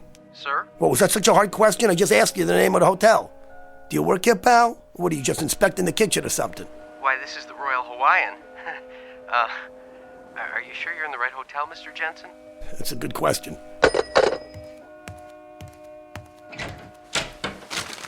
Here's the paper. December 6th. December 6th? What kind of crazy... Maid service. Did you sleep well, sir? Yeah, that's a moot question. Do you want me to clean the room now? Hey, do you want to explain the gag to me now? Excuse me, sir? Do me a favor. Deliver a little message for me.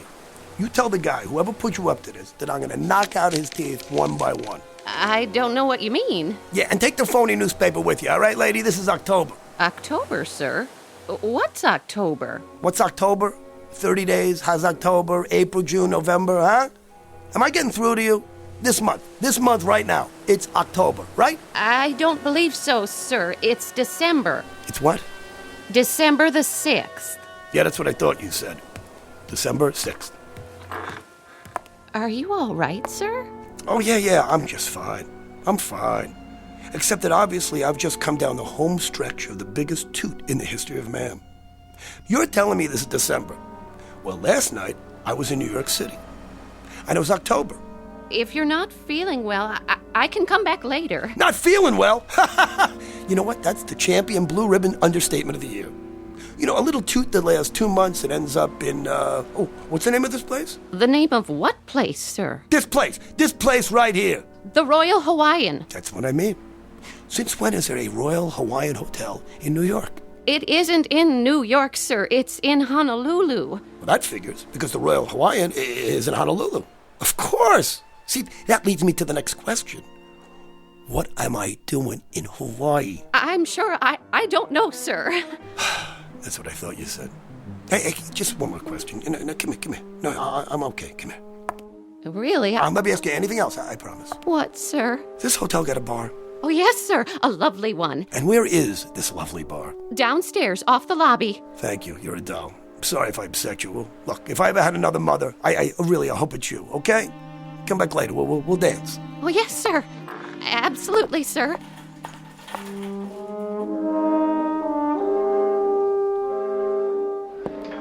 How you doing, pal? Hello, sir. Bar's pretty crowded. I can show you to a booth if you like. There's one by the window. No, I want to sit at the bar. There are no seats left at the bar, sir. Look, let me ask you something. The President of the United States comes in here, wants a seat at the bar. You'd have one for him, wouldn't you? I suppose so, sir. Sure you would. Why? Because he's your commander-in-chief. But I guarantee you he's not going to be here today. So you know what?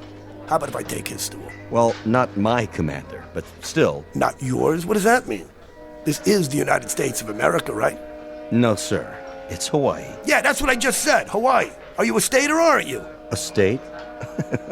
Hardly. That's one thing that will never happen. Is that right? Well, you know what? Why don't you take a look at the history books? Because for your information, buddy, Hawaii became a state in 1959. What do you think of that? 1959? Well, that's very funny. Yeah, well, you're not funny, all right? Bloody Mary, please. That stool's occupied. Yeah, by who? The Invisible Man? Guy just stepped out. Then you know what? I'll keep it warm for the guy. Give the gentleman a drink. Yeah, I want the tomato juice really anemic with lots of vodka, huh? Maybe 5 fingers, huh? You're the boss. Sure, baby. We'll take a walk on the beach. Then we can have lunch in the room. Sounds swell. That's better. Keep 'em coming, my boy. I'm on the last lap of the biggest binge in the world. Ha ha. Rough night? Rough night. Why don't you try 30 of them? Would you believe it? I passed out in New York a month ago, and this morning, I wake up here. I know the feeling. One time, I fell asleep at the Dublin airport, and when I woke up, I was on a British troop train going into Palestine. That really happened. Can you believe that? Good man. Hi, you two. Hi. I'd like you to meet my wife. Charmed. I'd like you to meet my drink. How do you do? You kids look like you're in love. How long have you been married? 1 day, 6 hours, and 12 minutes. No kidding. Never would have guessed it. Hey, bartender, you're from New York, aren't you? Born, bred, and raised. How'd you know? Because you got a picture of the great Fiorello LaGuardia. It's the best mayor New York City ever had. It sure is. Was. How's that? He was a good mayor. That's what I said. No. You said he is. Well, isn't he? He was. Because he's not here now, is he? No, I guess he isn't. He's in New York, where he should be. Yeah, because he's dead. I sure hope not. When did you hear that? Anybody ever tell you got a wacky, nutsy sense of humor? What are you, the argumentative type? No, not me. I just want to tell you that if you're trying to rib me, I'm going to come back there behind the bar for about 7 minutes, and you're going to be fixing all those Bloody Marys with a fresh supply of blood from a broken nose, all right? Hey, take it easy, mister. Let me buy you a drink. No. Let me buy you one, okay? Come on, around for the newlyweds. You know they're drinking champagne. Hey, what do I look like here? Deadbeat? Come on, give him champagne. 2 more. To the bride and groom. Long may she wave. Hey, bartender, over here. What'll it be? So what do you want for ship? You bet your life. Best one afloat. The Arizona. The what? The Arizona. Well, when did they dredge her out of the mud? Say. Don't get mad, honey. He didn't mean anything. Talking about my battle wagon, and she's never been close to the mud. Oh, she hasn't, really. Hey, buddy boy, let me tell you something. Got a lovely wife, but a lousy memory. And now you trying to tell me the Arizona was never sunk? I'm not trying to tell you, I'm telling you. The Arizona's never been sunk in her life. Never, huh? You know it. You know it, I don't, okay? I say she got sunk on December 7th, 1941, okay? And that's where she sits today, in the mud at Pearl Harbor, okay? Now, what do you think of that? What'd you say? I said... I have returned. I feel like a new man. And now that new man needs a drink, too. Oh, here's your newspaper, bartender. Another one of your liquid libations for me, please? Get off that stool! He was here before. Let me see that paper.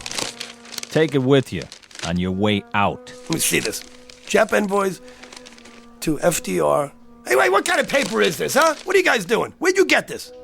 The Honolulu Advertiser, Saturday, December 6th, 1941. You owe me for the champagne. And one Bloody Mary. But it isn't 1941. Do you hear me?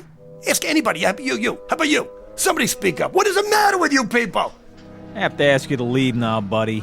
Oh, what? Because you think it's 1941? Because everybody in here's in on this stupid joke? It's not 1941. It can't be 1941. I mean, how could it be? So how can it be 1941, Doc? Can you tell me that?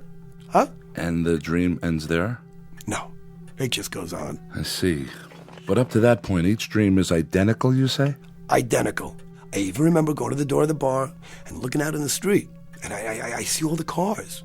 1939, 40, 41 models. Nothing newer. Go on. All right. Now get this. And this is what separates the men from the wacky. I don't think it's a dream, Doc. It's not a dream. Make all the little chicken tracks you want on that little piece of paper. What I'm telling you here is the goods. I believe you. You do? Then why don't you call up the sanitarium and tell them we'll take a double room? Because you're nuts also. I mean, I understand why you think it's real. Some dreams are extremely realistic. As often as not, they're impossible to distinguish from reality. No, you don't get what I'm saying. Look, it isn't just that it's real while I'm asleep, Doc. Well, I'm telling you this. It's still real. It's still real even when I'm awake. All of it. Look, I've had dreams like everybody else, but as soon as it started, I knew it was different. Do you understand me? Do you understand me? You don't understand me. These are not dreams. If they're not dreams, Mr. Jensen, what are they? What do you think they are? Let's examine the alternatives.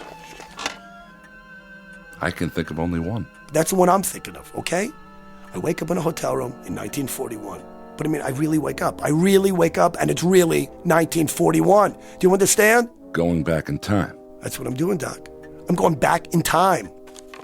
Huh. Interesting. What happens then when you're back in time? You sure you want to hear this?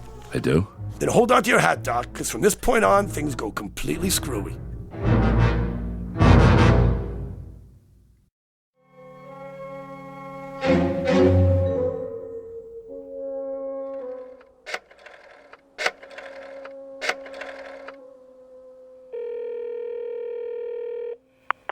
Yellow? Want to place a bet? Well, are you a bookie or not? All right, then. I'm going to take Joe Louis over Buddy Bear. What are the odds on Louis? Well, they will be scheduled, okay? They're going to fight on January 9th. Yeah, January 9th, okay? Make it Louis in the first round. Now, what's the line? 30-1. That's more like it. What do you mean, how do I know? Just trust me, I know. I know, that's all. The name's Jensen. I'm with the Royal Hawaiian. Now, how about the All-Star game for next year? Hey, do you want to cover me or not, huh? Okay, I'll take the American League. Let me ask you something. What kind of odds if I predict the score? I spend the next 2.5 hours making bets on sure things, right? Every race, every prize fight, every football game I can remember happening after December of 1941. See, I gotta figure that if this goes on, I'm a shoo-in to put every bookie in town out of business. Now, I'm not scared, you understand? See, I don't have one idea what I'm doing back here, but as long as I am here, I figure, hey, why not put it to good use? You know what I'm saying? Jensen, that's right. Royal Hawaiian.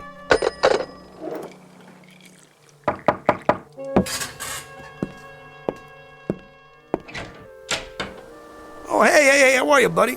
You're the ensign from the bar. I hope you don't mind. No, come in. I just wondered, how you doing? I'm fine. Come on in. Have a drink. My wife asked me to stop by and see how you felt. Yeah, it was very nice of her. I feel great. I'm fine. Hey, what are you drinking? No thanks. We're going swimming. She was a little concerned. My wife, I mean. About what? About me? Well, it's just that down at the bar after you saw the paper and... No, don't worry about it. I was going to ring you up and apologize. That whole Arizona bit. Sure.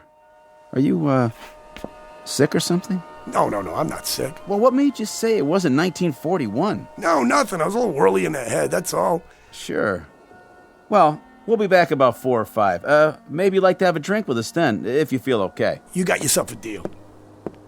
Hey, one more thing. Yeah? So what do you do on the Arizona? I'm in the engineering section. You work down below? Yeah, most of the time. Good job? I like it. Well, we'll give you a call. Yeah, sure thing. How is he? I think he's okay. Said to give him a call when we get back. Oh, that's great. So I remember thinking, right at that moment, these two kids were so much in love, you could take the looks they gave each other, you could spread it on pancakes. And while I'm watching them, it hits me. This boy looks down in the hold of a ship that has about 14 hours left to ride the waves. After that, it goes down under with 1,000 men. And suddenly, making bets on things that I know will happen seems about as interesting as catching lake trout in a milk bottle. You know what I'm saying?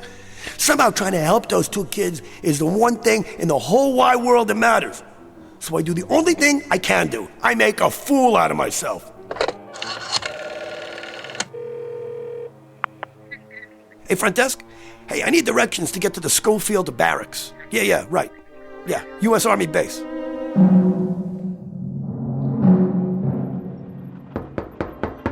Come in. Excuse me, Colonel, but... Spit it out, Bailey. That guy is still in the orderly room, sir. Says he wants to see somebody in charge. Who's this now? Some jerk with a tambourine or something. Must be Save a Soul Saturday. What's this story? I can't piece it all together, sir. Something about the Japanese having bombs? This ought to be good. Send him in. Yes, sir. The Colonel will see you now. You're Mr... Jensen, Pete Jensen. I'm Colonel Abernathy. What's on your mind, Mr. Jensen? First of all, Colonel, I want to guarantee that I'm not going to get stuck in a rubber room when I'm finished telling you this. You've got it. I have information that the Japanese are bombing Pearl Harbor tomorrow morning. 8 a.m., Honolulu time. You know this to be a fact? Colonel, as sure as I know, the good Lord made racehorses. They're coming over here in about 30 waves off a bunch of carriers. They're going to plaster us while we're still in bed. Oahu, the airfield, right here too. Schofield Barracks.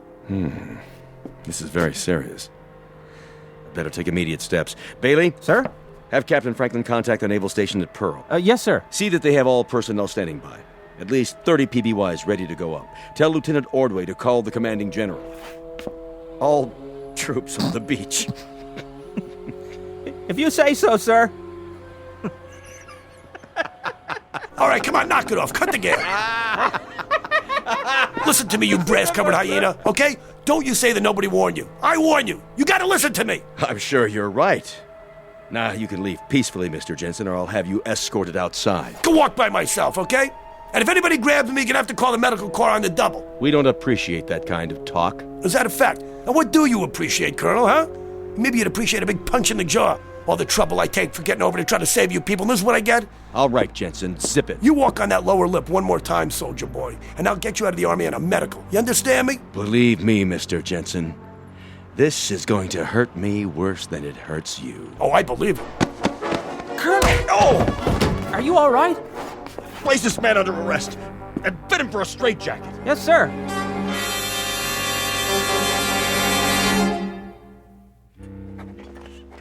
Then what happened? Well, finally they let me leave, right? After I answered some questions about what year it was, and did I know who the president was?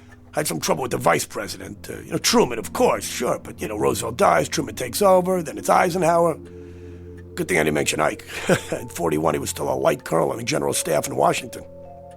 Think of it. They never heard of rock and roll, jet planes, TV, atom bombs. Anyway, they decided I was harmless.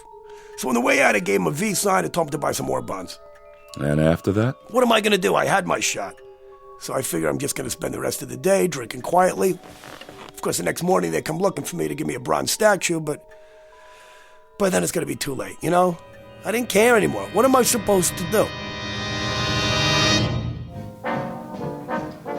But I'll tell you something. There was some feeling to watch those kids relaxing in the bar with their dates and their drinks. Like everything was fine, like they had a future, and all was well with the world, When tomorrow there'd be a couple odd thousand of them on their way through hell to get to heaven. Oh, yeah. Likewise. Hey, you know what you were talking about this morning? I got a vague recollection. About the Arizona being sunk? Knock it off. You don't believe me? Well, you don't see me bleeding, do you? I'm not trying to drum up an argument. I just wanted to show you something. Take a look out the window. You see that ship in the harbor? That happens to be the Arizona. So I guess somebody got their signals crossed. She's still afloat. Come on, I said knock it off. Mr. Jensen? Yeah, hi. Have that drink with us? Yeah, sure, thanks. Yeah. How was the swim? It was wonderful. So how long's it been now? 32 hours and 15 minutes. Oh, and they said it wouldn't last. Mr. Jensen? Try Pete. Pete. Well, are you all right now? Yeah, I'm fine. I'm all right. Why? It's just that this morning, you seemed so sure it was another year. I did? Hey, look, honey, I'm kind of mixed up here. Look, I didn't mean anything personal, all right? I told you to forget it. Oh, boy, look at you two. What's the matter? I lied just now. I wasn't kidding. The Arizona is going to be sunk. Are we on that again? Yeah, we're on that again. Listen to me, Lieutenant. Ensign. Look, whatever. I got no axe to grind, you understand? Tomorrow morning, I'm going down to the basement so I can cuddle up to a furnace and listen to the sirens. You said you're an engineering officer. That means you're down near the boilers. I'm telling you, at about 20 minutes past 8 in the morning, there's not going to be any boilers. Do you understand? There's not going to be any decks, and there won't be any ship left. That goes for a lot of boilers and a lot of ships and a lot of decks. Not to mention handsome young ensigns with new brides. Please, don't talk like that. I gotta talk like that. December 7th, 1941 is tomorrow for you, but it's history for me. Do you understand? Last night, I was in New York City, and it was years from now. I've lived through those years. I know what's gonna happen. I know it sounds crazy, but I know it's gonna happen. Hey, you. No more trouble, huh? Hey, you shut your mouth. Nobody's talking to you. Hey, look. You're nice young kids. I ain't got no reason in the world to give you any grief. Okay, just do me a favor and listen. Take 100 to 1 shot that this weirdo in front of you maybe has a point, okay? I'm telling you that tomorrow morning we're gonna get attacked. And if you're on that ship... I'll be on that ship because that's my berth. You're a nice fellow and all, Mr. Jensen, but if you keep saying wild things and making my wife upset, Yeah, what are you gonna do about it? Sit around holding hands and biting earlobes till he goes back to his ship? Because if this boy goes back to that Arizona, he might not be alive at 9 o'clock tomorrow morning. Repeat, he may not be alive. Please. Mr. Jensen, I'm warning you. Hey, buddy, I don't want no trouble. You don't want no trouble, huh? He doesn't want any trouble. Hey, I don't want to give you any trouble. I want to give you music, okay? I want to sing a song for you. Praise the Lord, pass the ammunition. Praise the Lord, pass the ammunition. Praise the Lord, pass the ammunition. And we'll all stay free. Huh? You hear that? It's what you're all going to be singing. You want another one? Oh, how does it go? Let's remember Pearl Harbor. Come on, you write the words. Come on. All right, buddy, that's it. Shut up.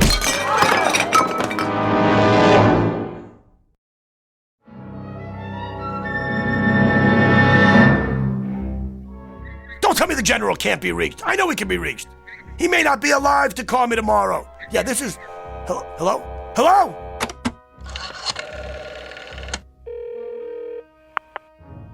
Yes, I want to call Navy 7096. 7096, yes, that's right. Hello, is this a naval station? Yeah, let me talk to whoever's in charge. Yeah, hello? Listen, I have some information here. The Japanese are going to attack Pearl Harbor, right? Hello? I said the Japanese are...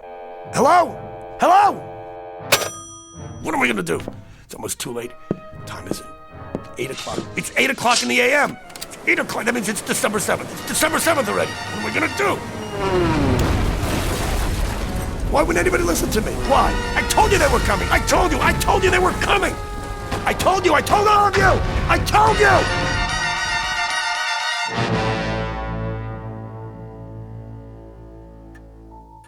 I told them, Doc. I told them over and over. Why wouldn't anybody listen to me? And then? I'm standing there by the French windows, and I'm watching the planes coming low. I'm watching them. The bombs are dropping, strafing. All hell is breaking loose. And that's where I wake up, every time. Realistic and very frightening. How long did you say it's been going on? Every night for a week. And always the same? Everything. The ensign and his girl, the bar, me trying to call from my room, and the moment I see the planes coming in. Mr. Jensen, I won't attempt to analyze that dream, except to say this.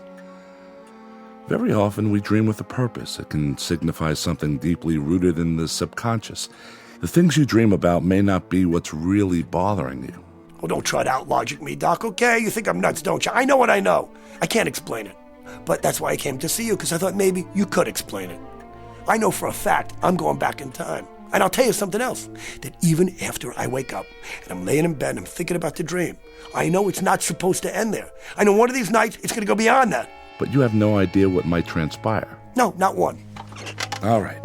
Let's approach it this way. Assume that it is possible somehow to go back in time.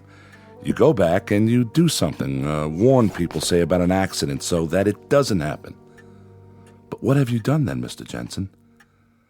By altering the past, you change the future. Here, look. This is the present, and my lighter is on my desk. Now I go back in time and I pick up this lighter. I put it in my pocket and I keep it there. Then I return to the present. By any rights, having removed that lighter, it should no longer be here. But if it is, you get my point? Look, Doc. Try this analogy, Mr. Jensen. Supposing I were to go back in time and I got hit, say, by a taxi. Now it figures that if I went back in time and got killed, I couldn't be alive today. Not only that, but think of the other lives affected. I wouldn't have children, I wouldn't have bought a house, all these things wouldn't exist because I changed them. Ergo, I wouldn't be here to go back. So? So time travel is not possible. It can't be. It creates an insoluble paradox. Therefore, we can safely assume that what we're talking about is a dream. It has to be. Try this then. I've never been to Honolulu in my whole life. So after the first couple of times, I decided to put it to a test. Go on. I remembered the ensign's last name. It's kind of an odd name, not easy to forget. Janowski. Told me he came from a little town called White Oak, Wisconsin. So I placed a call. There was only one Janowski in the phone book. Woman answered. His mother. I said it was a friend of his from Honolulu. And was he there?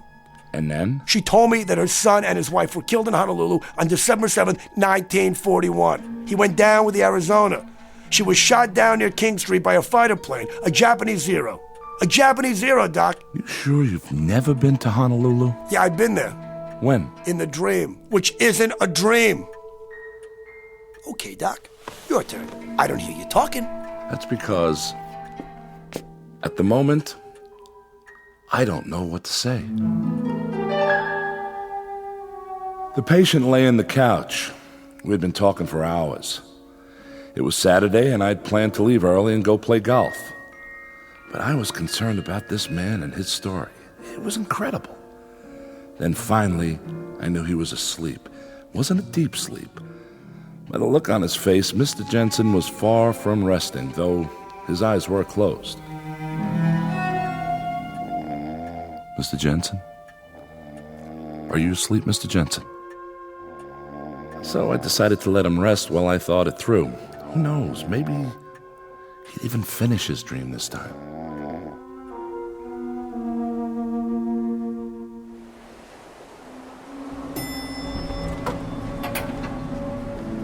How's your eye, Mr. Jensen? I mean, Pete. Hey, don't worry about me. I'm fine. I'll put a piece of steak on it. Sorry the bartender hit you. I should have stopped him, but I kind of got carried away, too. No harm done. Well, go lie down and take it easy. Maybe we'll see you later before I go back to the ship. Hey, Janowski, do me one favor, will you? Play hooky tomorrow morning. He's out of his head. Look, if you never do one thing for the rest of your life, do this, will you? Come on. Stay off that ship. Take the little lady. Get away from Pearl Harbor. Come on. I don't care where you go. Get on a Pan Am and go to the Canal Zone. Anywhere, but just get out of here. That's a great plan. And you know what it would cost me? Only my commission in the Navy, that's all. Jimmy, forget it. If you don't go, do you know what that's going to cost you? Just a little item like your life, and hers too. I tried to be nice, but this time I swear Come on, Jimmy. Let's go to our floor. Please, come on. What do you got to lose? I'm going to try to save your lives, that's all. Poor, dumb, crazy kids.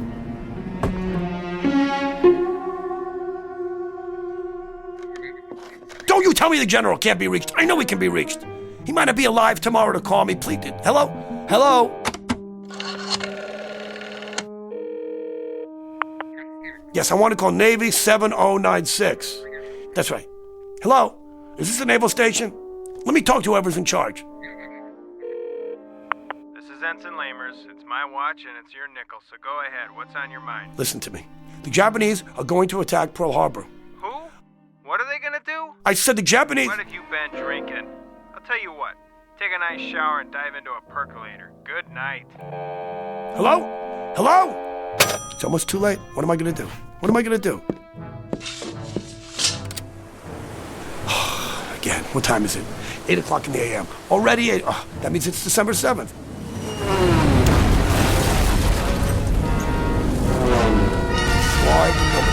Why wouldn't anybody listen to me? Why? I told you they were coming. I told you. I told you.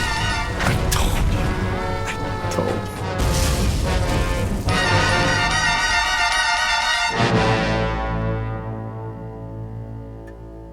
I stood there at the window for a long time, thinking about Mr. Jensen and his problem, his dream.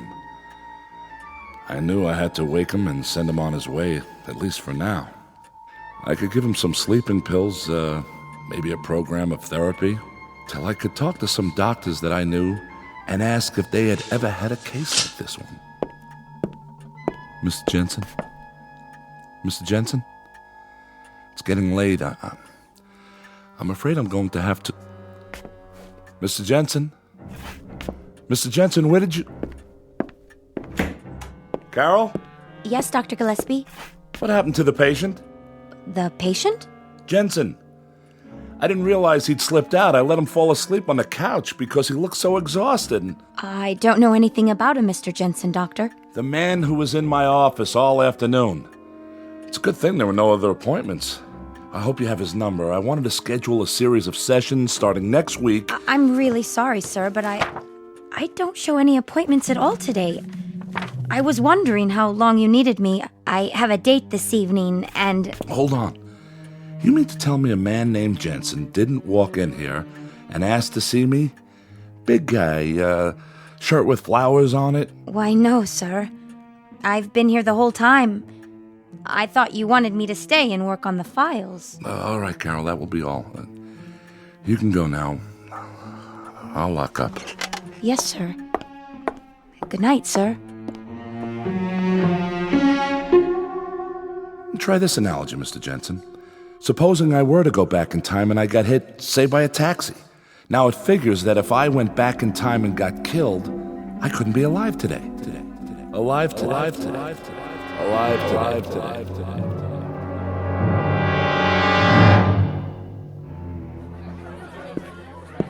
Welcome to Andy's place. What can I get you? Bourbon on the rocks, please. One bourbon coming up. Here you go. Need a light? No, thanks. I've got it. A lighter? Yes, I do. Right here. In my pocket. Cheers. Happy dreams. Same to you. What in the... Problem, mister? No, it's just that picture there. The one in the frame on the wall? Yeah. Group of men in uniform. All except one in a flowered shirt. He looks familiar. Pete Jensen. He used to attend bar here a long time ago. You heard of him? Jensen? No. I don't remember that name. He looked familiar, that's all. Where is he now? Him? He's dead. He got killed before I was born at Pearl Harbor. More down here? Sure. 2 more of the same. Once upon a time, there was a psychiatrist named Arnold Gillespie and a patient whose name was Peter Jensen. You might want to make note of both names for the record, should you ever run across either one in a textbook. It is now Saturday, October 5th at exactly 5:10 p.m. You might want to make note of that, too, if you're even remotely interested in a new theory about something we'll call, for want of a better term, the time element, at least as it is measured in the Twilight Zone.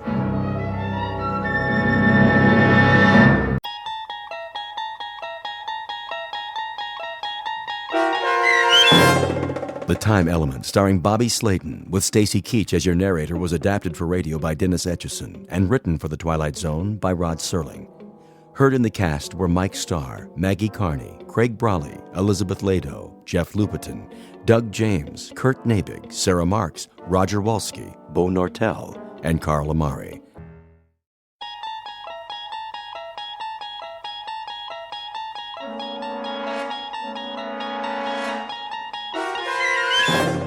There is a fifth dimension beyond that which is known to man. It is a dimension as vast as space and as timeless as infinity. It is the middle ground between light and shadow, and it lies between the pit of man's fears and the summit of his knowledge. This is the dimension of imagination. It is an area which we call the Twilight Zone.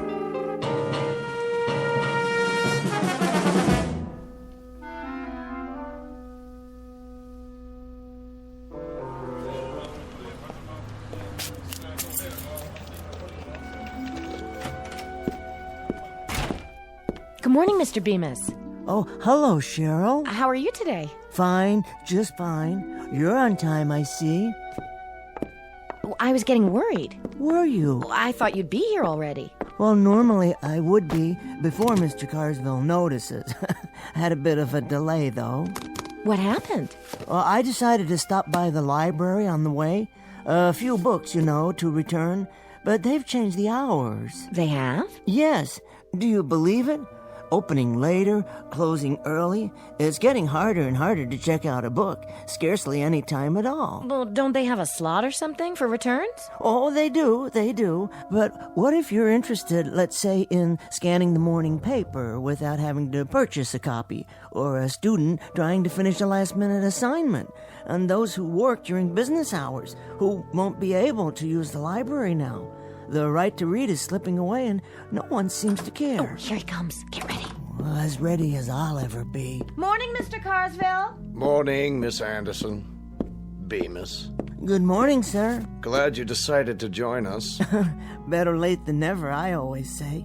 7 minutes to go. Let's open the bank on time today, shall we? Yes, sir. Scrooge. What?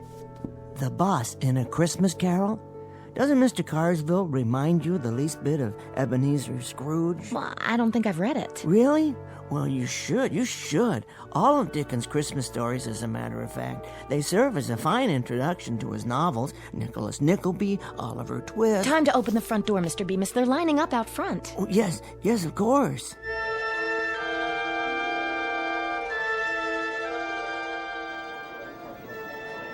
Thank you, Mr. Williams. Thanks, Cheryl. You've been very helpful. Have a nice day. Marvelous. Yes, indeed. Well? Oh, hello, Mrs. Chesters. Nice to see you. Is this window open or not? What? Oh, of course it is. Sorry. I'd like to make a withdrawal. Certainly. For how much? There's the slip right in front of you. Can't you see? Yes, I see it now. Mrs. Chesters, have you ever read David Copperfield? How's that? Wonderful book.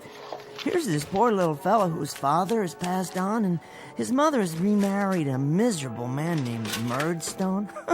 Can you believe that name? And Murdstone has this sister, Jane, and... Mr. Bemis, you shortchanged me again. I did?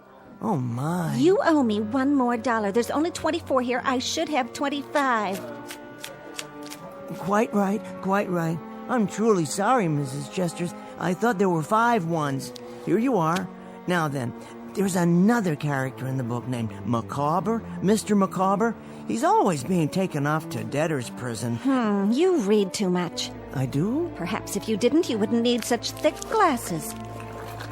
There's a wonderful woman in it, too, named Peggotty. She's David's nurse, and... This is a bank. If I wanted to know about books, I'd go to a library. Well, you see, the library's hardly open anymore, so I'm afraid you'd find that you... Mr. Bemis. Yes, Mr. Carsville. I wonder if I might see you in my office. Now, Bemis.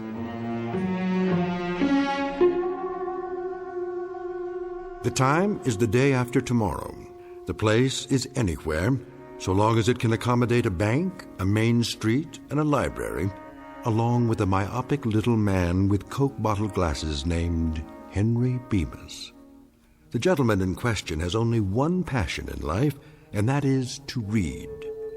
Mr. Henry Bemis, conspired against by browbeaters and henpeckers, and by clocks whose hands waggle disapprovingly and always disallow the moments he'd prefer to spend on his favorite pastime. Today, however, Mr. Bemis will finally have his chance to read anything and everything, in a world much different from the one he knows now. A world without bank presidents, a world, for that matter, without anyone at all, located in a place called the Twilight Zone.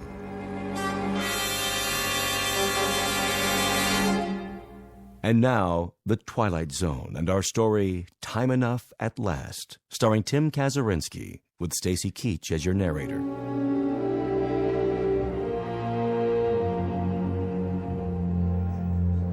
Did you hear what I said, Bemis? Why, certainly, Mr. Carsville. I don't suppose you've ever read David Copperfield, have you? No, Mr. Bemis, I have not. Now, if you'll be good enough to accompany me.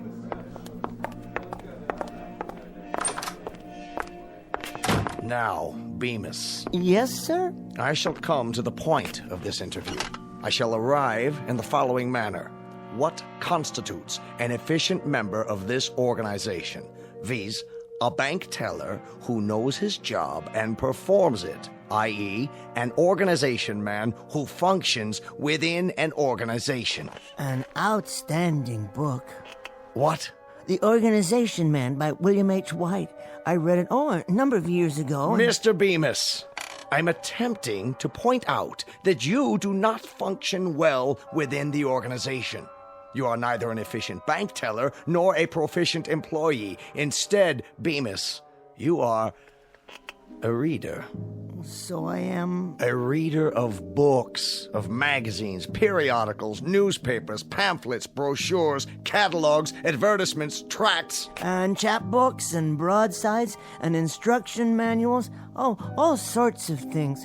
Whatever I can lay my hands on. Ad infinitum. That's precisely my point. When you're waiting on customers, you have an open book in your lap. Don't deny it. When you're balancing the daily tally sheets, one eye is on a printed page.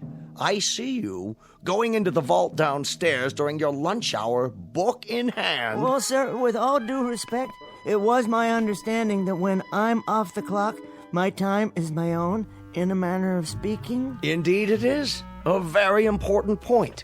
Do you know how I became the man I am, Bemis? Let me see, no. No, I don't. I was a teller once myself. Hard to believe, I know. A good teller, I'm proud to say, became what I am today because I spent my lunch hour in the following manner. 5 minutes for a sandwich, 2 minutes, milk, 1 minute, cookie, then 52 minutes spent studying. And do you know what I studied, Bemis? I can't say that I do. Finance and banking. Is that so? On your lunch hour? My. I practiced adding up figures, subtracting, dividing, compounding interest, and, after 21 years passing through the ranks, do you know how I wound up? Well... I wound up as president of the bank. So you did. Ultimatum, Mr. Bemis.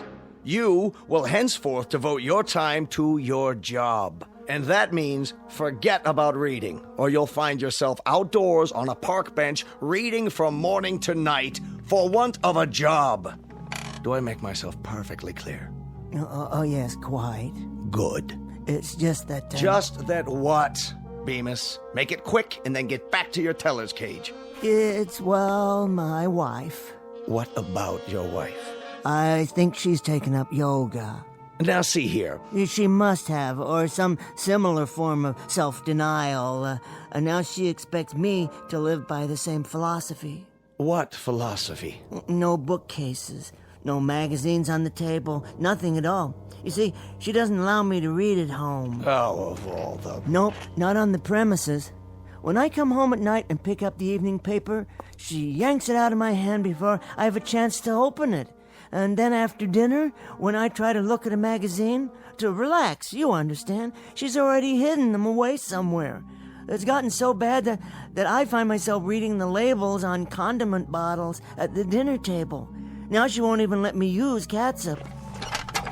Unasked, let me give you my reaction to all this. Oh, please, please. Your wife sounds like an amazingly bright woman. Helen? Well, she is intelligent, but... To see the problem and zero in on it like that. Problem, you say? Your compulsive reading. Your addiction to printed words in any form. Do you really think it's an addiction? What else would you call it? You've obviously been suffering from it for years, or you wouldn't need such powerful glasses. Well, now that you mention it, I did read a lot as a boy. You know, I used to keep a flashlight under the covers so I could stay up late and finish a book. I remember... And I remember last November. You spent the better part of your days reading campaign buttons on the lapels of customers. You'll recall, Mr. Bemis, one particular young woman who took considerable offense. She tried to hit you with an umbrella for staring at her chest. I remember that too, Mr. Carswell. She never gave me a chance to explain. I only wanted to see who she was voting for. Indeed. Good day, Mr. Bemis. Good day, Mr. Carswell. What are you doing now? Oh, I was just reading the plaque on your wall. I see you graduated from... Out! Let's see now. Stocks down, more weapons testing. Henry? New bomb under development. An even bigger one. Now that's something to think about. Henry? Yes, dear. I'm in the living room. Do you want more coffee or don't you? No, thank you, dear. Well, then tell me that, but don't sneak off so that you can bury yourself in newsprint. Sorry. I was only checking the headlines. I think we've gone over this quite enough, Henry. I won't countenance a husband of mine sacrificing the art of conversation to... All right, what's so funny? Nothing, dear. Go on, out with it. Oh, it's just the way you worded that. A husband of yours. How many husbands have you had? I thought I was the only one. I would appreciate your not rubbing it in. Oh, Helen, that was a joke. Go into the other room and change your shirt. Now? Well, there's nothing wrong with this shirt. It's the same one I put on this morning. You ironed it yourself. We're playing cards tonight. I want you to look fresh. Cards? That's right. Cards. We're going over to the Phillipses. Oh, we are? Well, Henry, any objections? No, dear. I must have forgotten. What time are we due there? In about 15 minutes. That's why I want you to change your shirt. Try to look at least remotely respectable. I'll be ready, dear. See that you are. And clean your glasses while you're at it. What? Your glasses. You won't be able to see the cards with dirty glasses. Oh, that's true. I wouldn't be able to see anything without these. Do you want me to wipe them off for you? No. I'm quite capable. Well, then do it. And don't use your shirt tail. Oh, I wouldn't think of it. 15 minutes, Henry. Aha. Just enough time for a short read. Now, where did I hide it? In this drawer. That's right. Perhaps I can bring it along. One more thing. Yes, dear? Henry? I was just getting ready. What have you got there? Got? Under your coat. Why, nothing. Oh, then what's this? Ooh, that's odd. Wonder how that got in there. I could only hazard a guess. A handbook of modern poetry. Yours, Henry? Well, actually... Would you like to read me some? You mean aloud? From the book? Don't you want to? Why, Helen, I'd be delighted. This particular volume has some lovely things in it. Really, quite lovely. One or two from Edna St. Vincent Millay and Robert Frost. Let me see. Carl Sandburg, William Carlos Williams, Archibald MacLeish, Kenneth Patchen. Go ahead. I can't. Helen, look. Someone's made marks on every page with one of those thick black pens. Who could do such a thing? Who do you think did it, Henry? Well, you don't mean... You should thank me. A grown man who reads silly, ridiculous doggerel? It isn't doggerel. There were some beautiful poems in here. I say it's doggerel. I also say it's a waste of time. Helen, please. No, please don't tear the pages out. Oh. Careful, Henry. You dropped your glasses. Just think, without them, you wouldn't be able to read any of this. Watch out. You'll step on them. I might, accidentally. And then where would you be? You couldn't see a thing. Of course, then you wouldn't be able to play cards, or go to work either. And we can't have that, can we, Henry? Why, Helen? Why do you do such things? For 20 years. Because I married a fool. There'll come a time, Helen. There'll come a moment when... When what, Henry? When you'll be paid back for such indignities and cruelties and miseries. You'll see. Where are you going, Henry? To change your shirt? I'm going to bed, Helen. There's one thing you didn't count on. I've learned these poems by heart. And you know what I'm going to do? I'm going to say them to myself aloud and listen to the music of those beautiful words, because you can't vandalize what's in my mind. You can't climb in there and scratch out and tear up and destroy such magnificent language. No one can. Henry? Henry, I'm speaking to you!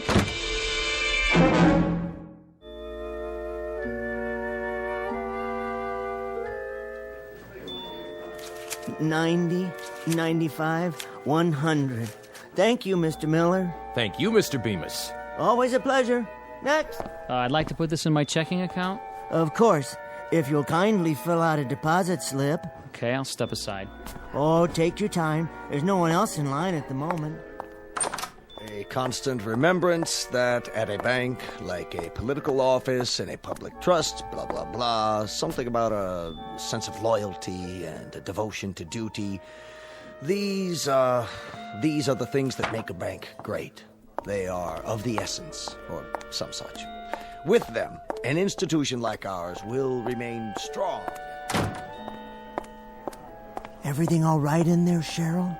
I think so. What's he up to? Mr. Carsville? Well, he's dictating a speech for the bankers' meeting next Thursday. He wanted me to bring him the quarterly report. Isn't that something? Well, he needs to know the figures, deposits, and holdings. Dictating, you say? His secretary will type it up and correct it, fix the grammar. Why? Well, she always does that for him. It's her job. But why can't he write it out himself? The speech, I mean. Is the English language that mysterious? Written English? It's really very simple. You gather your thoughts and put them down on paper. They're only words, after all. Words that begin as feelings and become thoughts and then are turned into sentences. I never thought of it that way. Do you see my point? It's the most basic process of the human mind, assuming one has at least an elementary vocabulary. Maybe it's a matter of time. He must have a lot to do running the bank and all. Time, yes, time. That I can understand completely. It's a matter of fitting it into your schedule. But if you want to badly enough, you'll find a way.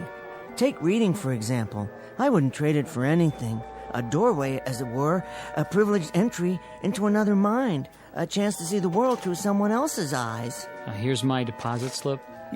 Oh, yes. Thank you, sir. And here's your receipt. Okay, see you next week, Mr. Bemis. Oh, I'm sure you will. I'll be here. Where else could I be? It's almost time for lunch. Is it? Already? I was just wondering. Yes? Would you like to join us? Pardon? Well, some of us are going down the street to that new restaurant. They say it's really nice. Is that what they say? Why don't you come along? Unless you have something else to do. Well, that's very kind of you, Cheryl. Very, very kind. But as a matter of fact, there is something I have to finish. I understand. Good, that's good, because, you see, I love Joyce. Oh, does she work near here? oh, heavens, no. That's funny, Cheryl. Really, very funny. I didn't know you had such a sense of humor. I mean, James Joyce. I see. Do you? James Joyce, the writer. Have you read Dubliners? It's the most marvelous book. One piece in particular, The Dead, is perhaps the finest story I've ever read. I'm rereading it now for the first time in years. Just a few pages to go. With any luck, I can finish it on my lunch break. The ending is quite moving, as I recall. Transcendent is the word I'm looking for. Yes, I'll be happy to loan it to you if you like.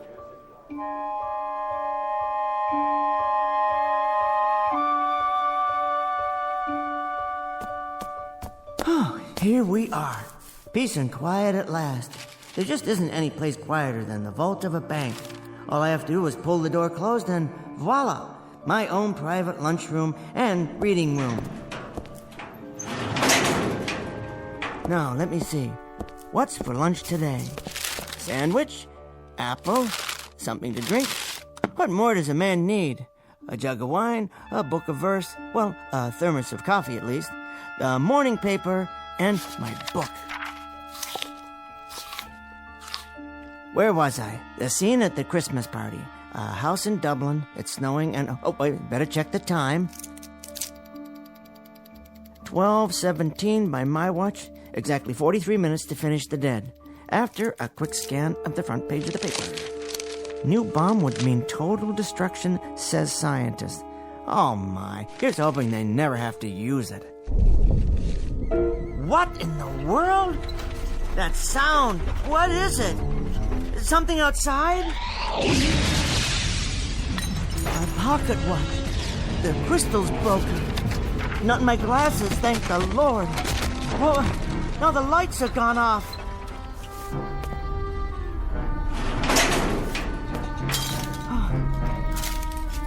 Hello? Hello upstairs? Is everything all right?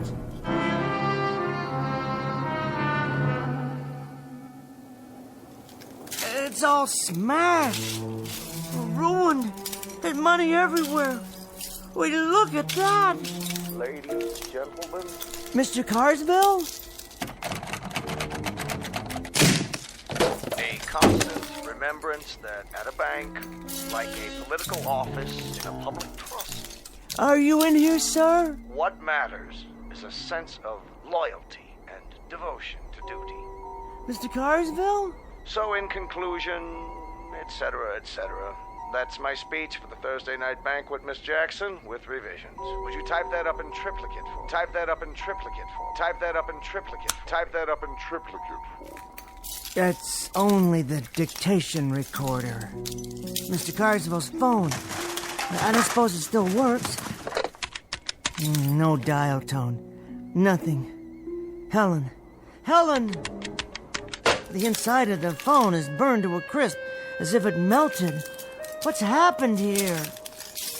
Why, there's no longer any window or wall, just a huge hole. Cheryl?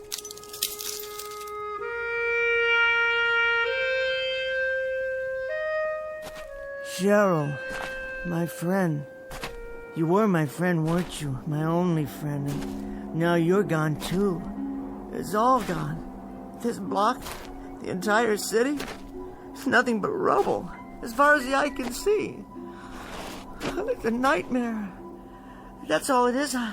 I fell asleep downstairs, and I'm dreaming. I'll wake up any minute and have a good laugh. Any minute now. As if this were the last car, the last one on the street that hasn't burned. It's impossible. It isn't real. It can't be. It feels real enough. It certainly does. I wonder if it still runs. Can I get home? See if Helen's alive? Someone's left the key in the ignition. Now I know I'm dreaming. Come on.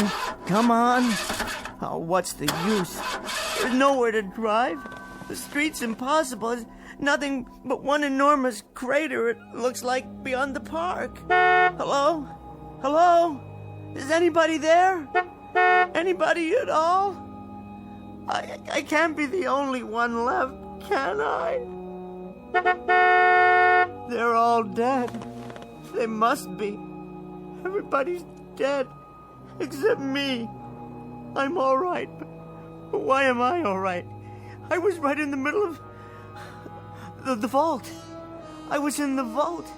The walls are 18 inches thick down there. That's why I'm alive, because I was down inside the vault. The thing of it is, though, I'm not at all sure I want to be alive, to be totally alone. They did it. They actually did it. Some damn fool used the bomb after all. And now look at what they've done. Somebody, anybody, please, help me.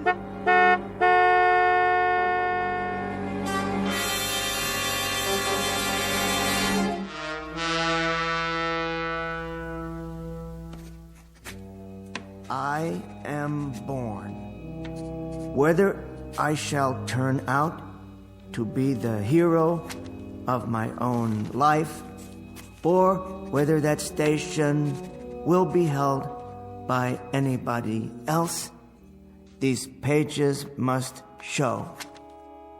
To begin my life with the beginning of my life after the great conflagration.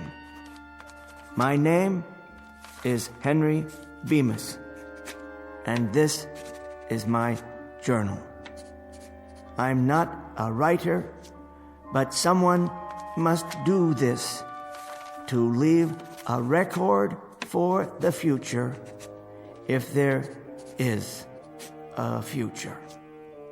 So it falls on me to set down what I have seen.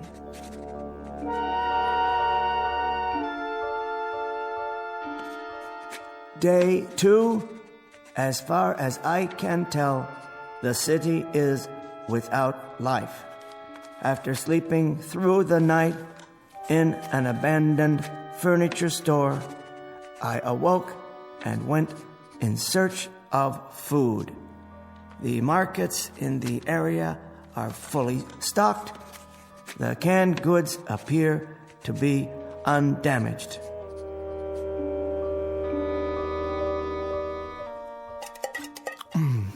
Peaches. Always did like peaches. Good meal. Very good. Soup, beef stew, vegetables, and dessert. A well-rounded menu, if I do say so. Something from each of the food groups. Well, almost. That leaves approximately 900 cans in this market alone. At least I won't starve to death. It'll last for a few years. All the food one man can eat, and then some. Have to remember to carry a can opener. Time to go shopping. Some more of this, a few cans of that. Ah, the gourmet section. Smoked oysters, delicious. Imported caviar. Don't mind if I do. Let's pass on the escargot, though. Wouldn't want an upset stomach. Something to drink, of course. Soda, bottled water, beer. Yes, beer. Why not? And onto the checkout. Which line is the shortest today? How about this one? Attention, A&P shoppers. No waiting on register 7. Put it on my tab, will you please? No, I don't need any help with the groceries. In fact, I'll just leave them here for a while. Don't worry, I'll be back. And now what? Go down the street to the Bijou Theater? See what's planned? Well, of course, they're dark today, no electricity. How about an after-dinner cigar? What a splendid idea. Is that a tobacco shop across the street?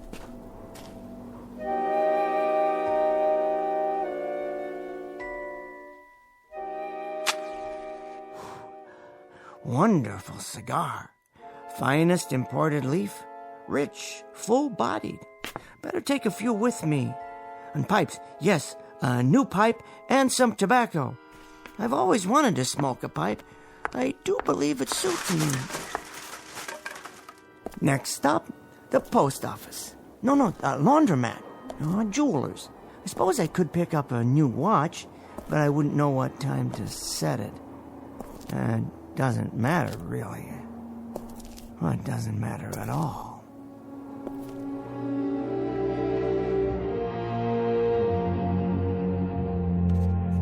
I was happy to find a newsstand on the corner.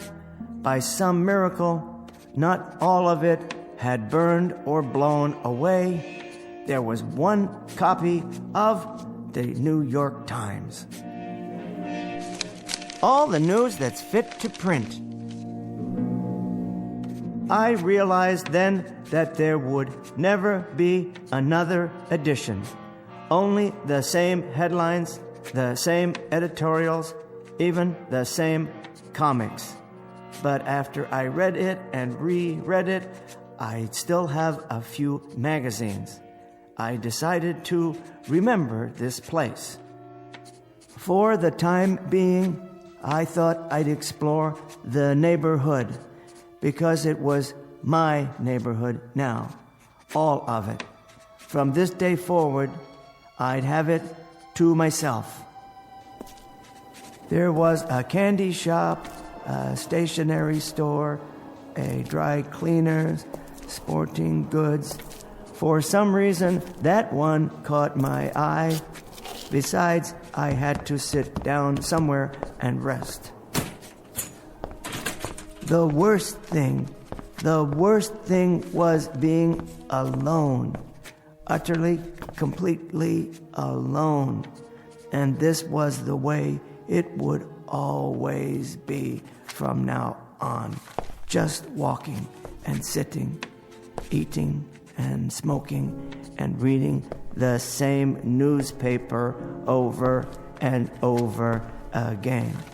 But for now, I needed a flashlight and some candles or a lantern for tonight. There were tennis rackets, rods and reels. I could always go fishing if there were any more fish. The gun department. Never used a gun in my life. wouldn't know how to. I suppose I could learn for self-protection, but against whom? Or target practice, that might fill some time. I had my pick, Remington, Winchester, Marlin, or a pistol. Yes, why not? A revolver like a cowboy in a Zane Grey novel.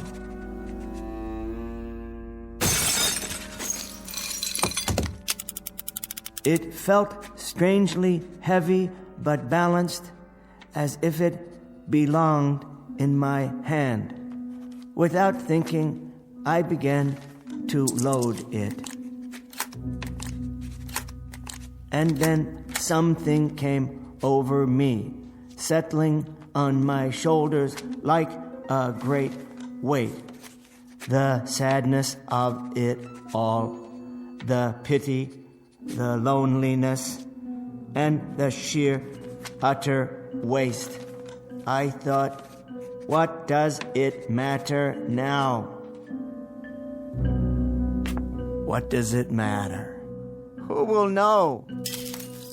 Who will care? It doesn't matter one bit.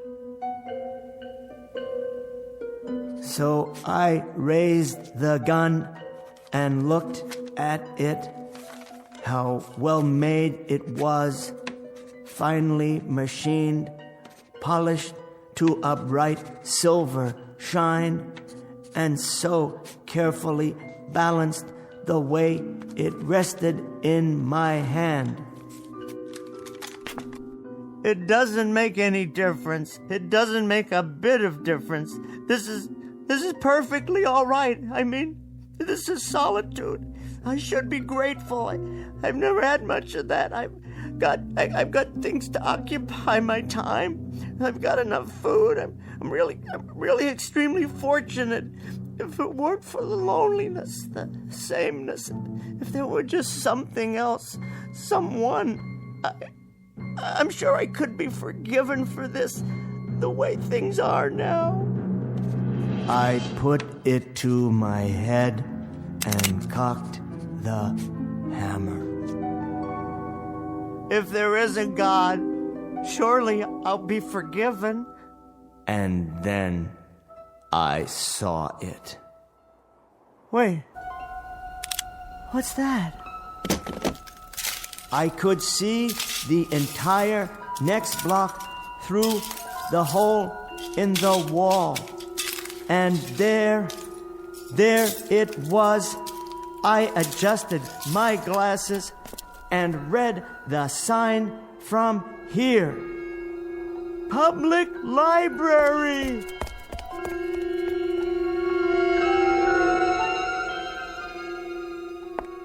Yes, oh yes, I forgot all about it. But you're still here, aren't you, my greatest friend? You who have never failed me. Not burned at all. Why, the whole interior is untouched. There are thousands of books here, tens of thousands, all waiting to be read.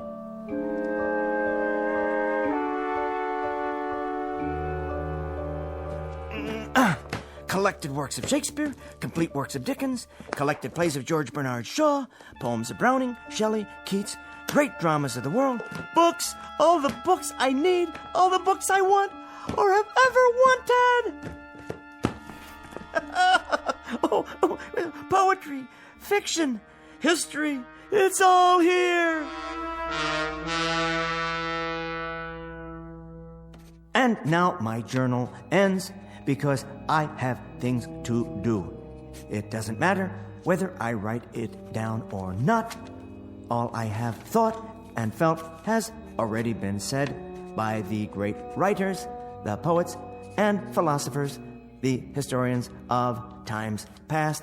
I know that nothing is new, nothing is ever lost, so long as there are books. In the midst of this catastrophe, I have been reborn. Now, this pile is January, and that one over there, February, March, April, May, this year, next year, the year after that, without end. I think I'll begin with biographies, then short story collections, and move into the great novels. I'll vary them by subject matter. Science fiction in the spring, Wells and Asimov, Bradbury and Clark, Sturgeon and Le Guin, and Philip K. Dick. And then some whodunits for the long nights. Agatha Christie and Patricia Highsmith and Sue Graft. And the best part, the very best part, is that there's time now. There's all the time I need, all the time I want. There's time enough at last. Where to start? What a foolish concern. I believe it was Charles Fort who said, when measuring a circle, begin anywhere. I feel like a kid in a candy store. So many wonders laid out before me, all of them indescribably delicious. My glasses! Where? They're broken. Completely shattered. I'll never be able to put them together again. It isn't fair. It isn't fair at all. There was time now. There was finally time. Plenty of time. All the time in the world. It isn't fair. It isn't fair. No, it isn't fair.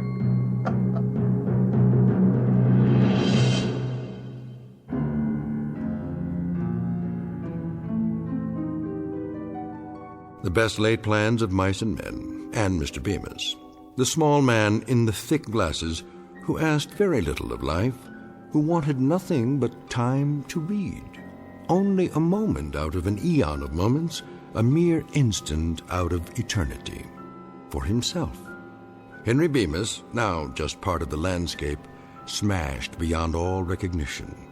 Just another piece of rubble, a fragment of what man has deeded to himself in the Twilight Zone.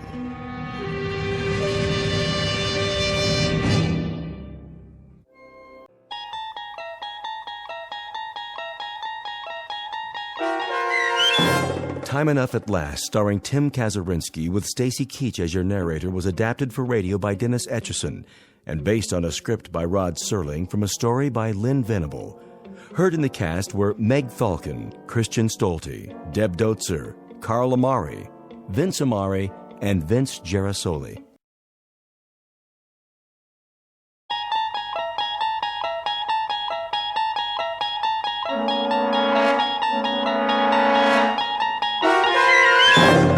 You're traveling through another dimension. A dimension not only of sight and sound, but of mind. A journey into a wondrous land whose boundaries are those of imagination. Your next stop, the Twilight Zone.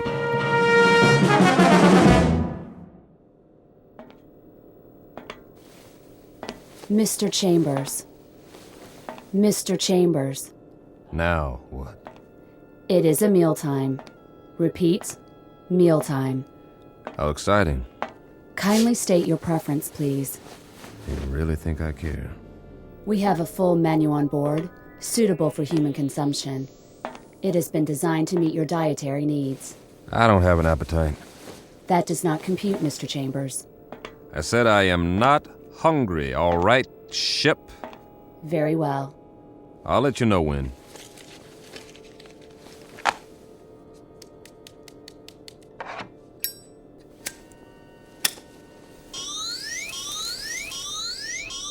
Safety alert. Oh, but it's just a cigarette. Please extinguish all smoking materials at once. Please extinguish. Okay. Deposit in appropriate receptacles. This is a mandatory safety measure. I heard you. Thank you for your cooperation. This is going to be a long trip. It is for your own good. Cigarettes are harmful. They are extremely hazardous to your health. And traveling through outer space, that's not. Comparisons are relative. Is that right? Please define your frame of reference. Well, here's a reference for you. The moon. Which moon? Anyone will do. As in, Why don't you go take a flying jump at it? Kindly repeat. Forget it. You do not care for food at this time. Leave me alone. You do not care. Yes, I do not care for food at this time. Very well.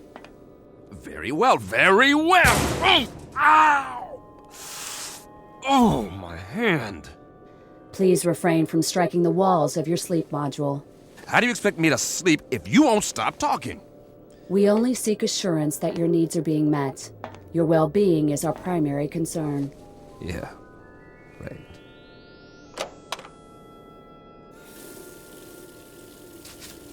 Please conserve water. A man's got a right to wash his face if he feels like it. Mr. Chambers, your trip requires the careful use of life-sustaining resources. Please conserve the water supply. I forget it. I'm going to lie down now. Try and catch some shut-eye. Nothing else to do. As you wish. Wait. Are you there, ship? Yes. What time is it? Your question is meaningless. Why? There is no time and space. Look, I only want to know. This is to say, there is no chronology that can be calibrated without a reference point. What time is it on Earth? Can you tell me that without an exercise in Euclidean geometry? Just tell me what the time is back home. What is the location of back home? New York City. In New York City, it would be 12 noon. 12 noon. Imagine that. I do not understand your request. Please rephrase. Leave me alone now. You wish solitude. Yes, I wish solitude. Very well.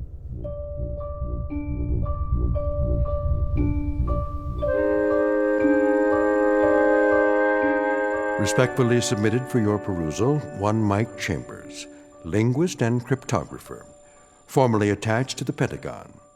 A highly educated individual who can break any code and decipher any language, at least on Earth.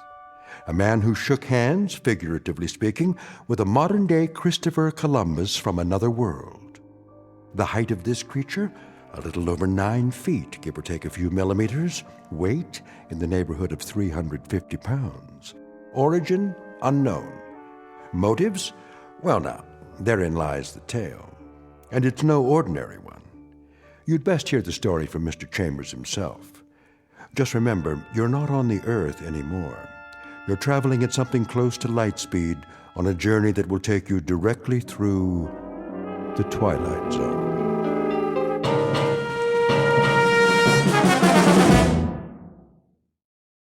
And now, The Twilight Zone and our story, To Serve Man, starring Blair Underwood, with Stacy Keach as your narrator.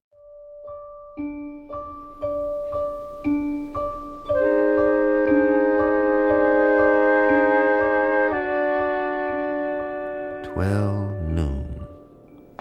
Somewhere, but not here. This is the way nightmares begin, or more to the point, the way they end. Very simple, direct, and unadorned, incredible. And yet, even while they're happening, we learn to live with them. We digest and assimilate new information as best we can, beginning with the smallest bits, the ones that are easy to process. So, if it's 12 o'clock noon back home, the only home you've ever known, that's what occupies your mind. You don't think about sidereal time or when it will be 12 o'clock the next day or the day after that. We live in the moment, but that's precisely what we should have been thinking of. All of us. Tomorrow and the day after tomorrow.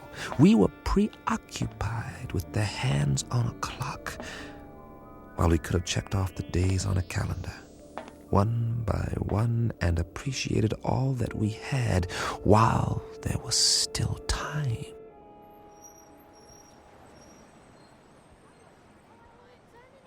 It started on an April day. It was noon then, too. And people walked and drove and bought and sold and fretted and laughed as they have always done. The world went on much as it had, with a tentative tiptoeing along the precipice of crisis. There was the economy to worry about, and wars, and the Middle East, and all the other myriad problems, major and minor, that had been with us for years, but they had somehow begun to lose their edge.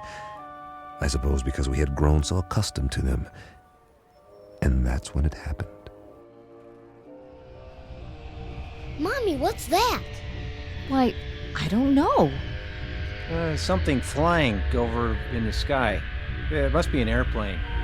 But it's so bright. I know what it is. It's a flying saucer. Oh, it can't be. Look, it is. That's when we first heard they had come. And that's when we should have prepared ourselves, but we didn't.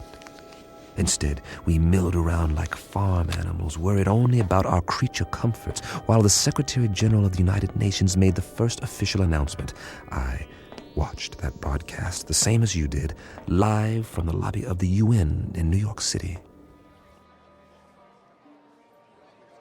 It came from the lobby, not the General Assembly. That rather large auditorium was empty, not due to a long lunch hour or an ambassadorial walkout or even the end of the world.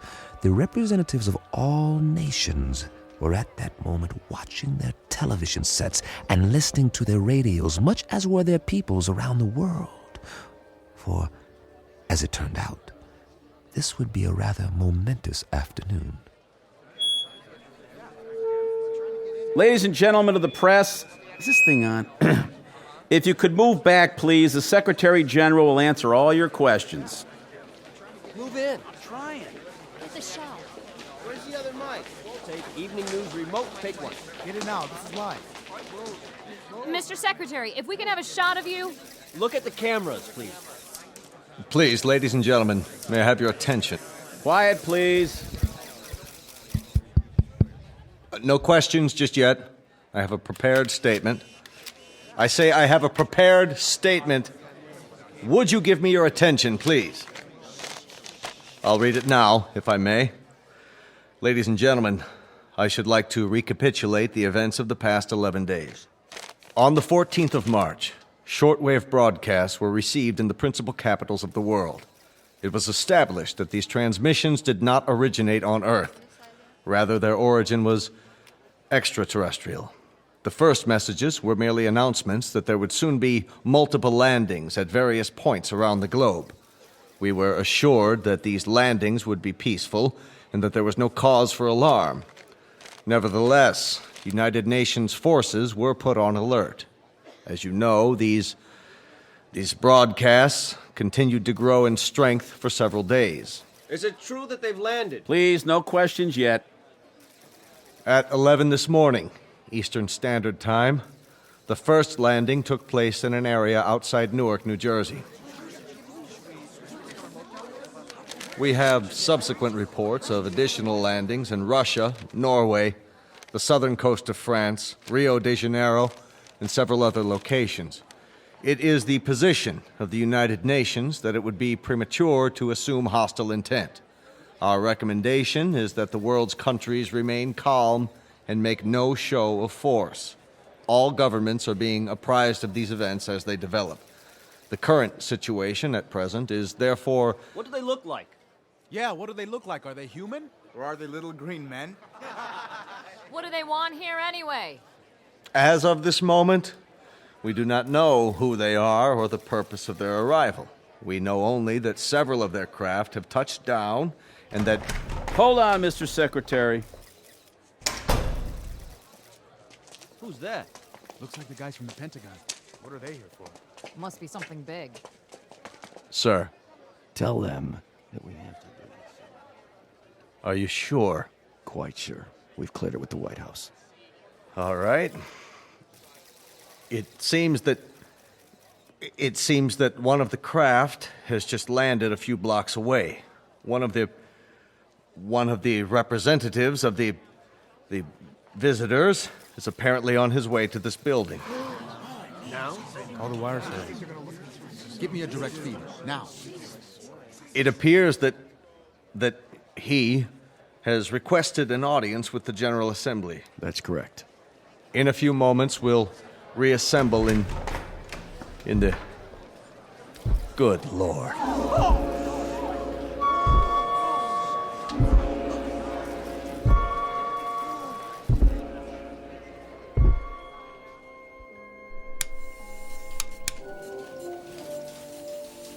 Mr. Chambers, Yeah. I think you'd better see this. What is it, a UN proclamation? They're not in session. They've called a special assembly. This looks important. We don't even know where the ships are from. Once we triangulate the signal... Will you look at that? What? They're here. Jeez Louise, the size of him. That was the first time I saw him, or it, or whatever it was. I still don't know.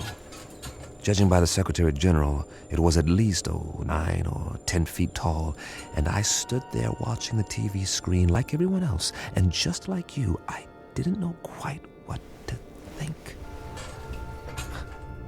Funny, I'd always imagined that first contact would be some kind of transcendent experience with special effects and a heavenly choir, the shock of finally seeing the other.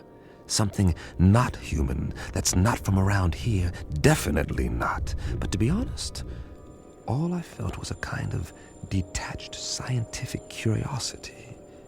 Was it intelligent? Well, it had to be to travel this far. Did it talk? I was soon to find out.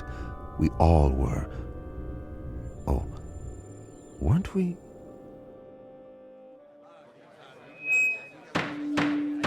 Come to order, please. May I have your attention? Not all of our member nations are here yet, but our visitor has requested an opportunity to address the assembly. So, for the moment, I would ask you all to be patient. Please, order! Order! Remain calm!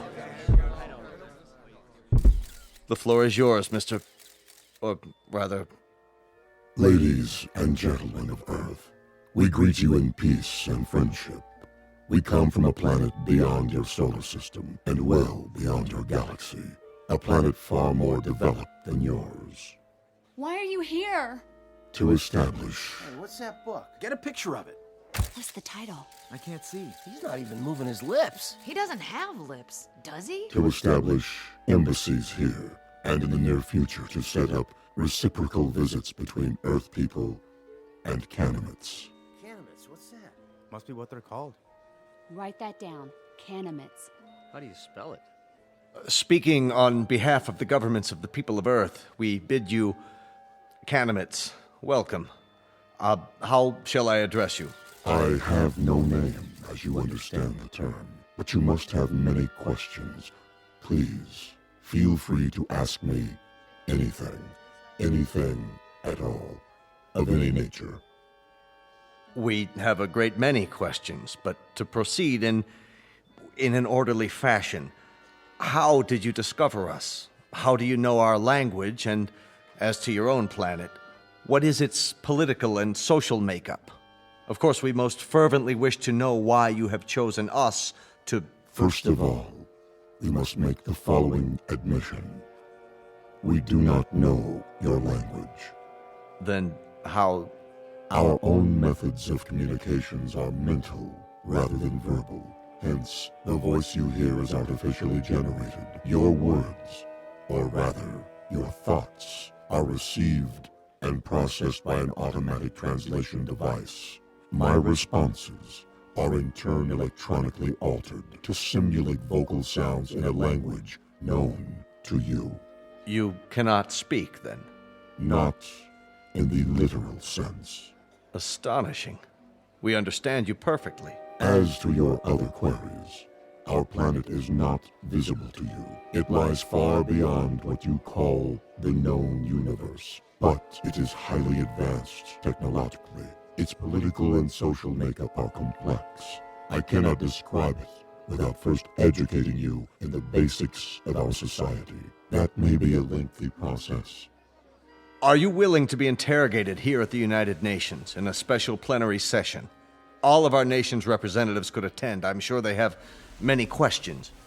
I would be delighted. I believe that is the proper response. We thank you for your courtesy. Until then,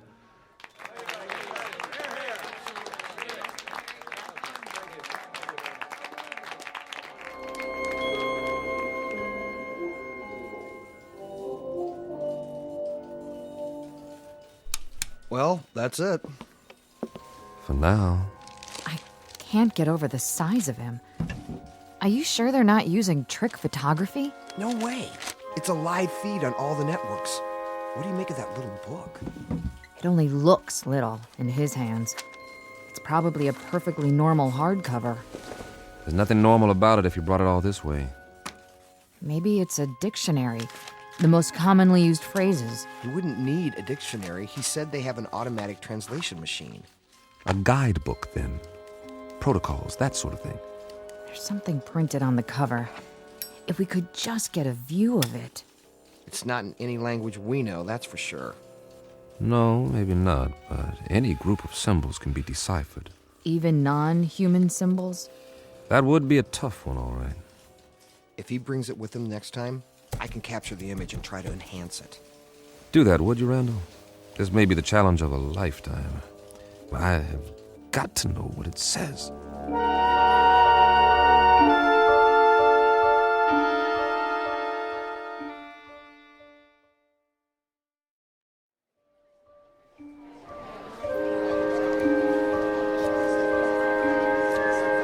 Come to order, please. Order. This meeting is now in session. Members of the General Assembly, our visitors, the Canamits, have graciously acceded to our request that their representative appear before us to answer further questions. The meeting is now called to order. We will proceed with the first inquiry. Senor Valdez of Argentina is recognized. Please use your microphone. You may remain seated. Why, may I ask, why exactly have you chosen our planet for this visit? It has come to our attention that Earth is plagued by many catastrophes, both natural and unnatural, all of which could be easily prevented. We are here to help you. Recognizing Dr. Dennis Levesque, the representative from France. Your question, please. Monsieur Canamet, my government wishes me to ask you, what is the nature of your help? What form will it take? Indeed, if we should choose not to avail ourselves of this assistance you mentioned, your response would be? We will not force anything on you. You may accept only that which you choose. For example, on the morrow, tomorrow, that is, we will demonstrate an alternative power source, molecular in nature, which can supply a form of electricity to entire continents for the cost of a few dollars, or rubles, or pesos, or any other currency. You will find it extremely economical. Mr. Grigori. Mr. Grigori, the Russian delegate, you have the floor. We would like to ask the Canamet directly, man to man, what are its true motives? Are we to assume that your purpose is totally altruistic? That you have an abiding interest in helping others? Are we further to assume that there is nothing beyond this boundless humanity of which you speak? There is nothing ulterior in our motives. You will discover this for yourselves soon enough, by testing the various devices we make available to you. What devices? I think the representative has answered your question. For example, we can show you a simple way to add nitrate to the soil and end famine on Earth. We can demonstrate the principles of a practical force field to cloak each nation with an invisible wall, impenetrable by bombs, missiles, or any other weapons. This will bring international peace for all time, if that is what you want. Of course it is what we want. Of course it is what we want. In return, we ask that you trust us. Only that you trust us.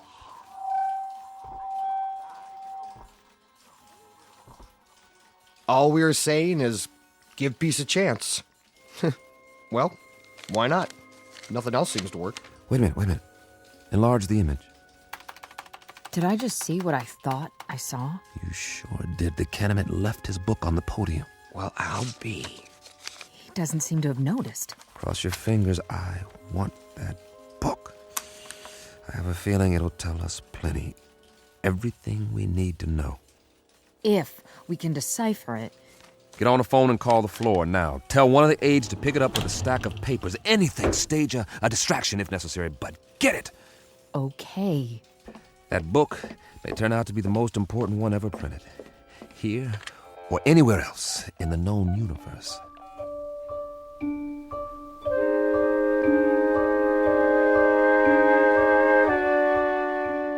Now, cross-reference this code table with the first. Well, Chambers? I've almost got it, Colonel. What have you got? For starters, a migraine headache and a bad case of eye strain. We're wasting our time. He can't lick it. Not in 8 hours, I can't, Colonel. It took almost a year to crack the Japanese code in World War II, and they had an army of experts working on it. This is the language of people from outer space, probably 500 times as intelligent as we are and 1,000 times more complex. You need help? All donations gratefully accepted. But, Colonel, I showed this book to everyone on my staff, and I've had 12 people working on it since late last night. And? You must have some idea. See for yourself. We've tried pretty much everything. Single transposition, double transposition, every method of cryptography there is. Nothing seems to work on these pages. They're more like hieroglyphs, but with no known pictographic references. Is that what they are? Hieroglyphs? They have certain things in common with ancient Egyptian writing, but much more complicated. And we have no Rosetta Stone to decode it, so I can't honestly say whether we're any closer now or if we're still a million miles away. So you can't decipher it? We can keep trying, that's all. Standard, reverse, direct, systematically mixed, keyword mixed, random mixed, reciprocal conjugate, every sequence we can come up with. But I can tell you something right now, Colonel, both of you. This is a tough nut. A real tough nut. If it weren't so important. It must be. That Kennemet, or whatever he calls himself, made reference to it every third line in his speech. The White House agrees. If we could understand this book, we might be able to decipher the Kennemets themselves. I'm beginning to wonder if they need deciphering. What? Well, they've done all right by us so far. You mean they're demonstrations? As parlor tricks? They don't seem like parlor tricks. That nitrate device they used in Argentina this morning. Now the soil has more vitamins in it than a health food store. That doesn't prove anything. I know that part of the country. It's as barren and fruitless as any place on Earth, and there are actually weeds growing in it now. 6 hours after the nitrate process. And the answer is in this book. It might be. And we might lick it or we might not, but I've got a strange feeling that... That what? That we're looking a gift horse in the mouth, and I've got another funny feeling, too. And that is? That if these Kennemets are as helpful as I think they are, you two boys will be out of a job, and so will I, in all probability. And very likely so will the whole UN. You won't need armies, or navies, or air forces, or security divisions, or world courts. They'll all be obsolete. Am I to assume, Mr. Chambers, that this is a scientific analysis or just some Kentucky windage? I don't know what it is, Colonel, beyond an instinctive feeling. The same feeling tells me that when everyone on Earth gets enough to eat, when there aren't any more wars or diseases or famines, this world is going to be a Garden of Eden that stretches from pole to pole. Your optimism is refreshing, Mr. Chambers. But for the time being, I'd consider it a personal favor, not to mention a direct order from the Chief of Staff, that you continue your efforts regardless of how your feelings change. Keep deciphering until you break this code or language or whatever it is, and tell us precisely what the bloody book says. I'll do my best. No promises, though, gentlemen. Now, if you'll let me get back to work. Jim, I think we've... What is it, Pat? We tried a new computer sequence. And? Look at this. We've got the title, anyway. You translated it. Are you sure? What does it say? This is an overlay. Place it over the cover of the book, like a template. Ah, brilliant. You're going to get a promotion out of this. You know that, don't you, Pat? No, it wasn't just me. Well, now, that makes the cheese a little more binding, doesn't it, Colonel? Let me see. It seems that our visitor's little textbook bears a very simple title right here on the cover. Well, what does it mean? What does it look like? I'd call that a fairly altruistic phrase, wouldn't you, Pat? I'd like to. It does seem unambiguous. It certainly does. It's a handbook. That's all. What does it say? Read the title for yourself. To serve man? This book is a set of instructions about how to do exactly what they've said. To help us, to help the world. How much clearer do you want it? They came here to serve man. That was the title of the book, no doubt about it. Pat and the rest of the staff had done it. They had come up with a template that deciphered the symbols on the cover, word for word. It was a place to start, and the most important one. At least we had confirmation of the Canamit's intentions. Everything they had said was quite literally true. They were here for our sake. Of course, not all governments would be as easily persuaded, so at a closed session of the Security Council, our visitor was put to the test. The Pentagon provided credentials so I could attend, and I jumped at the chance. This was one meeting I couldn't afford to miss. If it went according to plan, the world would find out once and for all what, if anything, the Canamites wanted for themselves, and whether the price, if there was one, was something the Earth could afford to pay. Though I, for one, didn't expect any surprises. Would you? Never in a million years.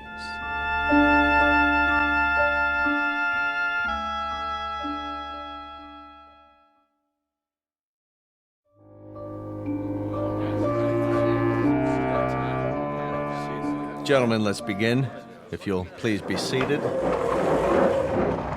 The purpose of this meeting is to acquaint you with certain tests conducted over the past week. At the request of several delegates, and with the full consent of our guests, the Canamites, these tests were photographed and recorded. You may now view the results. The tests were conducted by members of the National Science Academy and witnessed by a team of experts. If you'll watch the monitor at the front of the room. Lights down, please. Begin the tape.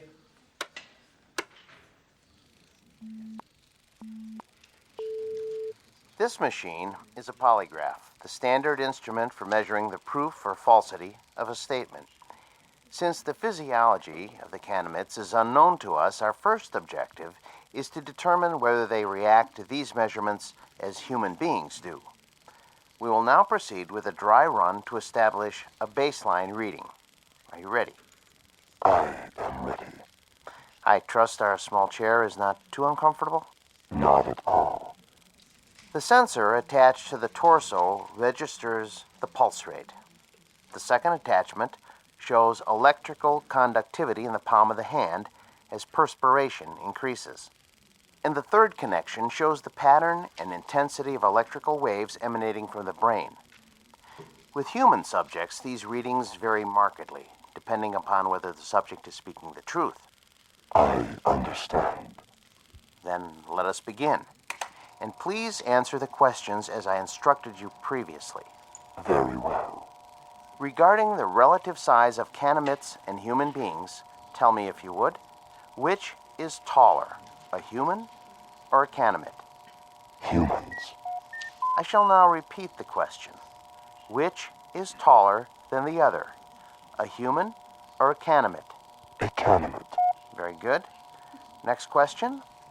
How did you come to this planet? We walk. Once more, how did you come to this planet? In a spaceship. Excellent.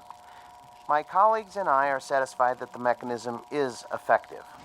Now, I shall ask our distinguished guest to reply to the question put forth by several UN delegates. Namely, what is the motive for the Canamites in offering so many gifts to the people of Earth? On my planet, there is a saying.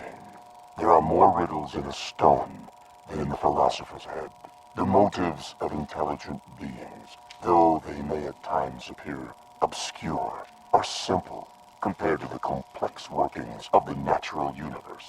Therefore, I hope that the people of Earth will understand and believe when I tell you that our mission upon this planet is simply this: to bring to you the peace and plenty which we ourselves enjoy, and which we have brought to other races throughout the galaxies. When your world has no more hunger, no more war, no more needless suffering, that will be our reward. Thank you. Most profoundly.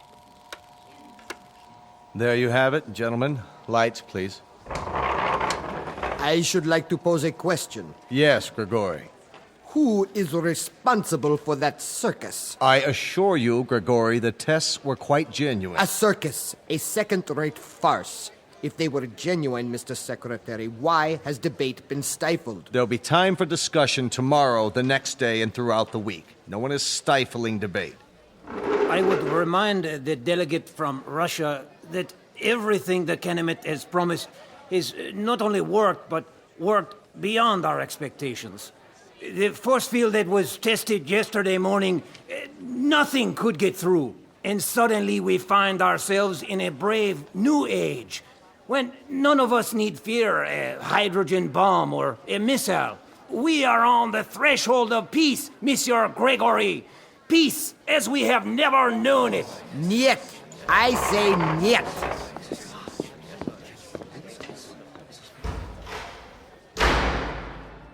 After that, there was no stopping the Kennemits. They were everywhere, performing miracles of one sort or another around the world. Famine became a thing of the past as the fertility of arable land increased 100%. The force field proved impervious to any known weapons. Then came a cure for cancer, heart disease, what have you, and all from a simple injection. It's hard to say whether the Kennemits enjoyed their role as saviors. Their eyes were so wide apart and set so deep in those big, bland faces that you couldn't read much of an expression.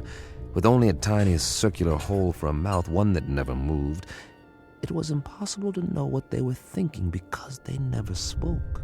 They weren't stern faces, only controlled, placid, almost like kindly masks. And they all looked exactly alike. They sounded the same, two calm, mechanical voices that came out of the translation devices under their robes. And then, one day, we were all out of a job, just as I had predicted. The computers and fail-safe machines in the Pentagon sat idle, covered in plastic sheeting, because no one was needed to run them anymore. As for code breakers, I might as well have stayed home. But something kept me there, as if I was waiting for the other shoe to drop.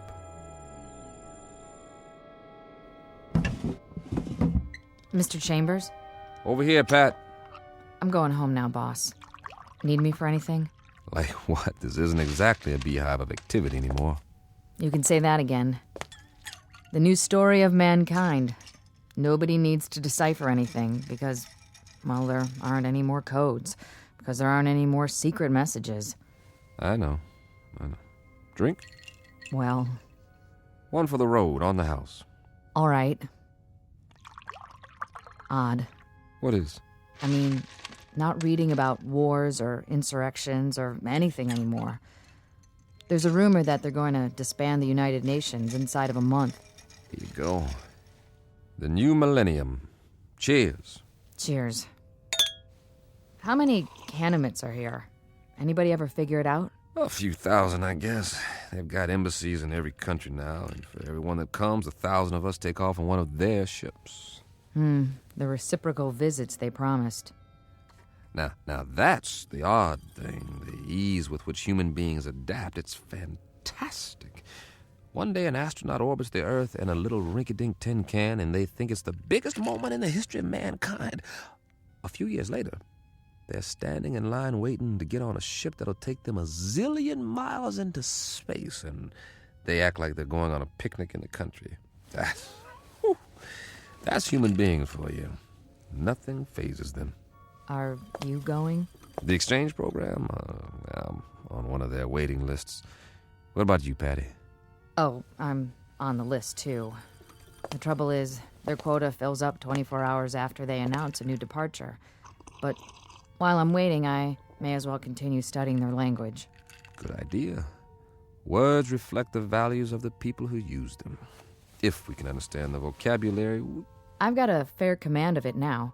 It's not that hard, really. And there are hints. Huh. Of what? The shades of meaning, the nuances.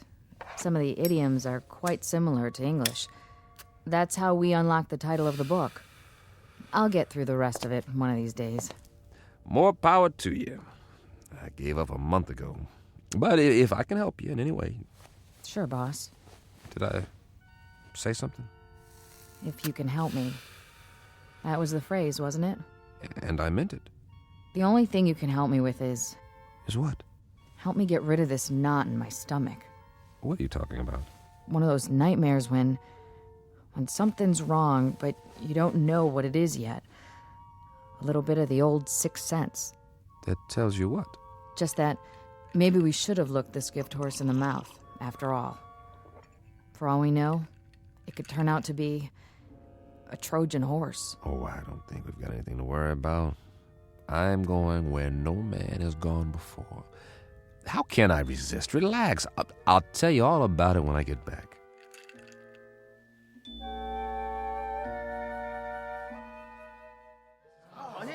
Please, get in line. One piece of luggage per person. This way to the loading platform.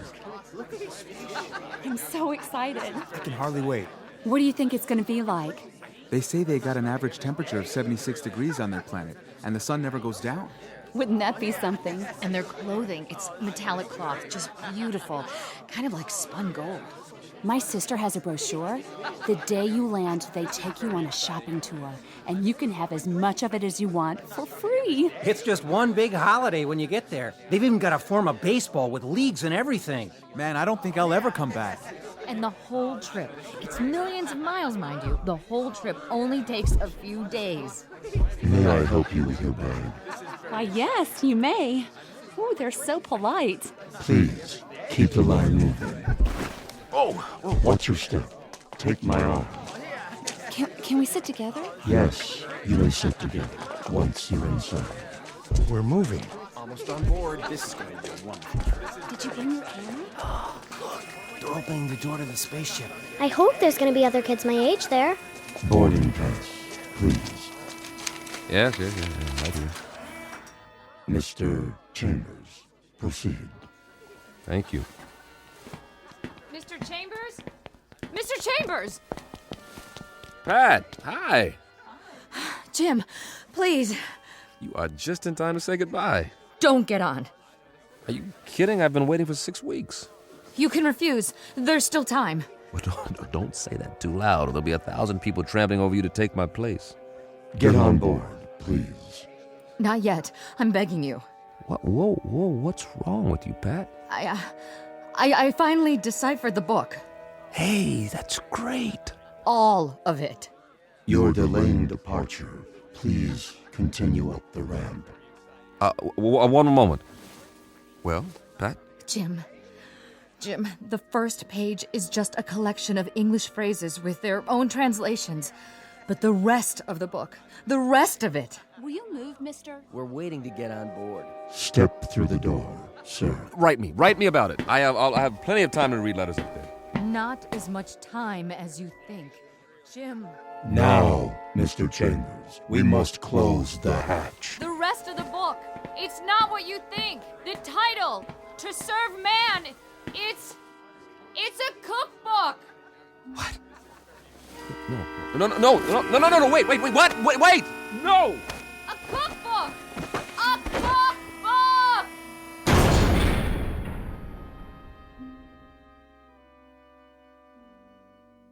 A very specific difference in points of view. To the wee ones, the little race of tourists known as humans, it's a marvelous adventure, a voyage to outer space, a chance to get away on the greatest vacation ever.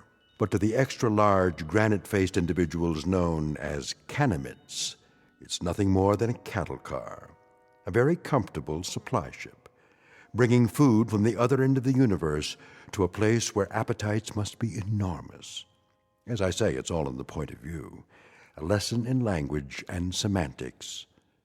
from the Twilight Zone.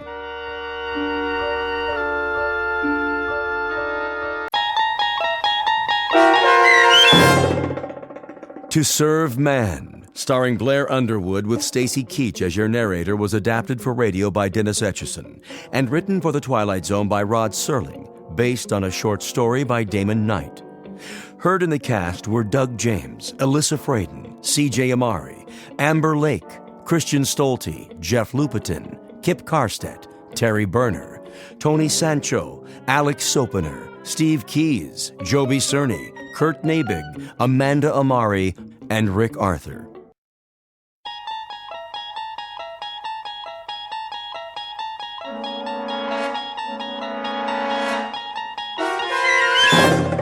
You're traveling through another dimension.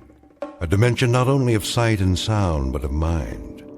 A journey into a wondrous land whose boundaries are that of imagination. That's the signpost up ahead. Your next stop, the Twilight Zone.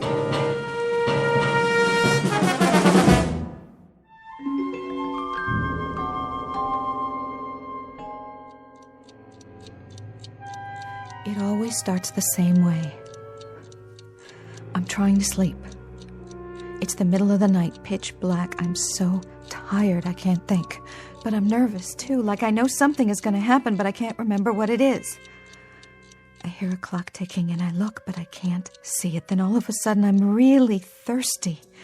It must be hot in here, because my throat is dry, and I can't make a sound. Somehow I know there's a glass of water on the table, so I reach over, but it slips out of my hand. It hits the floor and breaks.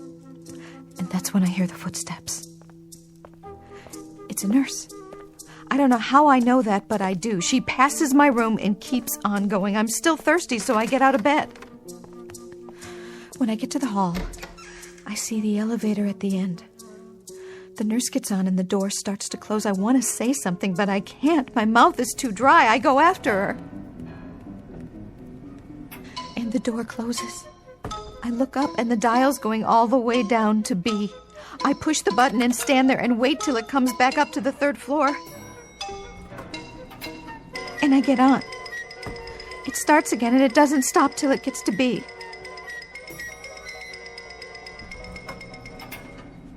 I'm in the basement. It must be the basement. There are pipes on the walls and equipment, metal carts, and what do you call them? Gurneys. I don't know where I'm going, but the door at the end is still swinging. It says 22 in great big black numbers.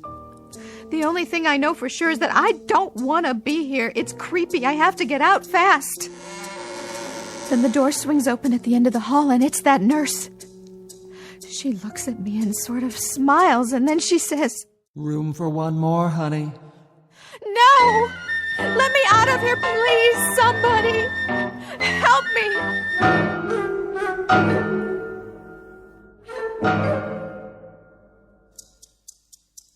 This is Miss Liz Powell. She's a professional dancer suffering from overwork and fatigue due to lack of sleep. And at this moment, we have just finished walking with her through a nightmare. In another moment, she'll wake up and will remain at her side. The problem is that both Miss Powell and you will soon reach a point where it may be difficult to decide which is reality and which is nightmare. A problem uncommon, perhaps, but one peculiar to the Twilight Zone. And now, The Twilight Zone and our story 22, starring Andrea Evans with Stacy Keach as your narrator.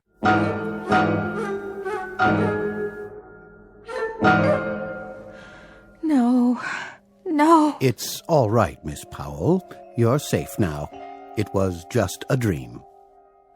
You don't know that. It's so real, and it keeps happening over and over again the same way. How many times? Every night. 3 or 4 days at least. I lost track. Doctor, it's so bad I can't even go to sleep. That's why I'm still so tired. Look at my hand. See, it's shaking. Yes, I see. Very nice wristwatch, by the way. Thanks. Barney gave it to me. Barney? My agent. Doc, give it to me straight. When am I going to get out of here? Soon. It hasn't been that long. 6 days already. Tell me, will you, what is wrong with me? I want to know the truth. I've given you a thorough examination. There's nothing organically wrong, except for your reaction times. Your reflexes are a bit slow, and you're on edge emotionally. Well, wouldn't you be? I'd say you're exhausted, Miss Powell, physically and mentally.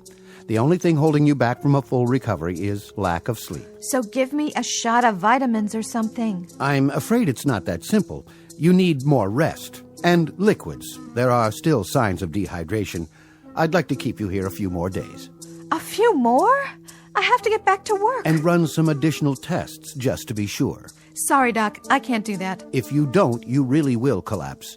Where did you say you work? At the Plush Monkey. I'm a dancer. 3 shows a night. Then it's out of the question. But I'm the feature dancer. You don't understand. They booked me for a week. Barney already signed the contract. If I don't show, the customers will want their money back and the whole tour gets canceled. Barney will kill me. I'm sure you can work something out. You don't know Barney. Well, you'll have to miss at least one more night. Simple bed rest, a sedative to help you sleep, and the IV to bring the fluid levels back up. I never should have listened to Janine. Janine? She just finished a week at the club. She pulled a muscle last year, and she said this was the place to go.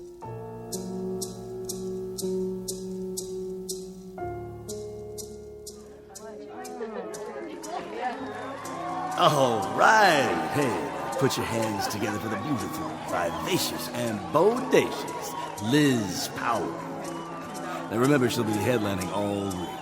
Look, we're going to take a short break right before we introduce Sabrina. We got 2-for-1 drinks and free hors d'oeuvres at the bar. I don't know what's wrong with me. You did fine, kid. Dynamite. No, I didn't, Barney.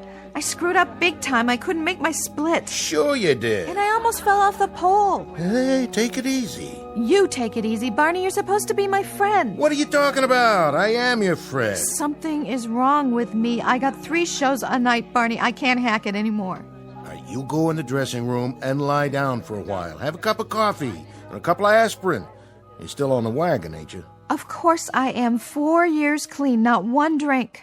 Good. Well, that's okay then. Barney, please. I need some time off. Sure. Soon as the gig is over. Then you can go to Miami for a few days. Kick back. I don't even know if I can do the next show. Well, how are those new high heels? Just dandy. Did you eat tonight? I can order you a steak. I ate a Chinese chicken salad, all right? That's not it. Well, then you go on in there. You close the door and you take a load off. Put your feet up. Trust me, you feel like $1 million, which is what you look like, dollface. All right, Barney, if you say so. I gotta go buy Platinum Pete's anyway. What for? Check out the competition. See you in the funny papers, kid. And remember, you're a star, so start thinking like one. Call me tomorrow? Sure I will. Right now, don't you worry that gorgeous head of yours about nothing. You promise? I'll try. Oh, so tired I can't even think. Is my head killing me? See if I got a couple more aspirin.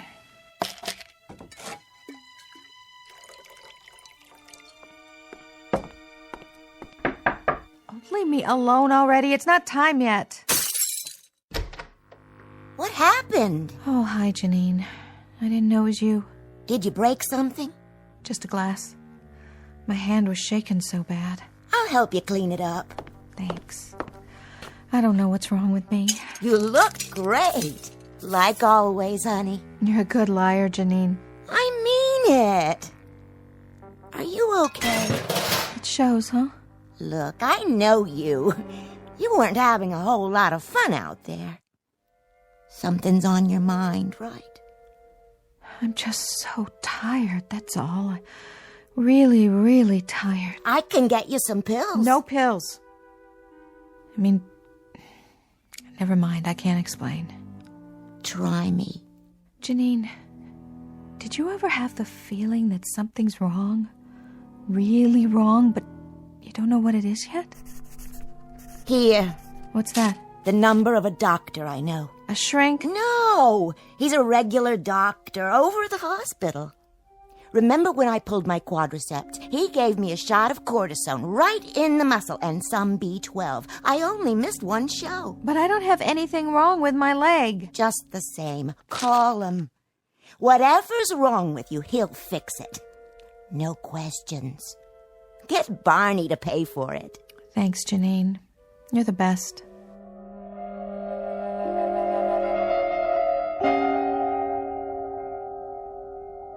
So that's how I ended up here. What do you think, Doc? Can you fix me? We'll try to get you out of here by tomorrow afternoon. That's what you said yesterday. Assuming, of course, that the tests come back negative. Well, they better. That's all I can say. I'll see if the room's still available. What if it isn't? Then we'll move you to another one. This is a hospital, after all. The one thing we can't afford to run out of is beds for our patients. But what if you do run out? Oh, there's a pretty fast turnover. People check in and check out. I don't like the sound of that. Why not? Check out. It sounds like you mean they die.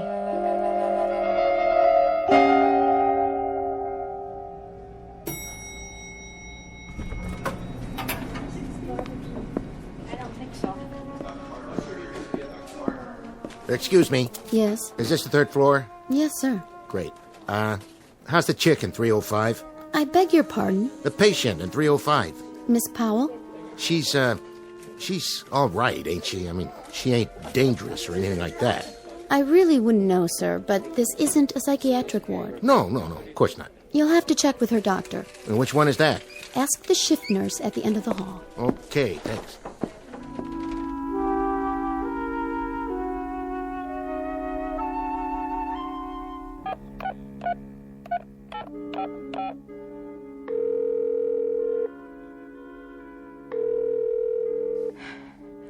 Come on, Barney, answer, will you? Oh, I don't know why I bother. He's never home. That nurse.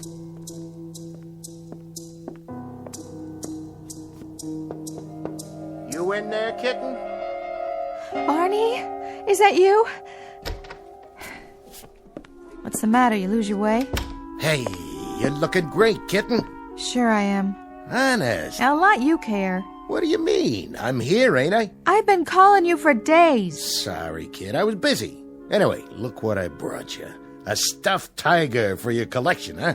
Grrr. Thanks, Barney. That's real cute. So where have you been, anyway? I thought you didn't like me anymore. Oh, you know me, kitten. Got a thing about hospitals. They kind of depress me. Yeah? You ought to try it flat on your back sometime. The only thing I have to look forward to is visiting hours, like the sun is gonna shine and then nobody shows up. Not even you. Thanks a lot. It's nothing personal, kitten, I swear. Say, I went by the club.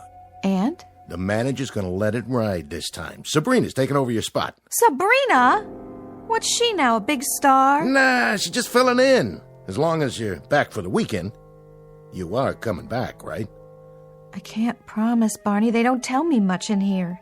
They keep running tests. Pretty soon you feel like you're on a glass slide and all those creeps are looking at you through a microscope. I like that. Don't laugh at me, Barney. Oh, I'm not. I'm just expressing myself. That's how it feels. Sweetie, baby, what a mind you got. That's what bugs you, isn't it? My mind. You thought I left it at a bus station somewhere, didn't you? Now, if you keep saying nutsy things like that, you're going to get me thinking maybe there is something funny going on. Pull the curtain around the bed. Why? So we can talk. Well, there's nobody else in here. Not at the moment, but you never know. Okay. Barney, listen to me. You're the only one I got when I'm on the road. When you didn't show up, when you didn't even call, I had this wild idea that you gave up on me. Will you cut it out now? You figured I was just some kook who lost touch and left the world behind. But you have got to believe me. They're not dreams. I know. What dreams? They say I've been having dreams ever since I got here, but they're not. They happen just the way I say they happen. You believe me, don't you? Sure, baby, sure. You don't even know what I'm talking about. I believe you, Miss Powell. Sure you do, Doc. Oh, hi. I was just leaving. No need. This won't take but a moment. You're looking better, Miss Powell. I was just telling her that. I'm Barney Kaminer, by the way, her agent. She's beautiful, ain't she? She makes an old doctor wish he were a young intern. You make me wish the same thing. You must be great at funerals, laughing boy. We're a little feisty this evening, aren't we? We are not feisty. We are just a little tired of 10 people an hour walking by our bed like they were P.T. Barnum and I was a freak in a freak show. Why don't you guys get off the dime? There is nothing wrong with me and you know it. There most assuredly isn't, Miss Powell. That's what I've been trying to tell you. As a matter of fact, you're in excellent physical condition. She sure is. Just a little overtired is all. A little overworked, perhaps. I guess a dancer's life isn't the easiest, is it? With talent like this, she makes it look easy, Doc. 12 years I've been this little lady's agent, and let me tell you, this is the best little stripper... Dancer that ever came down the pike. You should listen to him. It's good for your morale. Yeah, I should. I pay him enough. So what's your plan tonight? A big discussion about Freud and dreams? You're not interested in dreams, Miss Powell?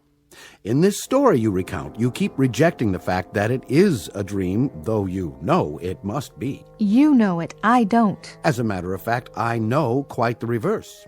I say it is a dream. Let's run through it again. You say that it's always in perfect chronology. You wake up, you feel thirsty, you reach for the glass. You suddenly hear the clock ticking loudly. Very loudly, right by my ear. Even though all the clocks in this hospital are electric. They don't tick. In any event, the sound unnerves you, and the glass slips out of your hand and breaks on the floor. And then I hear the footsteps outside. Footsteps? What footsteps? Miss Powell seems to feel that they belong to a nurse. They are the footsteps of a nurse. I hear them. They come down the corridor and pass my door. I jump out of bed. Now, Miss Powell... I jump out of bed. I open the door, and I see this nurse going into an elevator. I follow her. She goes down to the basement floor, and at the end of the hall, there's a room. It's room 22. 22, huh? What kind of room? Well... Go on, tell him. Tell me what? You might as well say it. I already know the answer. Tell me, Doc, is there a room 22 in this place? As a matter of fact, there is. It's the hospital morgue. What? The morgue? That's right, Mr. Kaminer. And Miss Powell seems to believe that the nurse comes out of the morgue, looks at her... Right straight at me with a little smile like she was expecting me. And then she says, room for one more. That's what she says, Barney, every time. Room for one more, honey. And then she grins some more and points to that room where all the stiffs are. Odd dream, wouldn't you say, Mr. Kaminer? Weird one, Doc. That's a real weird dream, all right. It isn't a dream. She claims it's one of our nurses assigned to the basement floor. How can I tell if it's one of your nurses? All I know is she comes out of that room, looks at me, and says in a real smooth voice, room for one more, honey. I'll prove it to you. You bring her in here and I will point her out. Boy, will I. I know her face as well as my own. Well, let's find out, shall we?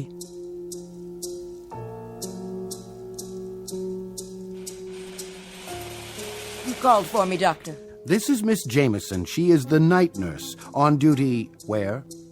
On the basement floor. And you are the only nurse on that floor? Why, yes, I am. The only one, Miss Powell. Look at her. I'm looking. Well, Miss Powell, is this your phantom lady? No.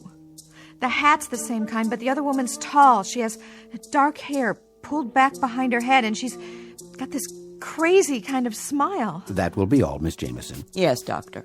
Well, Miss Powell, it obviously is a dream. It could be some other nurse. If it were a nurse in our hospital, it would have to be that young lady. And since it's not, you'll have to admit it's very unlikely that the woman you saw, or claim you saw, could have come out of the morgue. I know what I saw. I know what I did. What are you trying to do? Prove I'm a nutcase? On the contrary, I'm trying to help you. I'll tell you what, Miss Powell. To make my point, why don't we do something different this time? Like what? You say it always happens in such perfect chronological order, and your actions are always the same.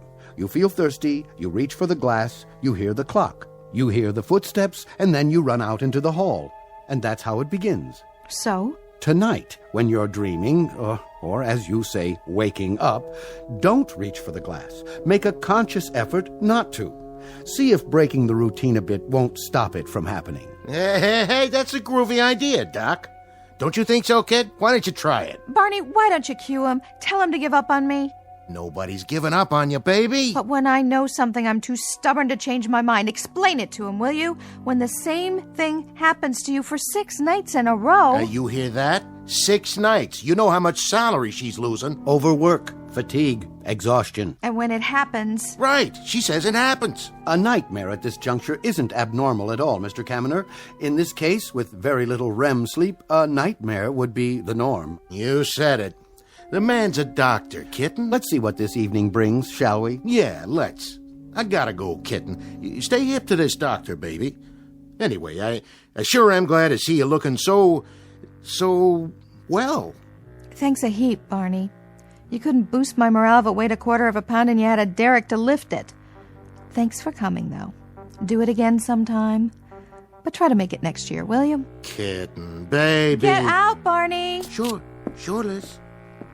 Remember about tonight, Miss Powell. Whenever you feel the compulsion to repeat your nightmare, don't. Skip that single step and see if it doesn't help. Sure. What have I got to lose? But I'll tell you something, Doc. If this doesn't work, I am checking myself out of here. I think we're on our way to recovery. Oh, are we? Well, we're just delighted to know that we feel that way.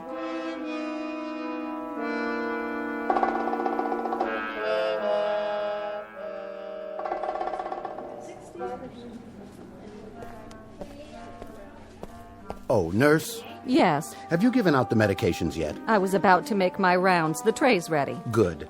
How's Miss Powell? 305? Well, the same, I guess. Did she leave her room? No, sir. I've been keeping a close watch on her. I want you to keep an even closer watch. When you've dispensed the medications, find some excuse to stay in the room for a while until she goes to sleep. And page me if you see anything unusual. Unusual? In what way? I'm not sure. Just keep an eye on her. Yes, sir. Any change in her dosage? No, the same light sedative. Very good, Doctor. I'll be in my office if you need me.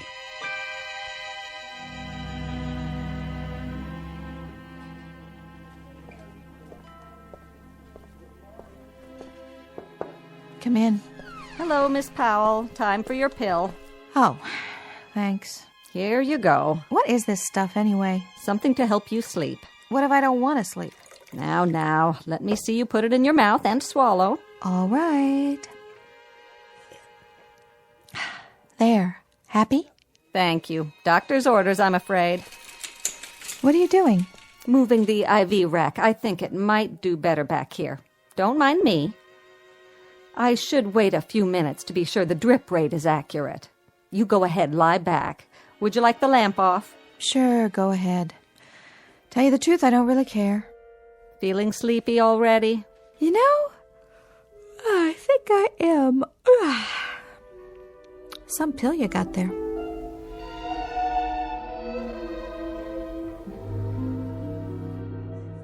Doctor? Yes? She seems to have gone to sleep. Good. You asked me to watch her, if that's all? Now that's odd. That's really quite odd. What is, Doctor? Oh, I was just thinking. When I talked to her this afternoon, she told me about this dream of hers. What about it? Following someone down the corridor, then getting in an elevator, going down to the basement, and the morgue. Sounds like a nightmare, all right. Yes, but, well, the thing of it is, don't you think that part's truly odd? Odd, Doctor? Yes, that's the only word for it. Well, it was a dream, after all. But, you see, she's never been there before. Patients aren't allowed in the basement. I know, Doctor, but in a dream... Dream or not, when she tells the story, she mentions room 22. Room 22? That is the morgue. Of course it is. With big black numbers on the door, just as she described it. But if she's never even been down there, how would she know the number of... Yes, precisely. How could she?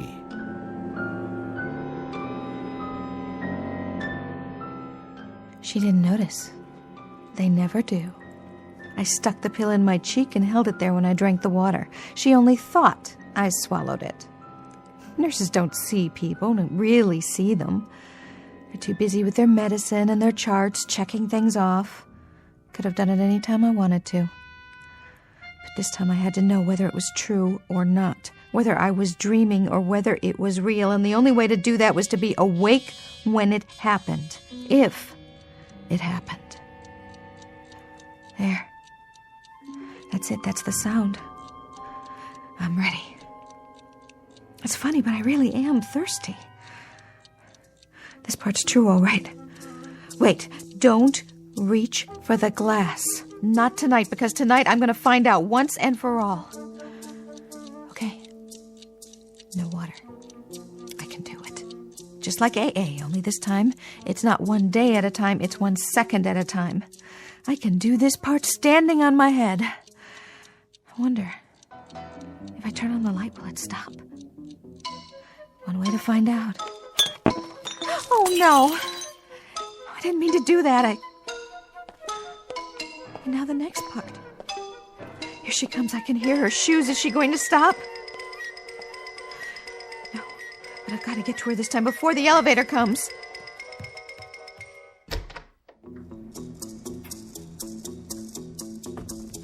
Oh, too late. Always too late. Come on. I've got to know. If I get there in time, I can stop her and I can make her tell me what this is all about.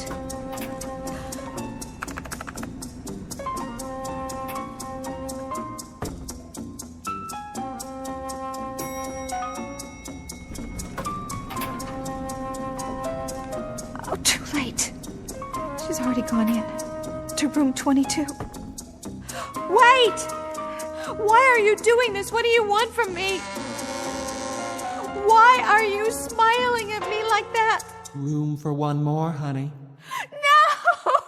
Please, no! Why?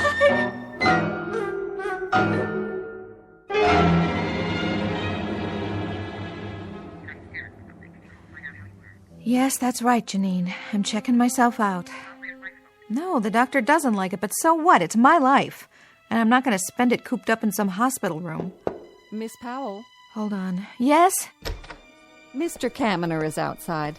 Finally? He said to phone down to the lobby when you're ready, and he'll bring the car around. He'll meet you at the elevator. My cup runneth over.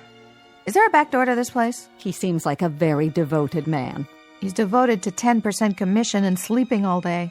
Do you need any help with your things? No, the bag's all packed. I can carry it.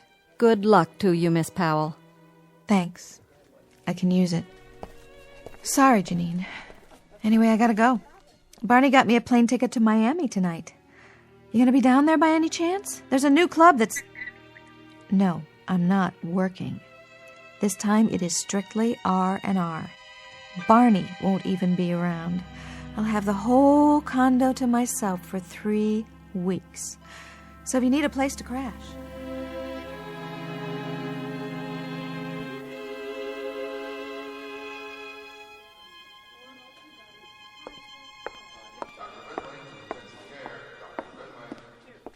Well, we're all ready to go, I see. Yes, we're ready. We're overdue, if you ask me. Let me carry that for you. That's okay. Just to the elevator, please. I'd like to. Suit yourself. For the record, I want you to know something. What? I respect your decision to discontinue treatment. There really wasn't much more we could do for you. Don't be so hard on yourself, Doc. You did fine. Gave me a place to rest up. Everybody was real nice. You especially. Thanks for putting up with me. Not at all. Your test results are good, and you've regained most of your strength. I only wish we had more time to discuss your problem. Come to terms with it, have you? I don't know about that. But I finally figured something out. Yes? It started when I got here, and it never let up. And it was always about this place. I honestly don't know if it was real or not, but I couldn't make it stop, and neither could you. So there's only one thing left to do. Leave. If I do that, maybe it'll all be over. I sincerely hope so. You still think it was just a crazy dream? That's what happens when the mind is overwrought. It plays tricks. You were fatigued, you were susceptible, but... But what? Here's my card. The next time you're in town, I hope you'll give me a call. Why, Doc, are you hitting on me? No. It's just that there are certain aspects of your story that are, well, fascinating, that I can't account for. I'd like the chance to discuss it further. Such as? Oh, here's your elevator. Good luck to you. Same to you. And I don't want to see you back here at this hospital, Miss Powell. The next time we meet, I just may be at a ringside table. And if so, I'd very much appreciate a subtle wink. That all right with you, Miss Powell? Yeah, sure. I just feel funny about this elevator, that's all. I'll send you a postcard from Miami. Well, here goes. Going down? What? Are you checking out, miss? That's right. The lobby, is that as far as it goes? Pardon? This elevator, it doesn't go all the way down to the basement, does it? Oh, no. That's only for the staff. It's off limits. That's a relief. Miss? Nothing.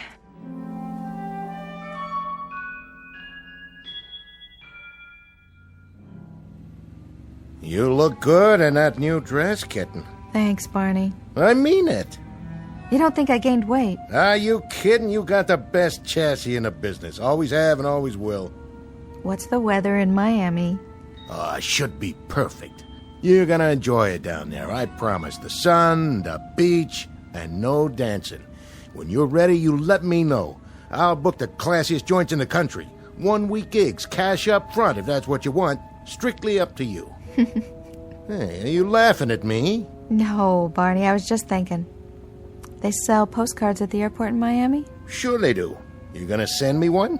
Maybe to the doc. Old happy boy. The stiff? I think he's got a crush on me. Might give him a thrill. Maybe a picture postcard of a girl in a bikini. That'll get him talking back at the hospital.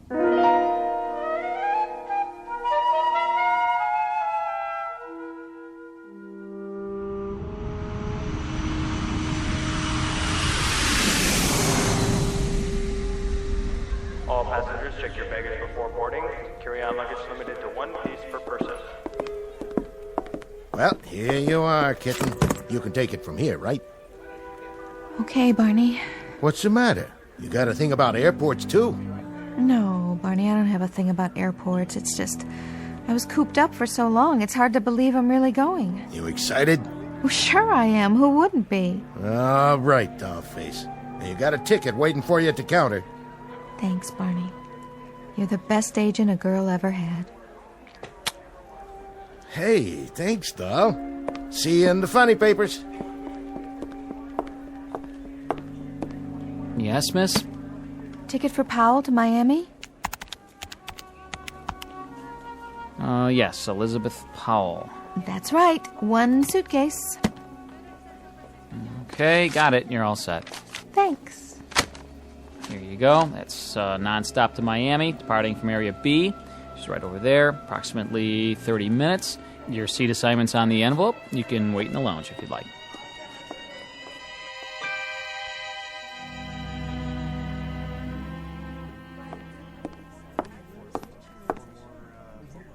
Well, hello there, beautiful. What'll it be? Ginger ale, straight up. You sure? I can mix it up any way you want. Tall, rocks. What are you staring at? Just taking in the view. Well, knock it off, Buster. Anybody ever tell you have eyes like a tarantula? Hey, that's not very friendly. Well, I was friendly till I came in here. 1 ginger ale coming up. Is that the right time? What? The clock. Remind me when it's 30 minutes. Make it 20 to be safe. Sure, but you have a watch, don't you? Oh, yeah. Yeah, I do. I forgot to wind it. There you go. I'll do it for you. Keep your hands to yourself. Got it going? Be quiet so I can hear. First call for passengers to Miami. Pre-boarding for those already checked in. Please go to Area B. Where's Area B? That's downstairs. Elevator's right over there. Don't worry about it. I'll pour you another one. Hey! It was that crazy feeling again. I was thirsty, but I was awake. It wasn't a dream. It couldn't be. Not here. Just the same, I took the stairs. No way was I going down any more elevators. It took me a while to find it. Maybe I didn't want to find it. Like I knew. By the time I got there... Where's the plane to Miami? Flight 22, it's right through this gate. It's already boarded. What flight? 22. Is there anything wrong, Miss Powell? I had to decide right then. I was wide awake and I was tired of being afraid all the time. I had to see it through. You'd better hurry if you want your seat assignment. This flight's overbooked. All right. I walked into the tunnel and went up the ramp. I was the last one. Everybody else was on board. That only made the feeling stronger. First the ticking, then the glass, and then... Just show your boarding pass to the stewardess. That was when I saw her. She was about to close the door to the plane. Her hair was dark, and it was tight against her head under the cap. Then she heard me and turned. Room for one more, honey. No! Please, no! Hey, why didn't you get on the plane? Are you ill, Miss Powell? No, it's not a dream. It's not. Your plane's boarded. If you don't get on right now... It never was a dream. I'm awake. Better call a doctor. She's hysterical. Look at that woman. What's wrong with her? She's white as a sheet. Like a glass of water? What? No! No water. There it goes. Wave goodbye to Daddy. Oh my God! Something's wrong with the plane! Oh my God! It's crashed. It just hit the ground and blew up. Emergency. Code red. We've got an airliner down. Repeat. No! Flight 22 is down.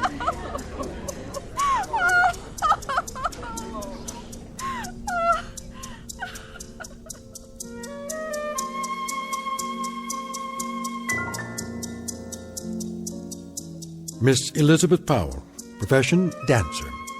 Diagnosis, acute anxiety brought on by overwork and fatigue, made even worse by lack of sleep due to one particularly insistent bad dream.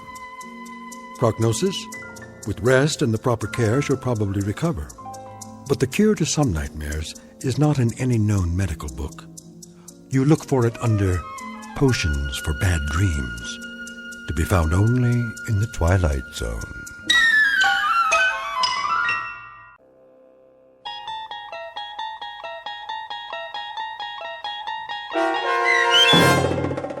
'22, starring Andrea Evans with Stacy Keach as your narrator, was adapted for radio by Dennis Etchison and based on a script by Rod Serling. Heard in the cast: Rick Peoples, Richard Hensel, Linda Ryder, Meg Thalken, Maria Stevens, Irene Olsen, Carl Amari, Roger Wolski, Doug James, and Peter DeFaria.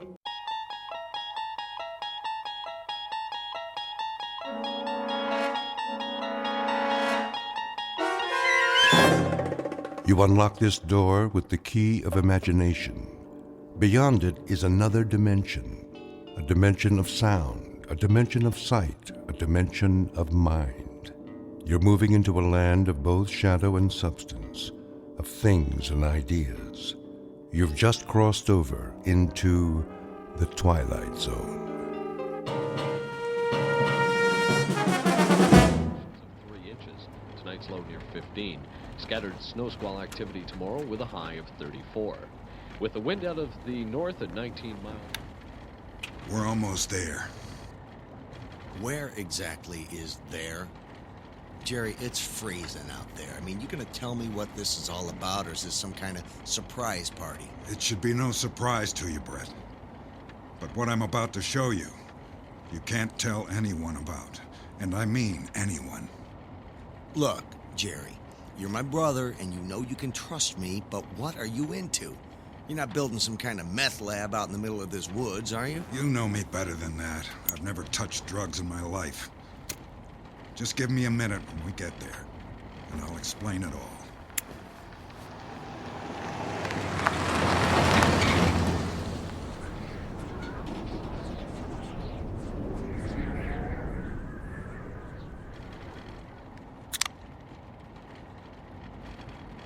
You got permission to be on this property? It's kind of remote. I don't need permission.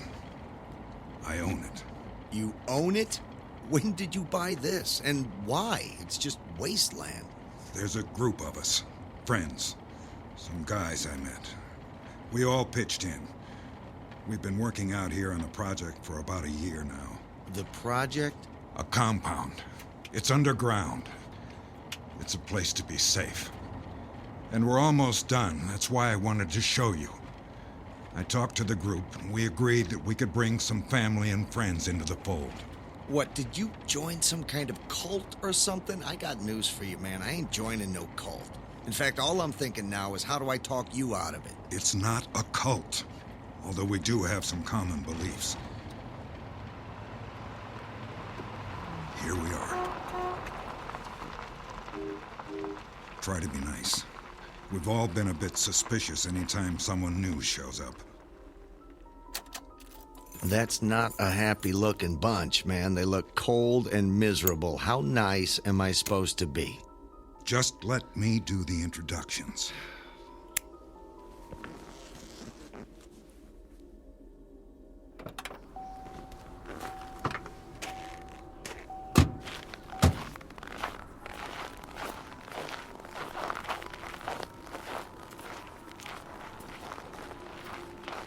Hello, Jerry.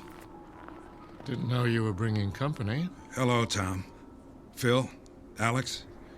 Hello, Bob. Jerry? Guys, this is my brother, Brett. He can be trusted. And like we all agreed, we can bring some family members into the arrangement. You know, Jerry, this is a lot earlier than I thought. I mean, we all figured we'd wait until the last day, and then...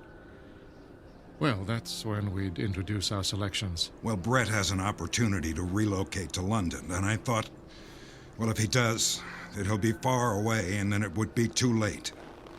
He's going to sign the oath.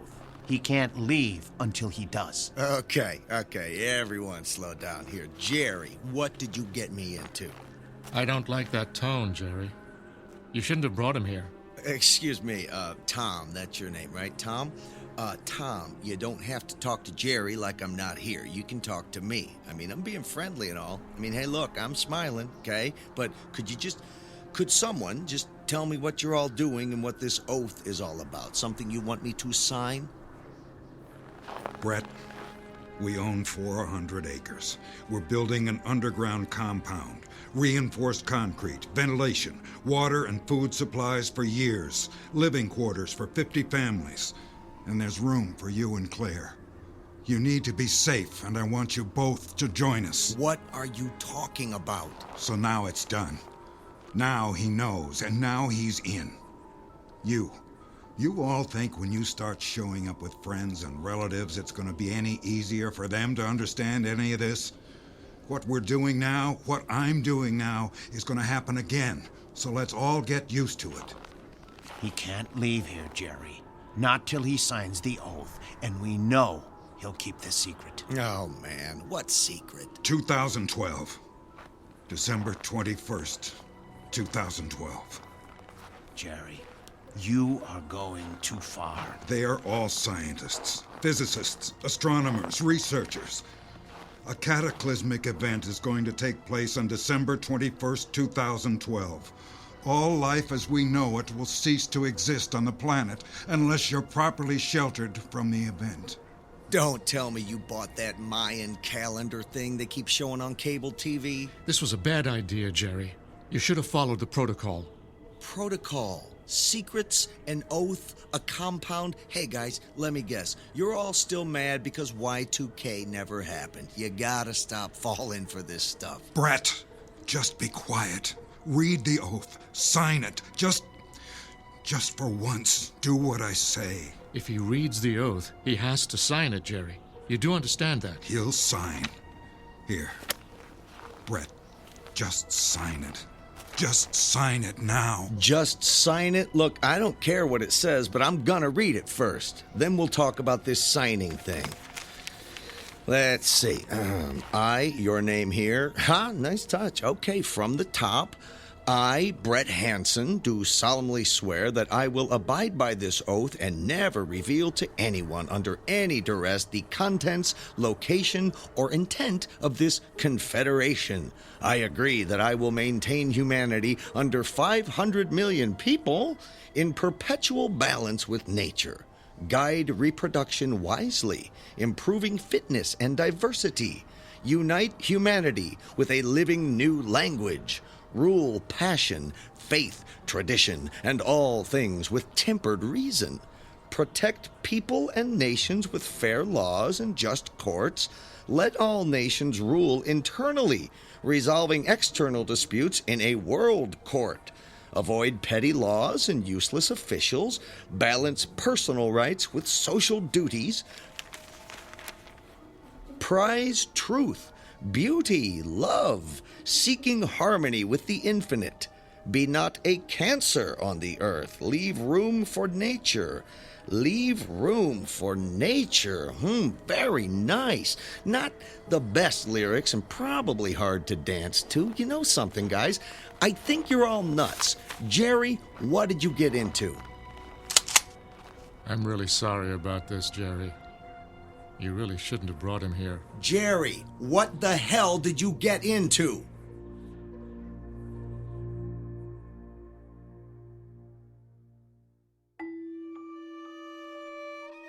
Meet Brett Hansen, an unwilling witness to the fear that defines the human species. A skeptic with an attitude in a world on the brink of apocalypse. It's a prediction about to come true in a place where prophecy has a zip code. There's a compound up ahead, and it's members only in the Twilight Zone. And now, The Twilight Zone and our story, 2012, starring Christian Stolte with Stacy Keach as your narrator.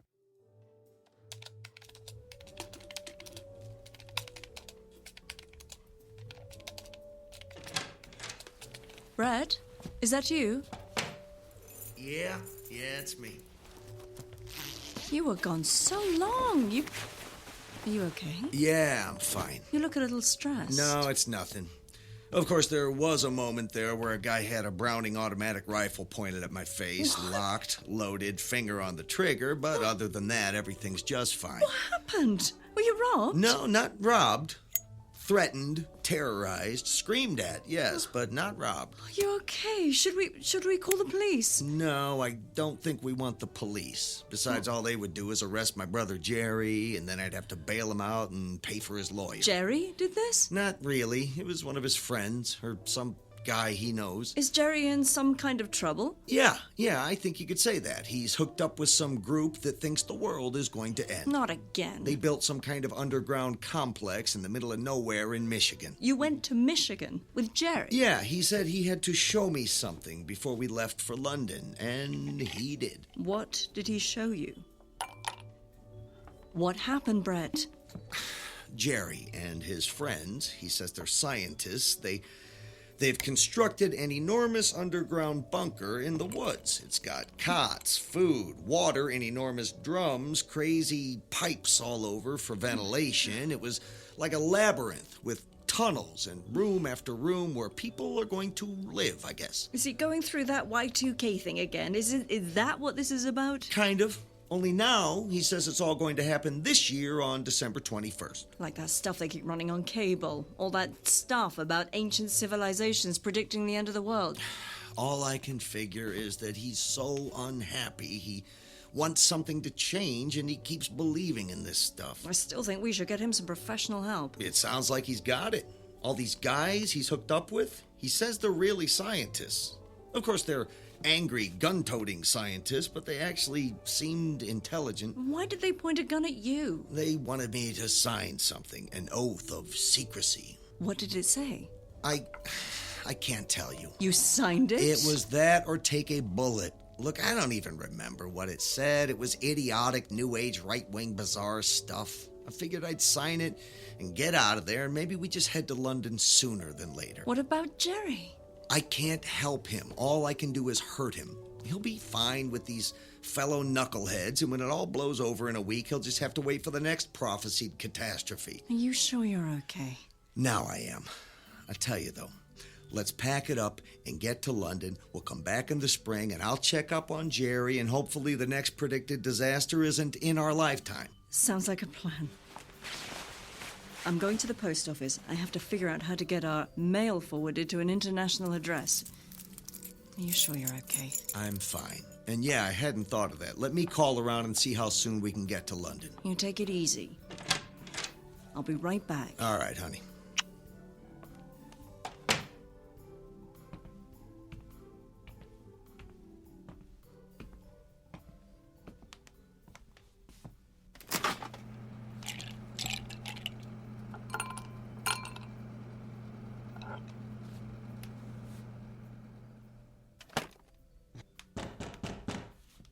Claire, is that you?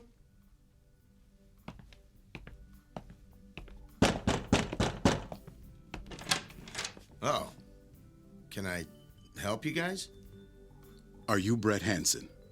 Who are you? I'm Special Agent Samuels with the National Security Agency.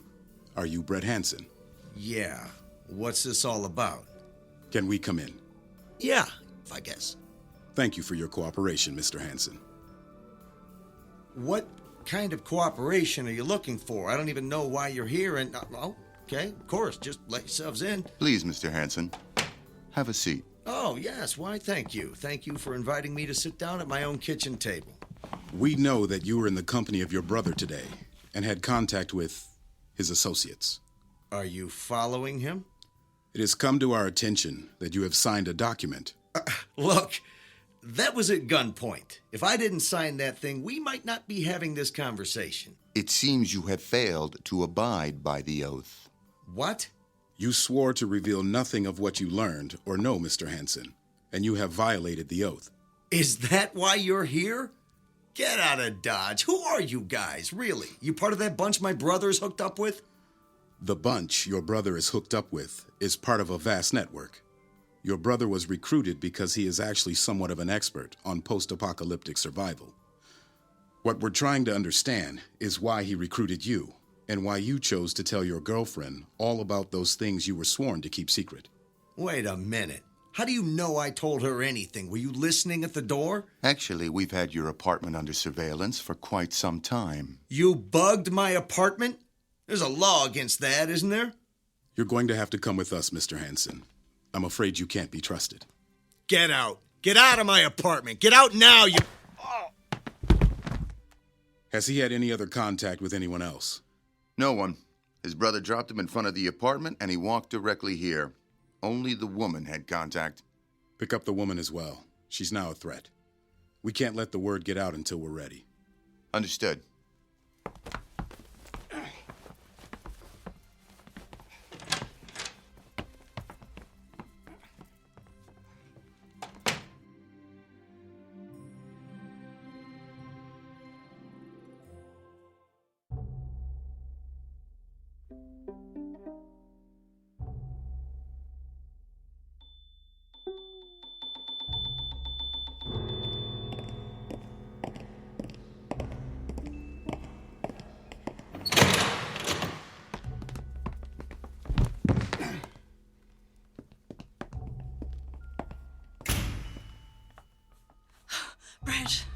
Brett, wake up. Are you okay? Whoa. Claire, where are we? I don't know.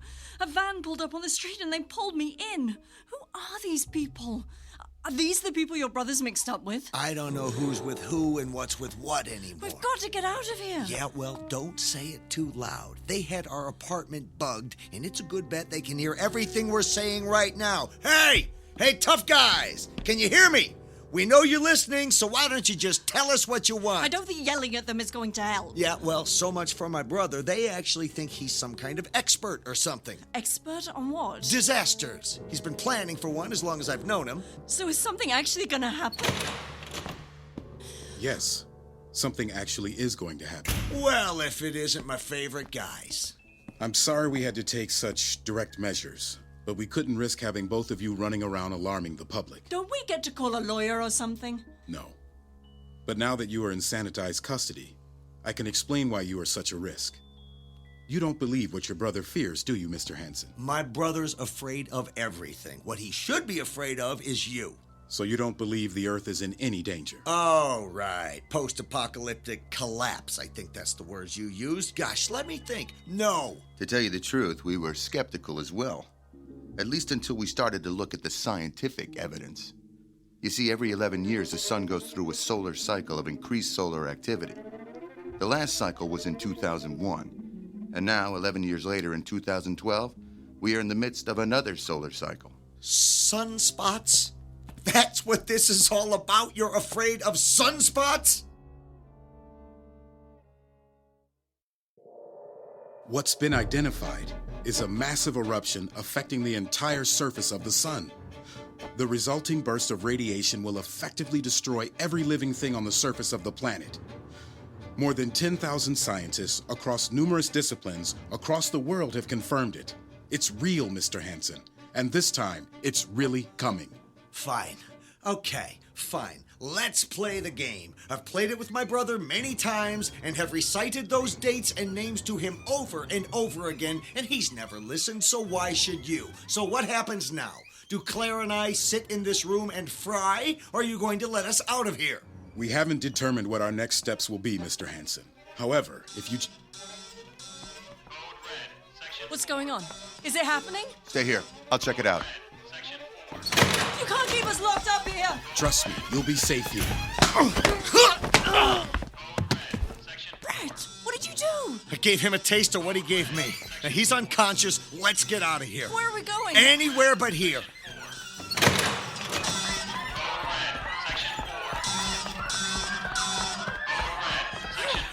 Who are all these people? I don't know, but they look a lot like us, scared and not sure where to go. Brett! Brett! Jerry? This way! Quick, follow me!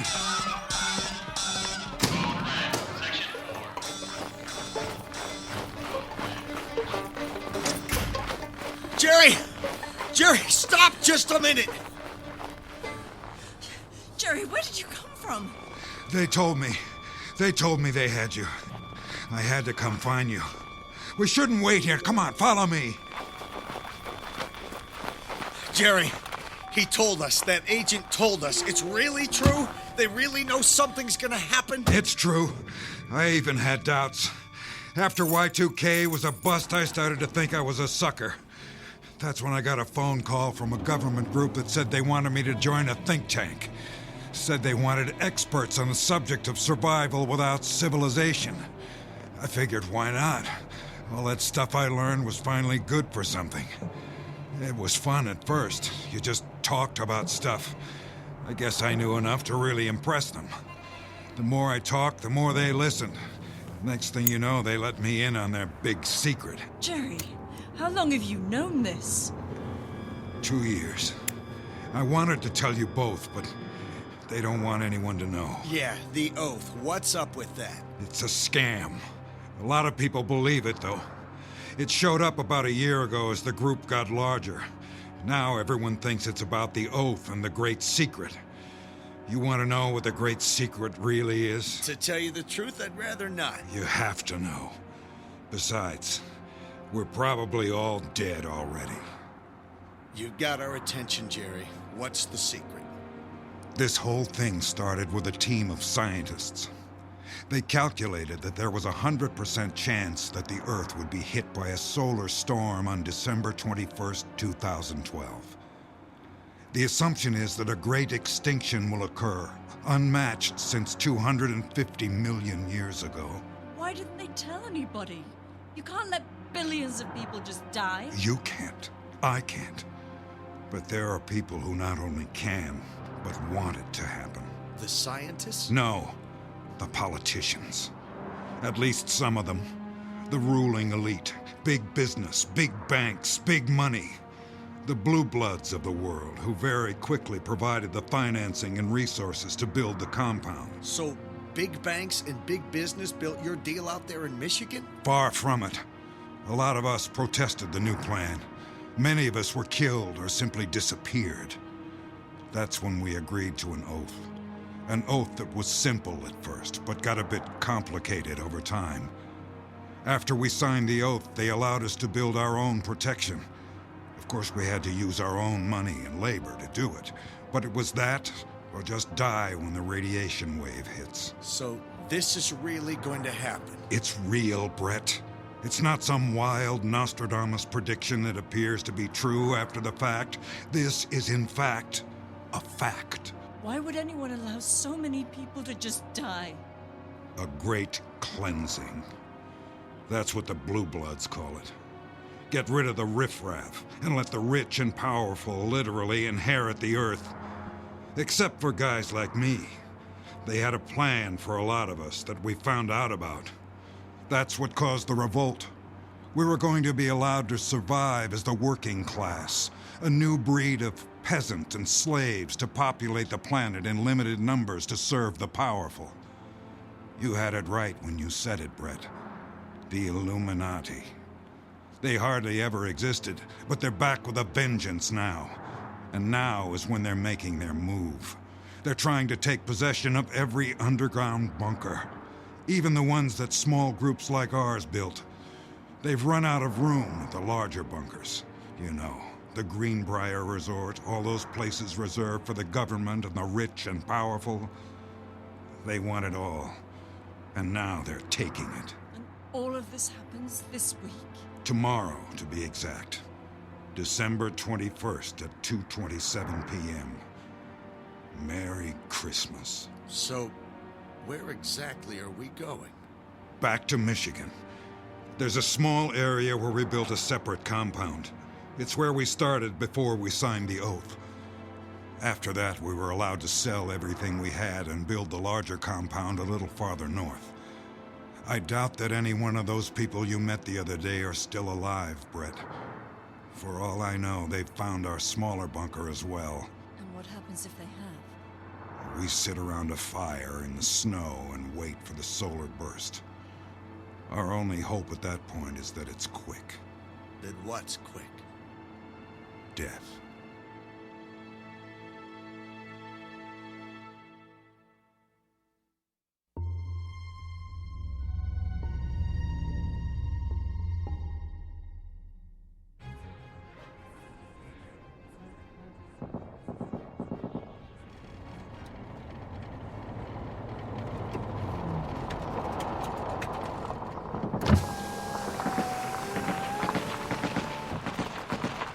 A lot of shooting. Your friends? It's hard to say. Do other people know? Have they found out? Is this like some kind of global panic? 45 still going. Raises the levels of chemicals. No, there's nothing on the radio about it. I don't like this. What should we do? Lay low. Wait for the gunfire to stop and see if we can get a look. Don't move! Tom! Tom, it's me, Jerry! Jerry? He's bleeding. Tom, what happened? Who's doing this? The Blue Bloods.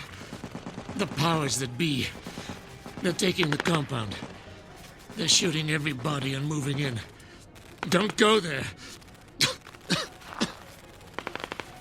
They just shoot. We have to do something. He's losing a lot of blood. Here, Jerry. Take the BAR. There are clips in my pocket. They're afraid of it. Try to get to the old compound we started on years ago. That's the plan. They haven't found it yet, have they? Don't know. It's all up for grabs now.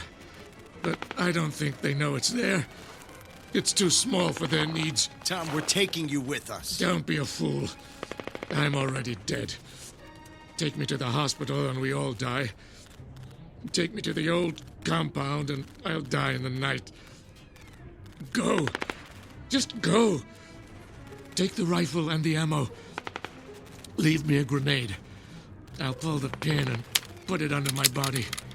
If anybody comes this way, I'll take them out. The grenade is live. Now go! We can't leave him here. You have to. They'll find you. There are too many of them to...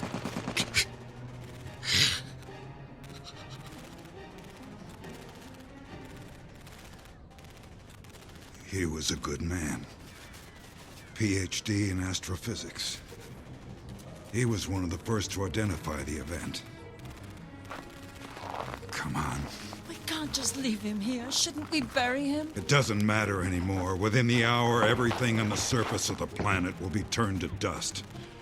Besides, he's laying on a live grenade. Now!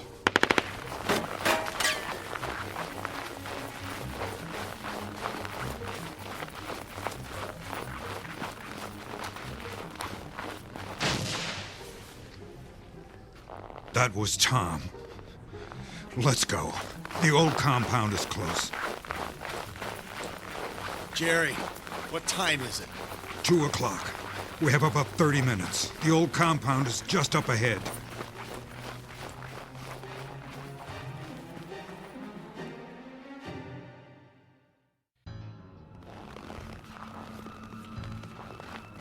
Oh no. This isn't it, is it? Unfortunately, yes, it is. How do we get in? We don't. They've collapsed the structure, filled it up. Is there another way in? No. It was never that big. Just a big, deep concrete box in the ground. What about the bigger shelter, the one where I first met up with you? It's all a question of how you want to die, Brett. Up here on the surface, or in a hail of bullets back where Tom got shot up. Has to be something we can do. Jerry, is this it? Couldn't we find something else? A basement in a building, a concrete parking garage? It wouldn't help. Besides, the closest town is a half day away. We have to try. We have to do something. I don't care if I get shot. We can't just sit here. We couldn't die in a gunfight if we wanted to. They're probably already locked up inside. This is it. There's nowhere left to go. There's nothing we can do. I'm going back to where this compound is. If there are other people there, I think we should be with them. Besides, maybe it's not locked up. Maybe we can get in. Jerry, Claire's right. We have to do something. And let's go back to where you first took me. Maybe those steps going down are still there. The door might be closed, but we can at least sit under the concrete over the entrance. Yeah, sure. It won't help, but sure. Maybe they don't know how to close it up. Maybe we can still get in. Maybe they'll kill us. None of it matters. Let's just go there.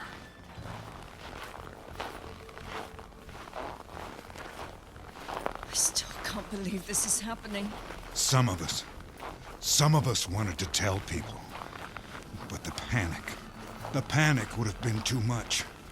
Around the world, there's only room for about 500,000 people in the bunkers that have been constructed. There was no way to protect everyone. That leaves about 6 billion people who aren't gonna make it. It wasn't my choice. We just couldn't tell anybody. There were all sorts of people we hired to help us build the compounds. If they had had any idea what they were for, it would have been chaos. But no one has a chance now. How could you keep such a secret? Hey, it's no secret. It's all over the news. Except no one really knows what's really going to happen. That was part of the plan. Keep everyone guessing. Even if I came out and said the world was going to end, I would have been just another nut. Think about it, Brett. If I had told you all this, would you have believed me? You got a point there. It was actually a good plan for a while. Select 500,000 people who represented diverse knowledge and gene pools. Customize a population to survive a cataclysm with the proper tools, equipment, and knowledge base to repopulate the Earth.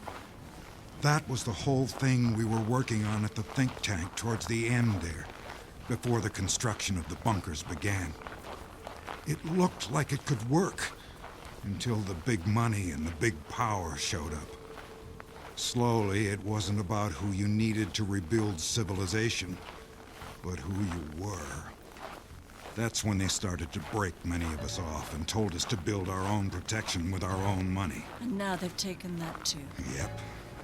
It sure seems that way. Shh. We're almost there. I don't hear anything. They must all be underground. So we won't get in?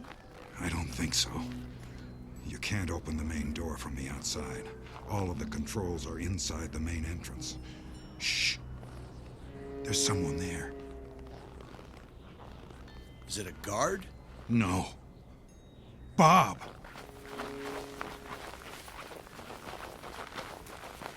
Bob, it's Jerry. Don't shoot. Jerry. Is Tom with you? Tom's dead. We found him in the woods. Have they secured the door? Yeah, we're locked out. They let you keep your instruments? They don't know how to use them. They don't know what they're for. They just scrambled down into the bunkers and closed the door. I came out of the woods and turned it all on a couple minutes ago.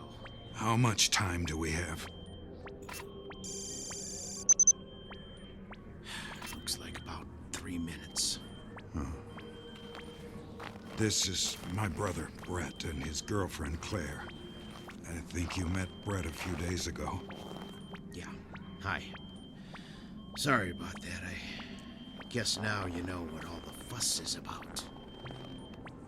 Is it going to be safe if we go down those stairs and maybe just, sit next to the concrete? If it makes you feel better. It won't help, though. I hate to say it, but you're better off just letting the radiation wave hit you straight on. It'll be quicker that way.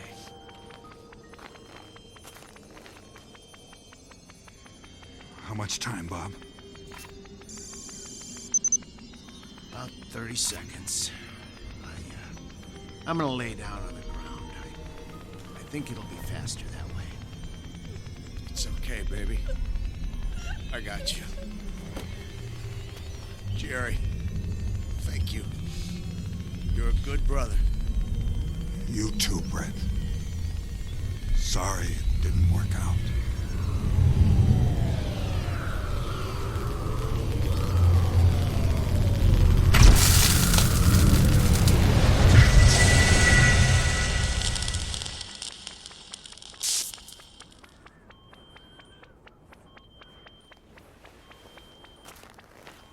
Is it over? I thought it was going to be fast. Bob? What just happened? Was that it? Yeah.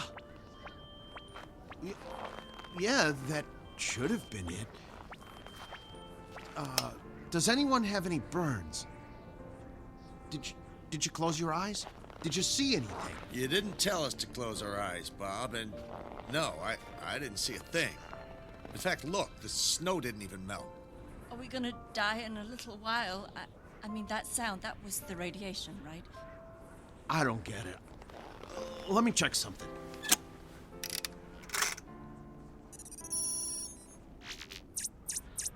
Is there another burst coming? No, that was it. This is amazing. The frequency is like nothing we had anticipated. The radiation waves were enormous. They measured at least 6 feet from crest to crest. Is that bad? No, it's amazingly good. It means we endured no more radiation than you would be exposed to standing next to a microwave oven for a few seconds. So it's not the end of the world as we know it. Not today.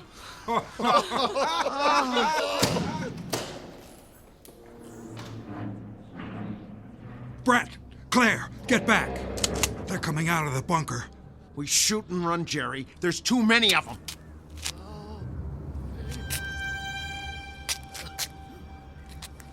Oh my God! What is that? It's a man. Or was a man. What happened to him? Oh. Don't shoot! He's dead. What's that smell coming out of there? Charred flesh. The radiation. The waveform was long. They were microwaves. They passed right through us. But for everyone underground in the bunker, it was like a massive microwave oven. You mean everyone inside looks like that? There was no way of knowing. We just knew there was going to be a radiation wave. We never guessed. It would have been a microwave. So, they're all dead?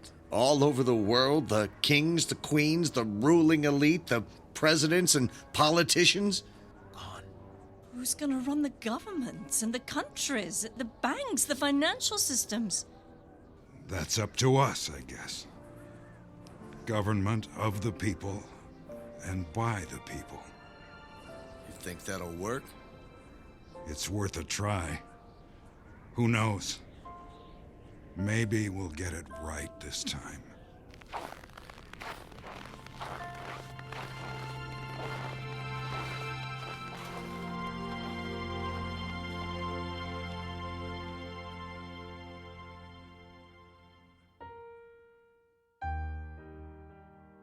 If one prediction has always come true, it's that every generation believes it must live in a time of apocalypse. Yet in our curious desire to pursue our own demise, we have to confront the simple fact that what we fear the most is rarely defined by the truths. Unless, of course, you read between the lines of the prophecies, sign the oath, and descend into that bunker of unintended consequences known as the Twilight Zone.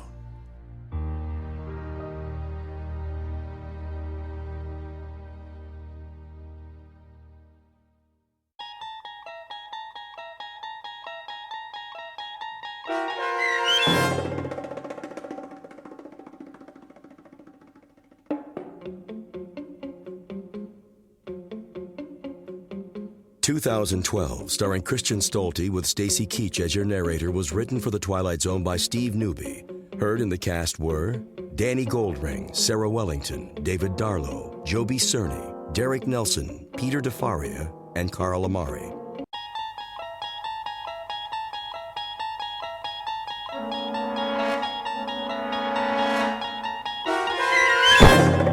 You're traveling through another dimension.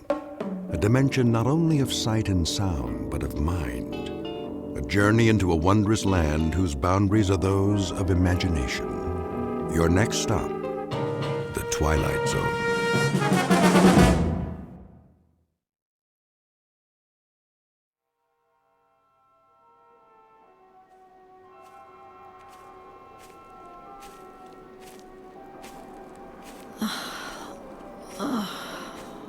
Я така змучена. Я голодна. Нема людей. Нікого іншого нема. Нема звірів. Нема птахів. Я не знаю, як довго я вже ходжу. Кілька день, я думаю. Тут запах смерти. What is that? I can't see it through the vines. Oh, a town. I hope they have some canned food. They'd better. I haven't eaten in... I can't remember how long. Make sure your weapon's in working order. The first rule for a soldier. I wonder what they call this place. They're all alike. Bombed out. Every last one. Not worth fighting for. And the people, where are they now? Dead, turned to dust. They should have surrendered at the beginning. We gave them a chance, but they ignored us. The fools. If only they had listened, they'd still be walking down this street, going to their shops, their markets, their decadent restaurants, sleeping in their beds at night. But their stupid army won't give up.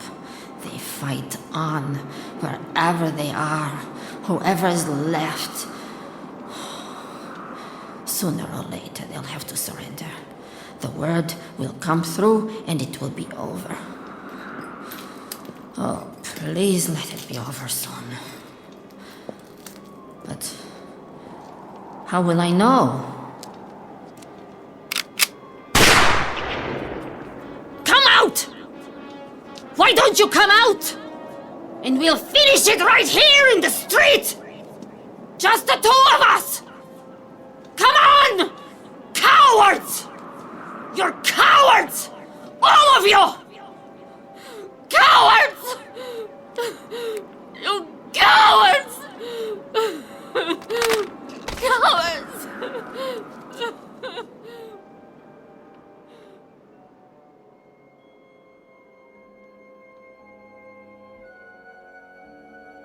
This is a jungle, built by natural forces to honor disuse, commemorating a few eons of nature left to its own devices. To all appearances, it is a backward step in evolution, a return to an earlier, more primitive state. But it's also another kind of jungle, the kind that grows out of the human race's war with itself. Hardly an important battle, this one. Not a Gettysburg or a Marne or an Iwo Jima. more like an insignificant corner in the crazy quilt of combat. But it was enough to end the existence of this little city. It's been 5 years since a human being walked these streets. This is the first day of the 6th year, according to the old calendar. The time? Make it 100 years from now, or sooner. Or perhaps it has already happened, 1,000,000 or 2 years ago. And into this lifeless setting has just walked a soldier in a tattered uniform. She's doing what she was trained for, and with no order to the contrary, she's locked into searching and destroying or merely surviving. The language spoken is English, for our benefit, but the place is the Twilight Zone.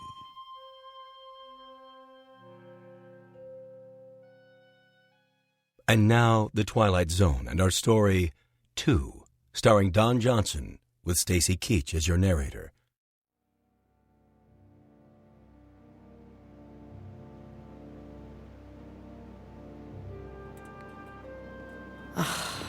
Just as I thought.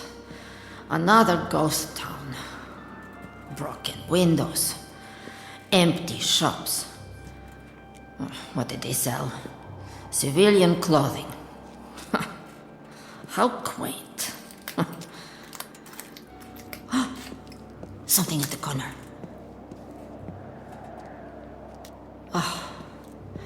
An old army truck. But which army?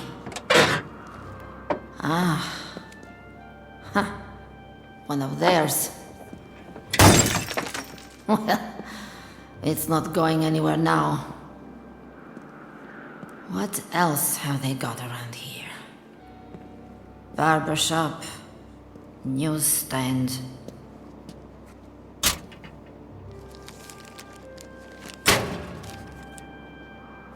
Pictures of the war. Troops landing. Big news. Years ago. Restaurant. Not much business today. There has to be a service entrance. But where? In the alley.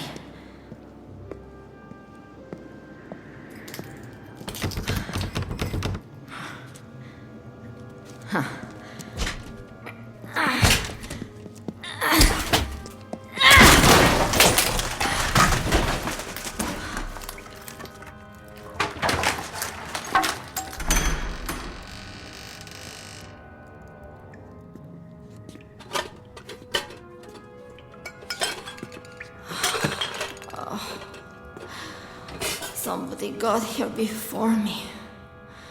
All the cans are empty. Yes! They missed one. Canned chicken. I don't believe it. Canned chicken.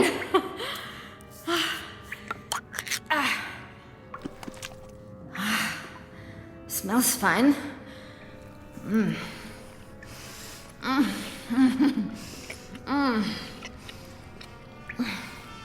Find something? Where did he come from? My weapon! Кто-ты? Не рухайся! Go ahead. Shoot. If that's what you want. Стій тихо, я маю револьвер! To tell the truth, I don't care. You got the guts to do it? I didn't think so. You don't want to fight any more than I do. Put the rifle down. I said give it to me. No!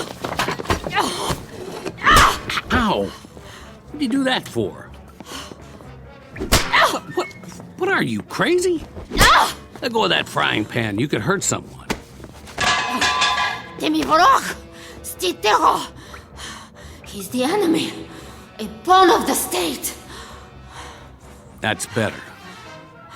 Now, will you please relax? I'm not going to harm you. Got it? If he touches me again... Не торкай мене! Не чіпай мене!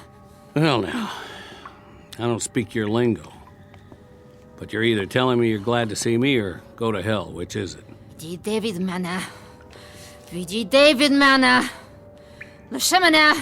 Ah, knock it off. I'm just a soldier like you. Nice uniform, by the way. A little ratty, though. Ought to do something about that. Plus, it's the wrong color. Let him have the gun. As long as he leaves me alone.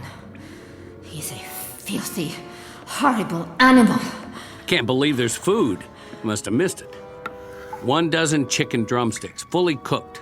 Safety sealed for your dining pleasure.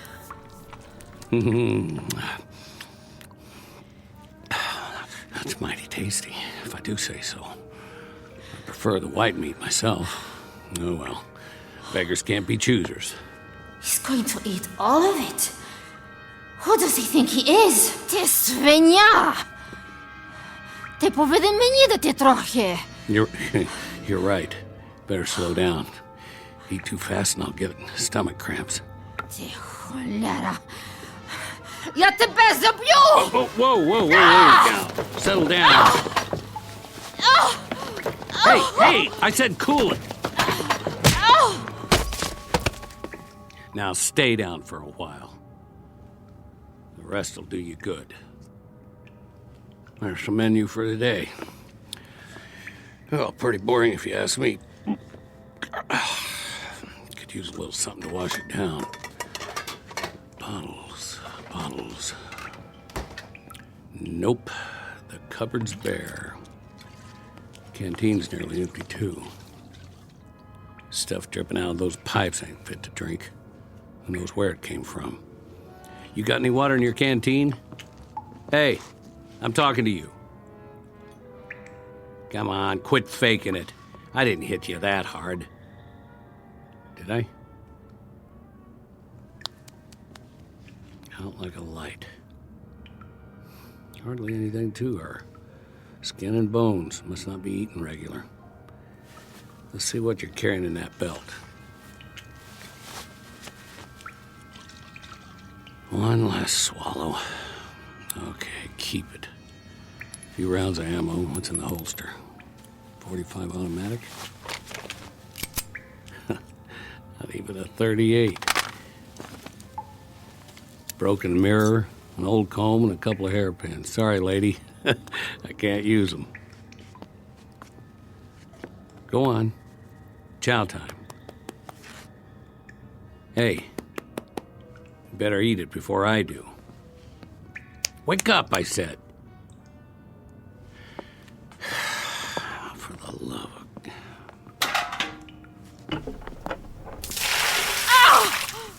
Easy. Easy. Now, no more fighting, got it? Eat, invader. What do you want, a printed invitation? Dinner is served. Jaw's not broken, is it? I didn't think so. That's it. Go ahead. Not bad, huh? There you go. Food, good. You follow? Me, Tarzan. You, Jane.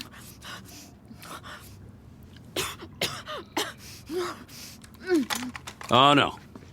Leave the gun where it is. Mine's behind the door. No more shooting. Nix. Verboten. What language do you speak? Okay, be that way. Look, the only reason I can see for us to fight is that your uniform is a different color, and that's not good enough anymore.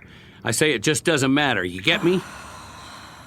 What is he babbling about now? Yeah, I know. I talk too much. I'm just trying to make a little small talk is all.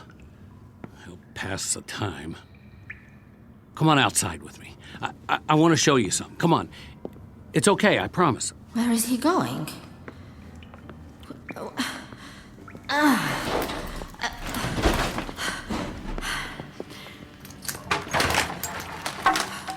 Over here. The street. Now take a good long look. What do you see? Bombed out buildings. Weeds. Torn up asphalt, broken glass, caved in roofs and bullet holes. We're lucky we don't have any in us. And you know who shot up the place? Trigger-happy infantry like you and me. All that firepower, and for what? Nothing here but a bunch of skeletons. Bodies they didn't even bury. The future of city living. Comprende? Capiche? Had to bring your weapon, didn't you? Well, who you gonna shoot? I know. The old ways die hard. I got mine too. See? Same as yours. With a different language and a serial number on the side. Don't you get it? They were all made in the same factory. Somebody wanted us to fight so they could sell these and bombs and planes and missiles and I don't know what for cold, hard cash for the economy when there was one. And now it's over. No more countries or borders or noble causes or dogs or birds in the trees. All gone, blown away. Use your head. What's the sense in fighting? Who's the enemy? Can you tell me that? Hear ye, hear ye. Know ye by these presents that I do hereby declare peace upon the entire world. As of this day, this war is officially over. The silent majority. They never did have much to say. But you heard it, didn't you? So that means the motion passes. A majority of 2. Where are you going? Don't you like my company? I'll admit I'm a little mouthy sometimes, but I can button it. You'll see. Give a guy a chance. You know, I'll bet you're really very pretty under all that dirt. Parlez-vous pretty? Let me see. Tres belle? Bonita? Oh, I know what you're thinking. Don't worry, I'm not that kind of guy. If I go on blabbing, we'll end up in another fight. If I could just make a better impression. I'm going in that storefront over there. See that red and white pole? They call it a barbershop. Well, they used to. It's about time I got cleaned up. Make a new man out of me. Then we can start all over again. Just don't you run off with somebody else while I'm gone.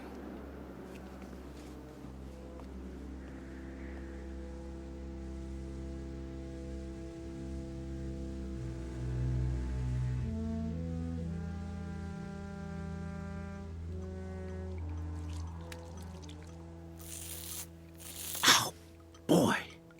That's smarts. Hi there.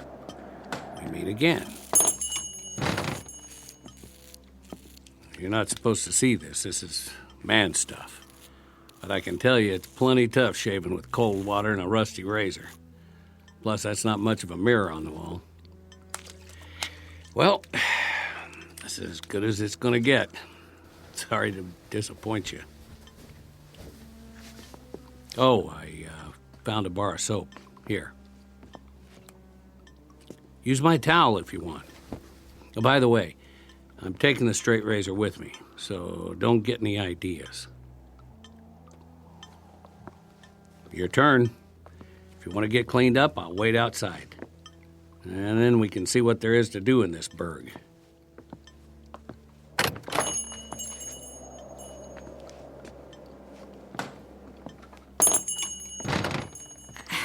I don't understand a word he's saying.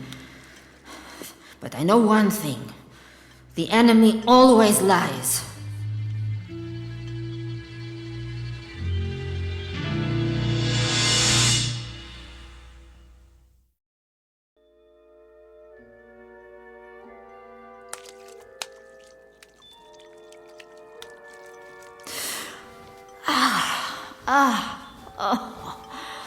Better.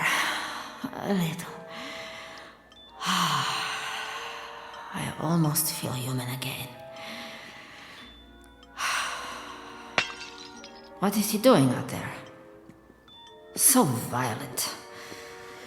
I swear, if he hits me again, I'll cut his heart out.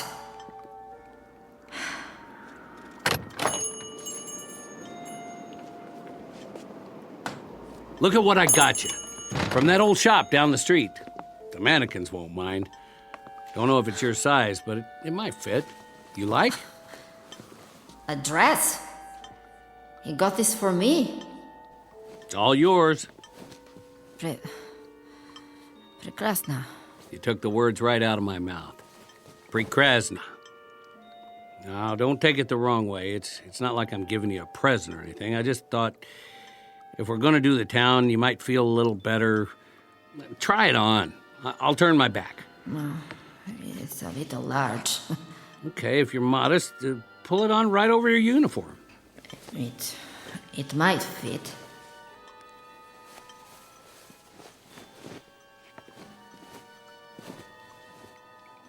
Some kind of evening dress. And it ain't even night yet. That's all right. Nobody's going to take our picture for the paper. Check it out in the mirror, what's left of it. There's a little piece of glass there in the corner. See? Oh. What happened to my hair? Greasy. Awful. I need a pair of scissors.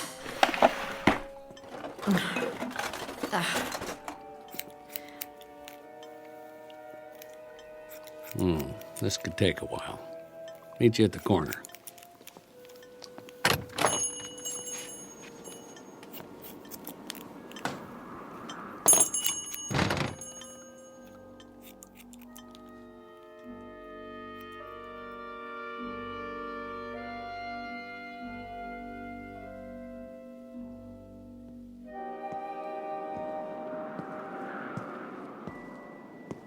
Well, what do you know? It's a female human. One more thing, though, if you don't mind my saying. You really ought to do something about those army boots. They just don't go with the outfit. Maybe we'll find a shoe store. I could use a pair of tennies myself. You don't have to walk back there. You're not a squaw. Oh, I get it. You want to keep an eye on me. Well, at least we don't have our weapons. It's not polite to shoot people in the back.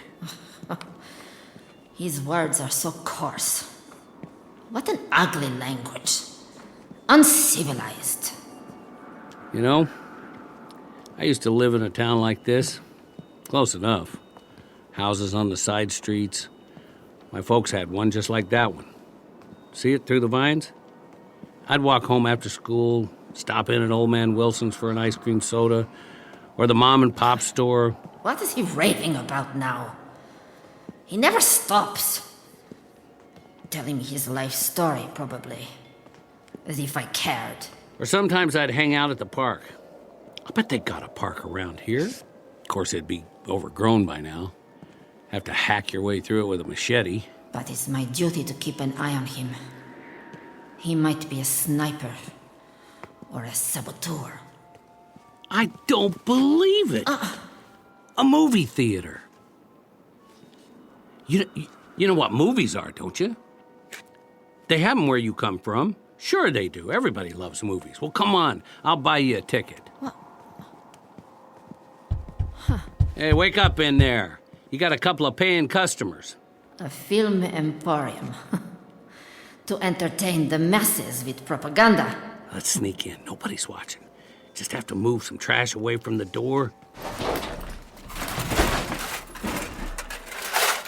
After you. Ugh. What is that stench? Something very bad in here. Don't you love the smell of buttered popcorn in the afternoon? Reminds me of cholesterol. You want something from the candy counter? I'll see what they got.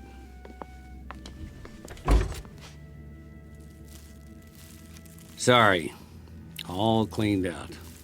Just some sugar daddy wrappers. Milk duds are dried up. The army must have been here. What did he find? Hard candies. I like hard candies. Not even a junior mint. We better grab a seat. Wonder what's playing. There's a poster for coming attractions. My Favorite General and Furlough Romance. Couple of winners, huh? Handsome guy. Look at the medals on his chest. And her. I didn't know they had uniforms with miniskirts. She sure got that animal look in her eye. Is it true? Do chicks go for guys in parade dress? That's what's wrong with me, huh?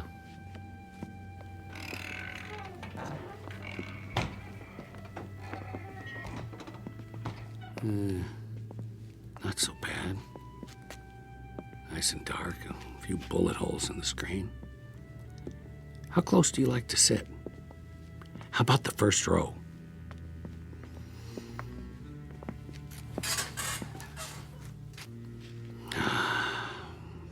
I spent plenty of Saturdays down front. All kinds of flicks. Used to be comedies, westerns, science fiction, and horror movies. I liked those. A mummy walking around, or an old house, maybe some vampires, or a killer with a knife. Always something like that, or zombies. They were the best. But you know something? Me, I don't care if I ever see another zombie again. It was all fun and games back then. Special effects, makeup. Not like the real thing. I don't know about you, but I'll take a comedy anytime. The old ones especially. You ever see Laurel and Hardy? Nah, you wouldn't. They were the kings. A skinny guy and a fat guy back in the 20th century. The fat one would get so mad. One time they had to carry this piano up the stairs. Must have been 100 of them. They kept dropping it. And it would slide back and they'd have to get it and bring it up again. And then would they finally... The movie theater. I remember. They showed us films of enemy forces. Invading and attacking all over the world. Burning and looting. Destroying everything in their path. Like locusts. Like a plague. And we were the only ones who could stop them. I took my training, like the others, to learn how to fight. The best trained soldiers on Earth. We would stop the aggressor and restore order in the world. But it went on and on. He would not give up. He would not give up. Like this one. He is the enemy. Those old comedies, they He were the absolute is top the in my enemy. book. There were even some guys called the Three Stooges. Man, oh man. Where is my weapon? Where are you going? Sit down. Why don't you... Muszę дістати. Muszę боронитися. Wait. Досить. Hey, will you wait? I got to get my weapon to defend myself. Come back. What are you doing? Don't go in that hall. It's not safe. I'm telling you the truth. Rats live in these buildings. You think I'm lying? Hey, whatever your name. I got to get out. Another door somewhere.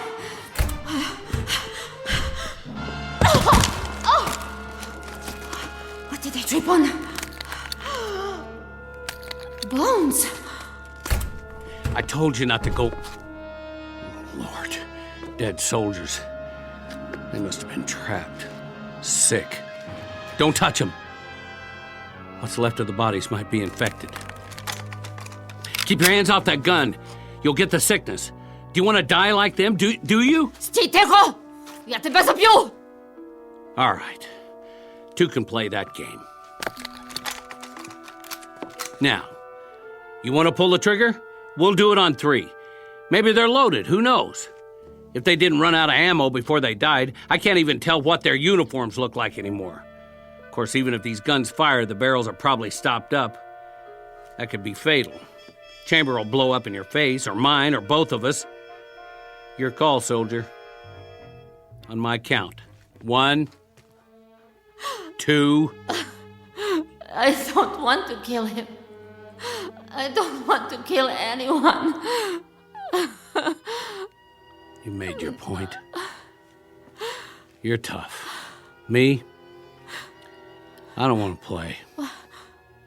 Watch what I'm doing. I'm setting this gun down again, where it belongs. With the dead. You see? Nice and slow. Now I'm going to turn around and walk out of here. If you still want to shoot, shoot. Thanks for the movie date. It was fun while it lasted. Я слаба. Я слаба. Я не можу. I'm weak. I'm weak. I'm weak.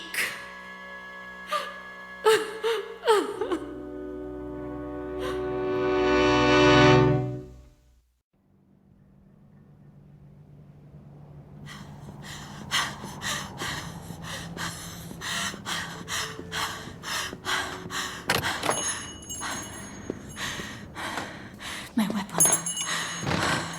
I know this one works. I've broken it down every day, cleaned it, put it back together, like the troops at the movie theater did once. They were from our side. I could tell. Without this, I'm nothing. I'm not big or strong. I can't run fast. And I don't know how to get back to my company. But with a weapon, I can survive.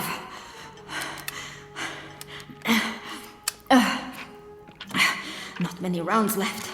I have to make them last.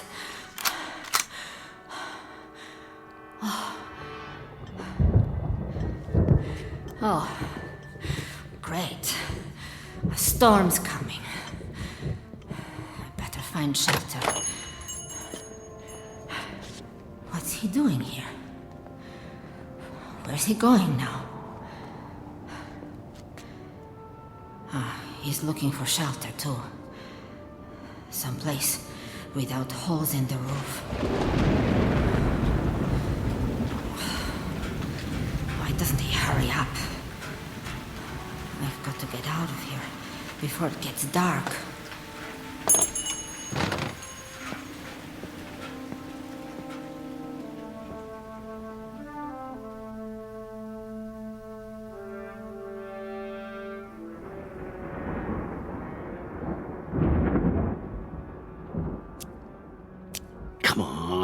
Light.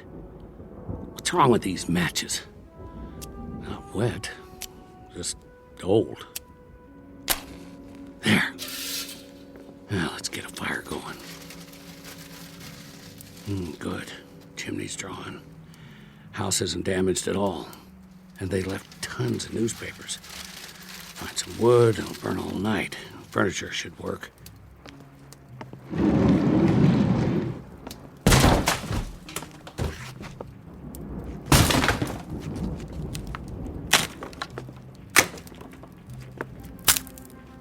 They don't make chairs like that anymore. Solid hardwood. This ought to last. Where is she? Crazy soldier. Use your eyes. There's a whole house here they didn't hit. Big enough for both of us. What's the matter? Not good enough for you?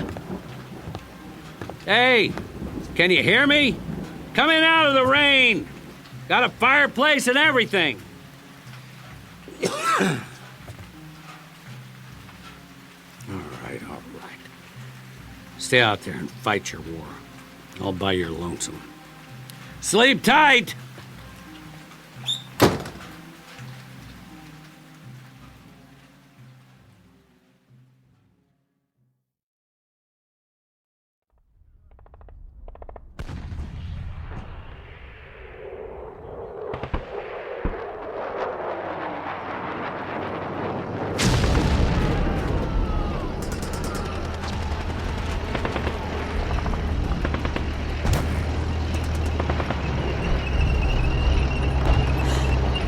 No! The tanks! The tanks are coming! No!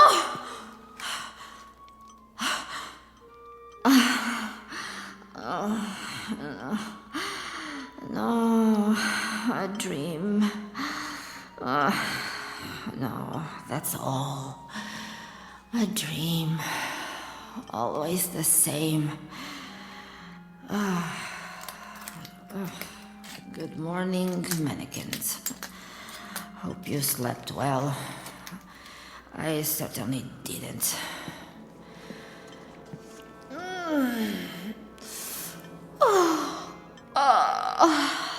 What am I doing in this stupid dress? You can have it back. I'm not going to need it. I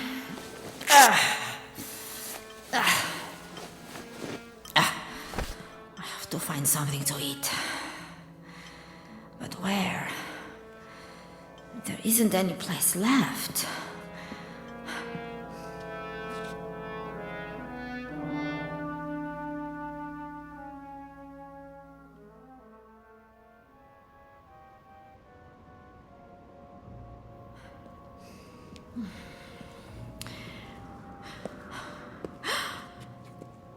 I don't believe it. One house is still standing. How can that be?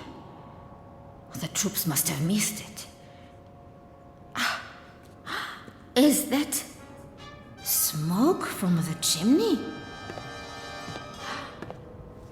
It's him. He's already claimed it. Food? What the... You? You! Good shooting. Go ahead, finish it. You got me in your sights. Do it. Do it now. Some kind of trick! Make your move. Because I'm not going to fight. See? I don't have a weapon. Left it at the movies. What, you don't believe me? Come on and search the place. Not even a pea shooter in here. What's he wearing? Where's his uniform? By the way, that thing you shot out of my hand was called a mason jar. You know what that is? Preserves. They have a whole slew of them. Put them away before the war. Take your pick. Probably keep us both alive. Food? Oh, yeah. You know that word, don't you? Well, what are you waiting for? Or would you rather starve to death? Hold it a second. Drop your weapon. What? Drop it, I said. No guns allowed. It's a trick. You want to live the high life like me, you have to leave the fighting at the door. Lay your weapon down or move out. This is civilian territory from now on. Food. Please. Here, I'll let you sample the goods. Catch. Nice. Now unscrew the top. That's it. You don't have to use your fingers. There's a kitchen full of spoons and forks. We can wash them in the rainwater. I'll set up a barrel in the backyard. We'll need most of it to drink, though, till it rains again. Yeah, I think it's loganberries. There's plums and figs, and peaches and applesauce, and summer squash. You should see it, a real fruit cellar. Take it easy. It's not good to eat it all at once. You might get a stomachache. Later, okay? I'll put it on the porch. Plenty more where that came from. Where's your dress? What's he saying? You know, dress. The one I gave you. Prekrasna? That's it, Prekrasny. Oh, I didn't ask you. What do you think of my new duds? I found them upstairs. Where did he get that ridiculous outfit? The suit doesn't even fit. The sleeves need to be taken up. Of course, he wouldn't know how to use a needle and thread. There's a whole closet full, men's and women's. The shoes don't fit me, more your size. You should try them on. I wonder if there's a sweater and a good overcoat. And something besides these boots. They're falling apart.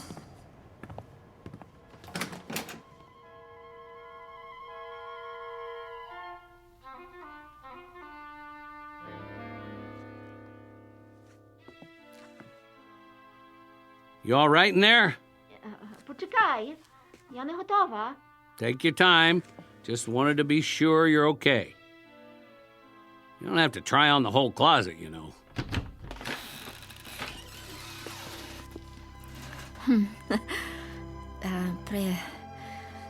Прекрасно? Whoa! Get a load of you! He doesn't like it. I should have known. I'm ugly. Ugly. I don't believe my eyes. No. No, you.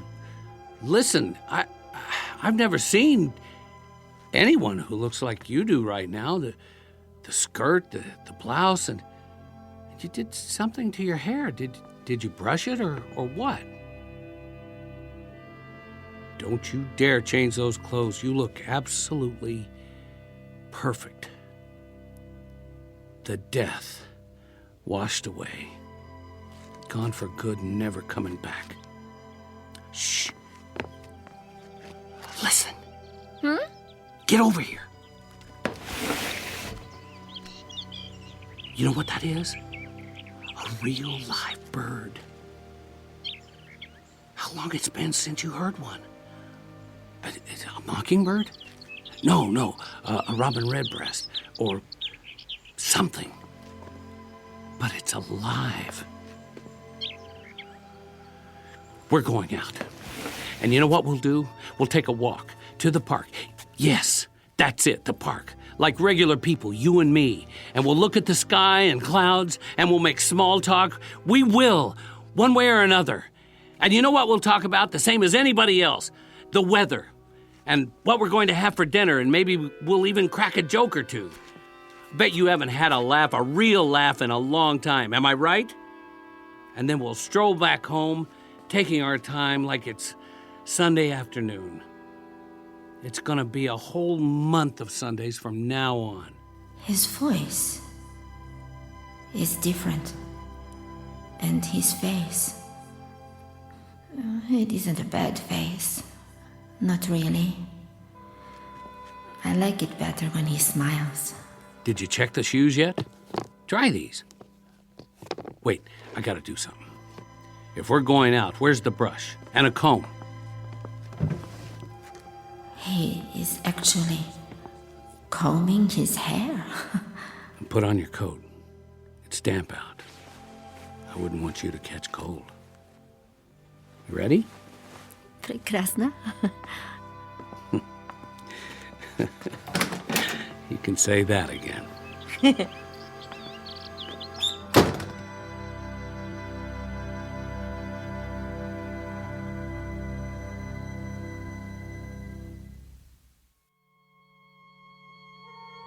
It's easy to talk about the big issues like fear and survival, war and peace, life and death. Instead, we've turned our attention to something both smaller and greater. Because in the end, it may be that politics don't add up to all that much. This has been a love story, stripped to its bare essentials, about two lonely people who, against all the odds, found each other in the Twilight Zone.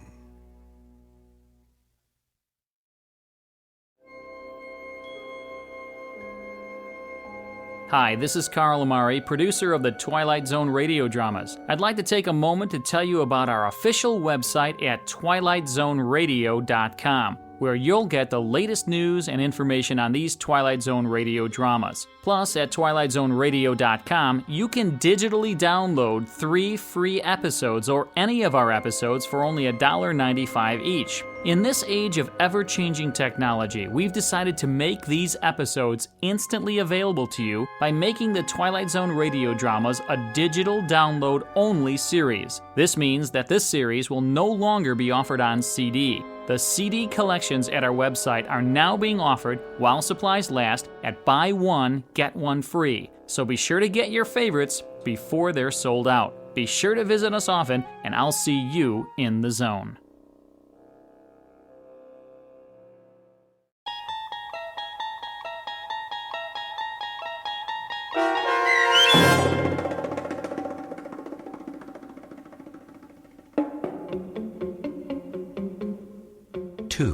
Starring Don Johnson, with Stacy Keach as your narrator, was adapted for radio by Dennis Etchison and written for The Twilight Zone by Montgomery Pittman. Oksana Fedonushyn was featured as the woman.